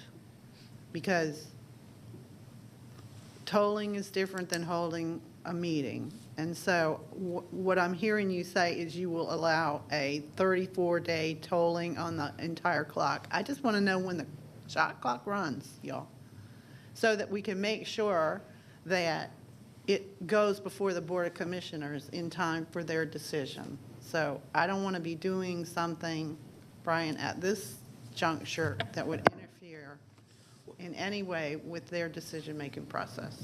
The language that we would use to agree to tolling would cite to federal law regarding timing of applications, and we have that citations, and I can include that. So that would toll the federal requirements at the request of the applicant. And we would also be holding this application until the next planning commission.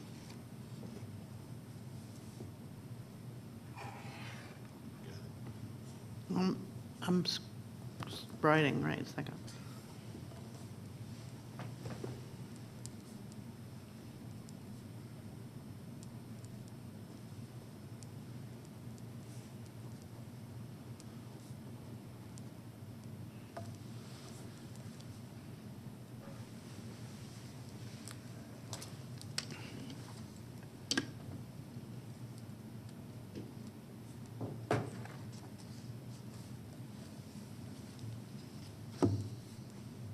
And I'll commit on the record, our goal in entering the tolling agreement is to reappear on the 7th of June as if, from the shot clock perspective, we were appearing today. That's the intent behind the agreement, stated on the record.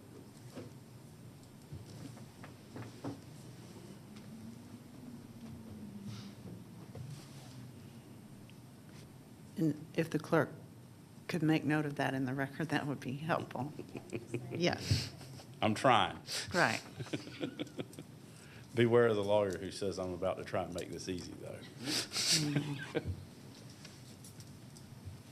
Okay, so at this point, I would offer a substitute motion that we would hold this application until the next meeting of the Board of Commissioners, subject to an agreement to be drafted and executed by the applicant, but to be drafted with the assistance of the county attorney, to that there would be an executed written agreement tolling the federal requirements such that those requirements would be told as if the hearing were being held for the first time next month. Does that make sense? Or as if this hearing were continued to next month with no penalty against the county. Okay. I take that language and I make it part of my motion. And to confirm or to revise, suggest that it's planning commission, not the Board of Commissioners. Okay. Right. Okay. It just takes a village, right? It takes everybody. Do I have To a? cast it, create a motion, right? Okay, we have a revised, well, it's not revised. We have a substitute motion on the table. Second. And a second from Commissioner Hughes. Is there further discussion? I have one more point of further discussion, and that means that all the documentation needs to be submitted in advance of next month. Correct? You understand that? Yes. All right. Okay. Further discussion? If not, let's call the question. So by a vote of 4-0, the motion passes for us to hold SLUP 5 until the next hearing with all appropriate tolling as stated. Thank you. And thank you from the applicant. Thank you. Mm-hmm.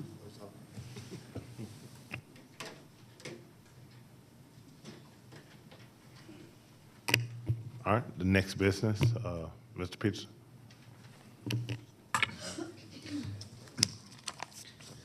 And that completes your rezoning agenda. There is one item on your other business agenda, which is to consider adopting new zoning hearing procedures. And Mr. Johnson will provide those to you.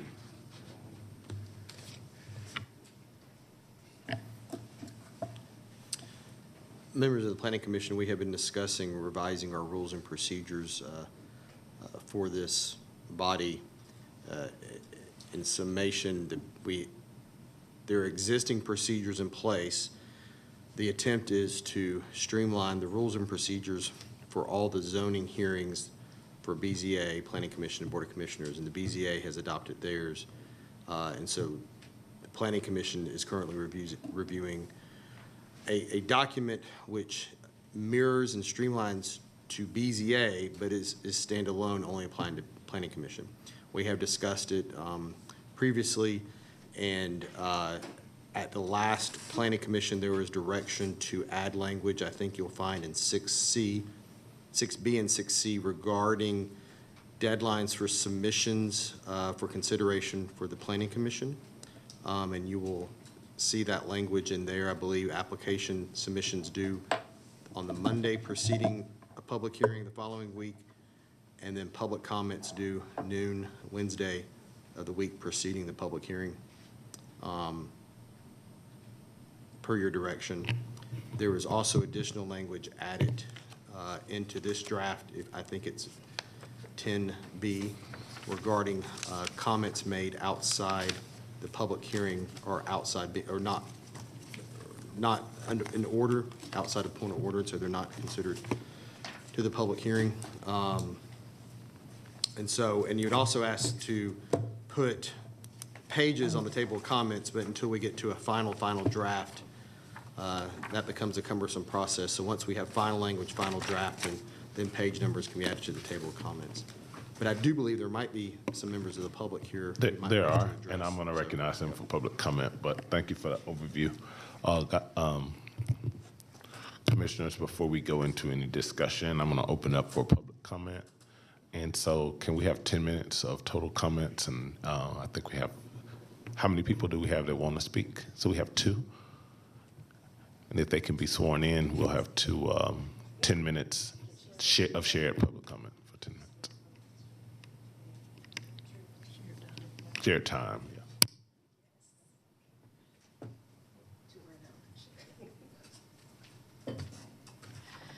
Good afternoon. My name is Robin Meyer. I'm the chair of the Zoning Committee for the Mapleton Improvement Coalition.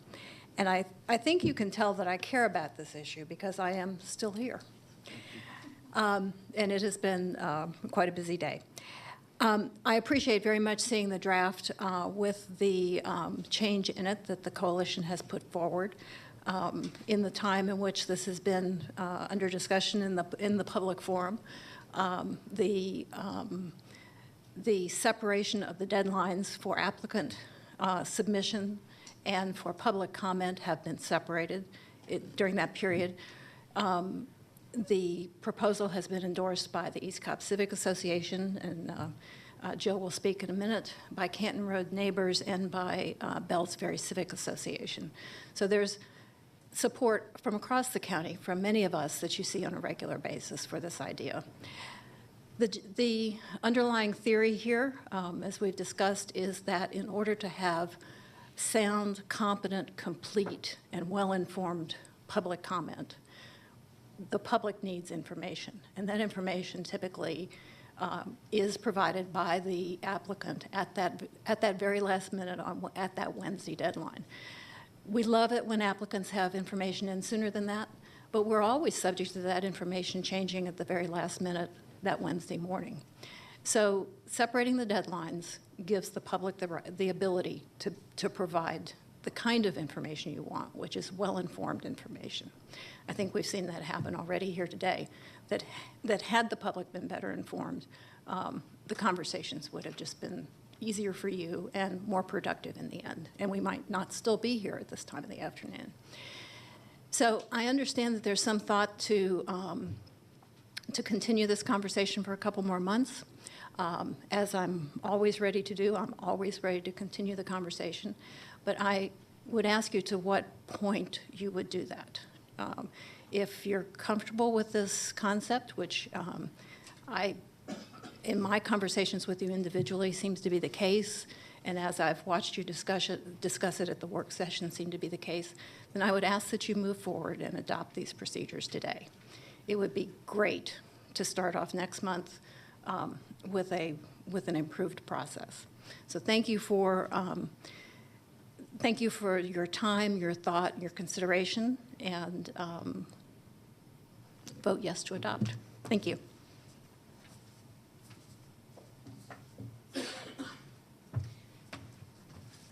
I almost said good evening, Commissioners. Sorry, it's been a long day. Good afternoon, Commissioners. My name is Jill Flam. I'm with East Cobb Civic Association, and to reiterate what Robin has said, this is something we have been requesting for many, many years.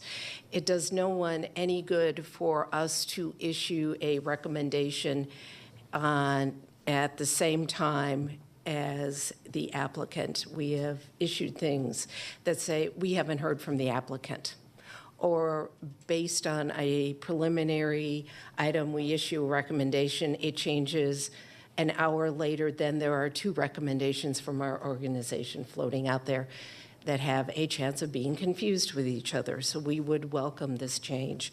48 hours, though we'd love to have more, at least it gives us a chance to reach out to not only our own organizations, but to the public in general.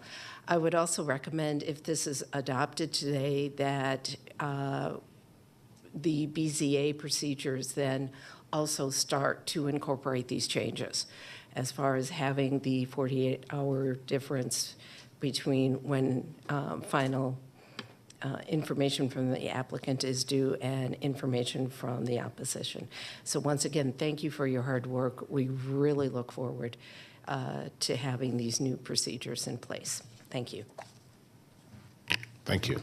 And I think that's the end of public comment, if I don't see anyone else that wanted to speak on it. I will now open it up for discussion as it relates to, as stated, we've talked about this in our planning meeting. We've heard public comment. I know Commissioner Anderson is not here today, so some of the discussion around hold had to do with that, as well as we just heard a comment around BZA, and I know they now have their own set of procedures and rules. May I speak? Yep. Yeah, of course, that's a different, complete Yep. appointed body than this, but I can certainly take that recommendation back to the Back chair to and to those members, and if they wish to do that, that will be on their discretion, but we can certainly recommend that. Okay, thank you. I will open up discussion for fellow commissioners. Just a question of staff, just as a practical matter of this proposal, are there some challenges that you get that staff sees with this? Just a question. Either one of you. I had expressed my advice during the work session that there could be potential liability issues in terms of on-the-face rules and procedures. I made that known in work session. The concern is that there might be a perception that there's not enough time or unequal treatment. But the intent is here, per the request of the public and of this, the Planning Commission, to provide an opportunity for the public to comment once application submissions are due. But just to reiterate my concern, it's just there, potential liability there for unequal treatment.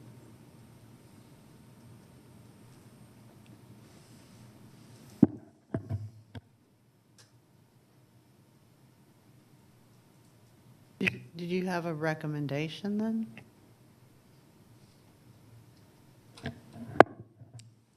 My recommendation would be to consider the rules as presented at last month's Planning Commission without this language, with an additional due date for the public on Wednesday, and keep both deadlines at the same time on the same day.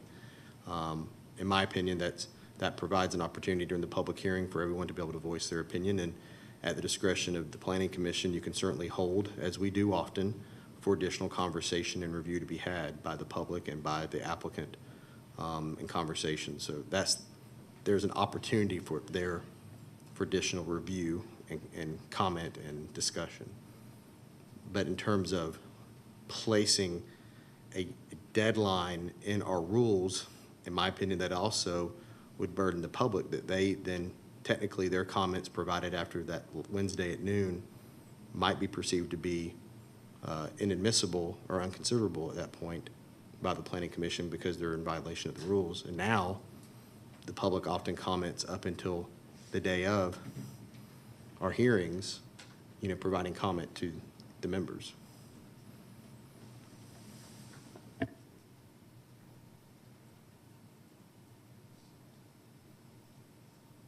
So the prior language in section B, what did it state from last month that you're recommending? I gave all my copies out. Let me see if I can find one. Thank you. And because I was disconnected from our server. Hold on.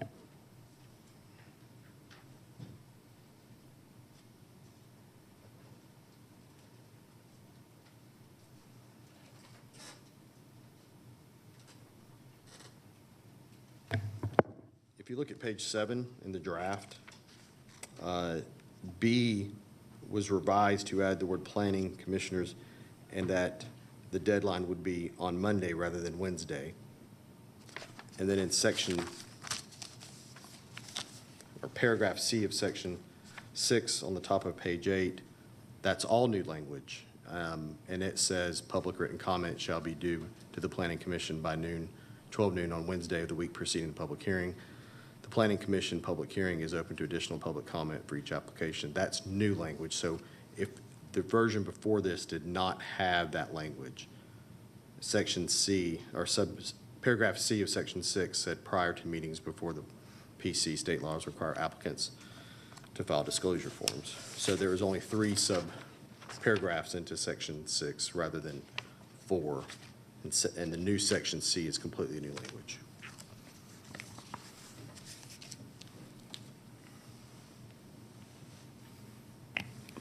Well, for purposes of this discussion,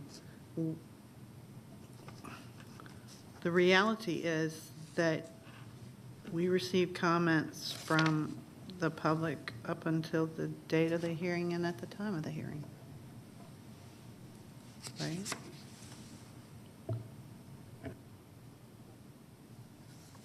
So restraining that speech to a Wednesday deadline,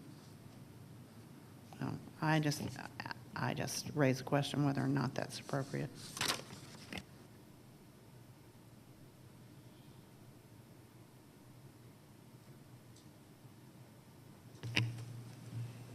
Anything? No. I'm recognizing needing a discussion, but is your concern, I guess I'm just trying to get some further clarity on your concern around same day versus the 2 days?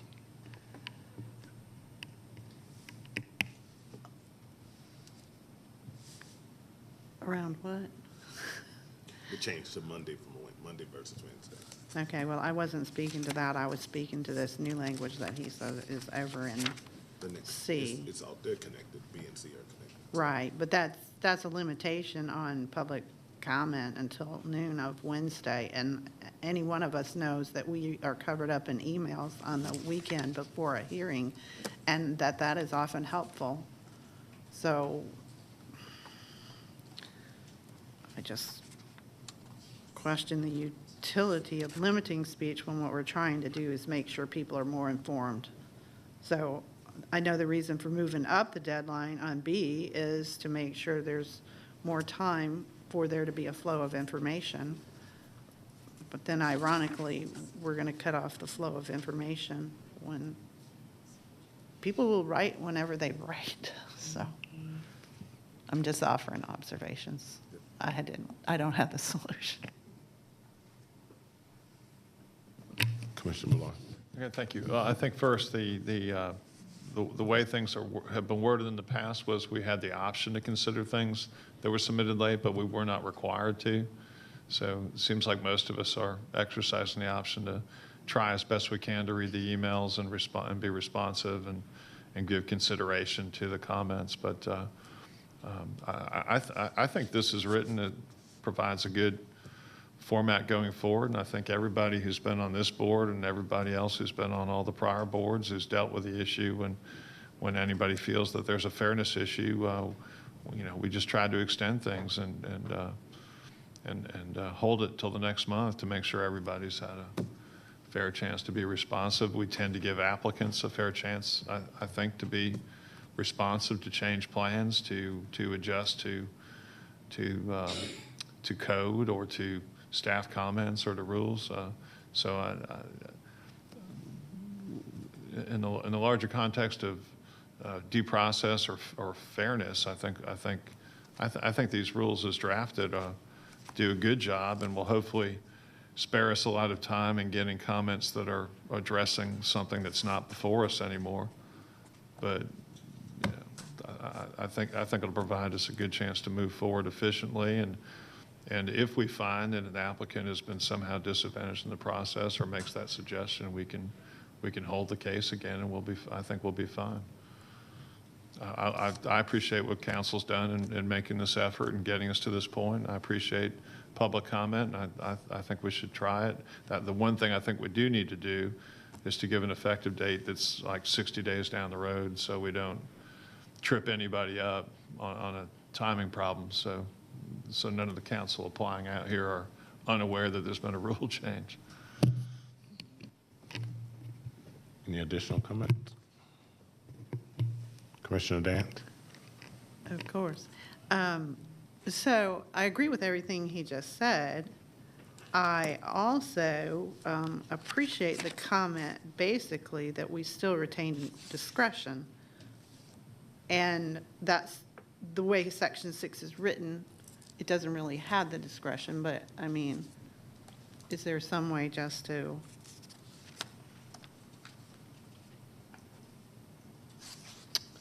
Is there some way to include that discretion in here, or is it just a matter of practice?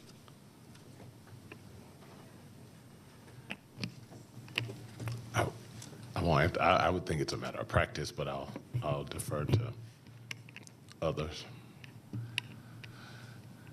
If we made any further changes, will we need to go back through this process again?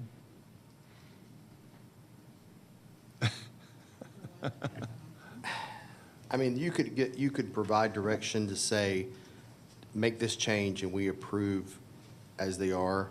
But I Okay. think in deference to the public process, we probably should bring it back up again for continued discussion. But that's just in deference to transparency and to the public input. But it can be the former as well. I mean.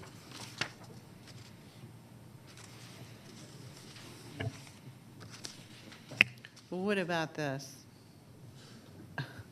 I'm going to move for approval as presented.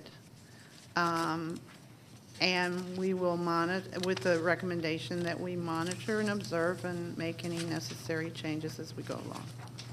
Are you also amenable to Commissioner Ballorn's request that it goes into effect in 60 days, that we hold it for 60 days, or no? Can I make a suggestion? We could just say, the effective date will be July 1st, 2022. That It just wasn't in the original. Yeah, it was, we had not done that, but that could be, if that's the preference of the board, to say these rules are going to affect July 1st, or whatever date is preferential. That's a good day. So yes, to Okay. amend the motion then to an effective date of July 1. Second. Do we have a motion on the table and a second by Commissioner Ballorn? Is there any discussion? Let's call the question. Okay, so new rules and procedures approved by a vote of 4-0 with the, as stated in the motion. Thank you. We have some minutes that we need to get through. First, we have make sure I got them in order. The April 5th Planning Commission meeting minutes. You have those in front of you. I'll entertain a motion to approve the minutes. Move to approve. Thank you. Second by Commissioner Dance.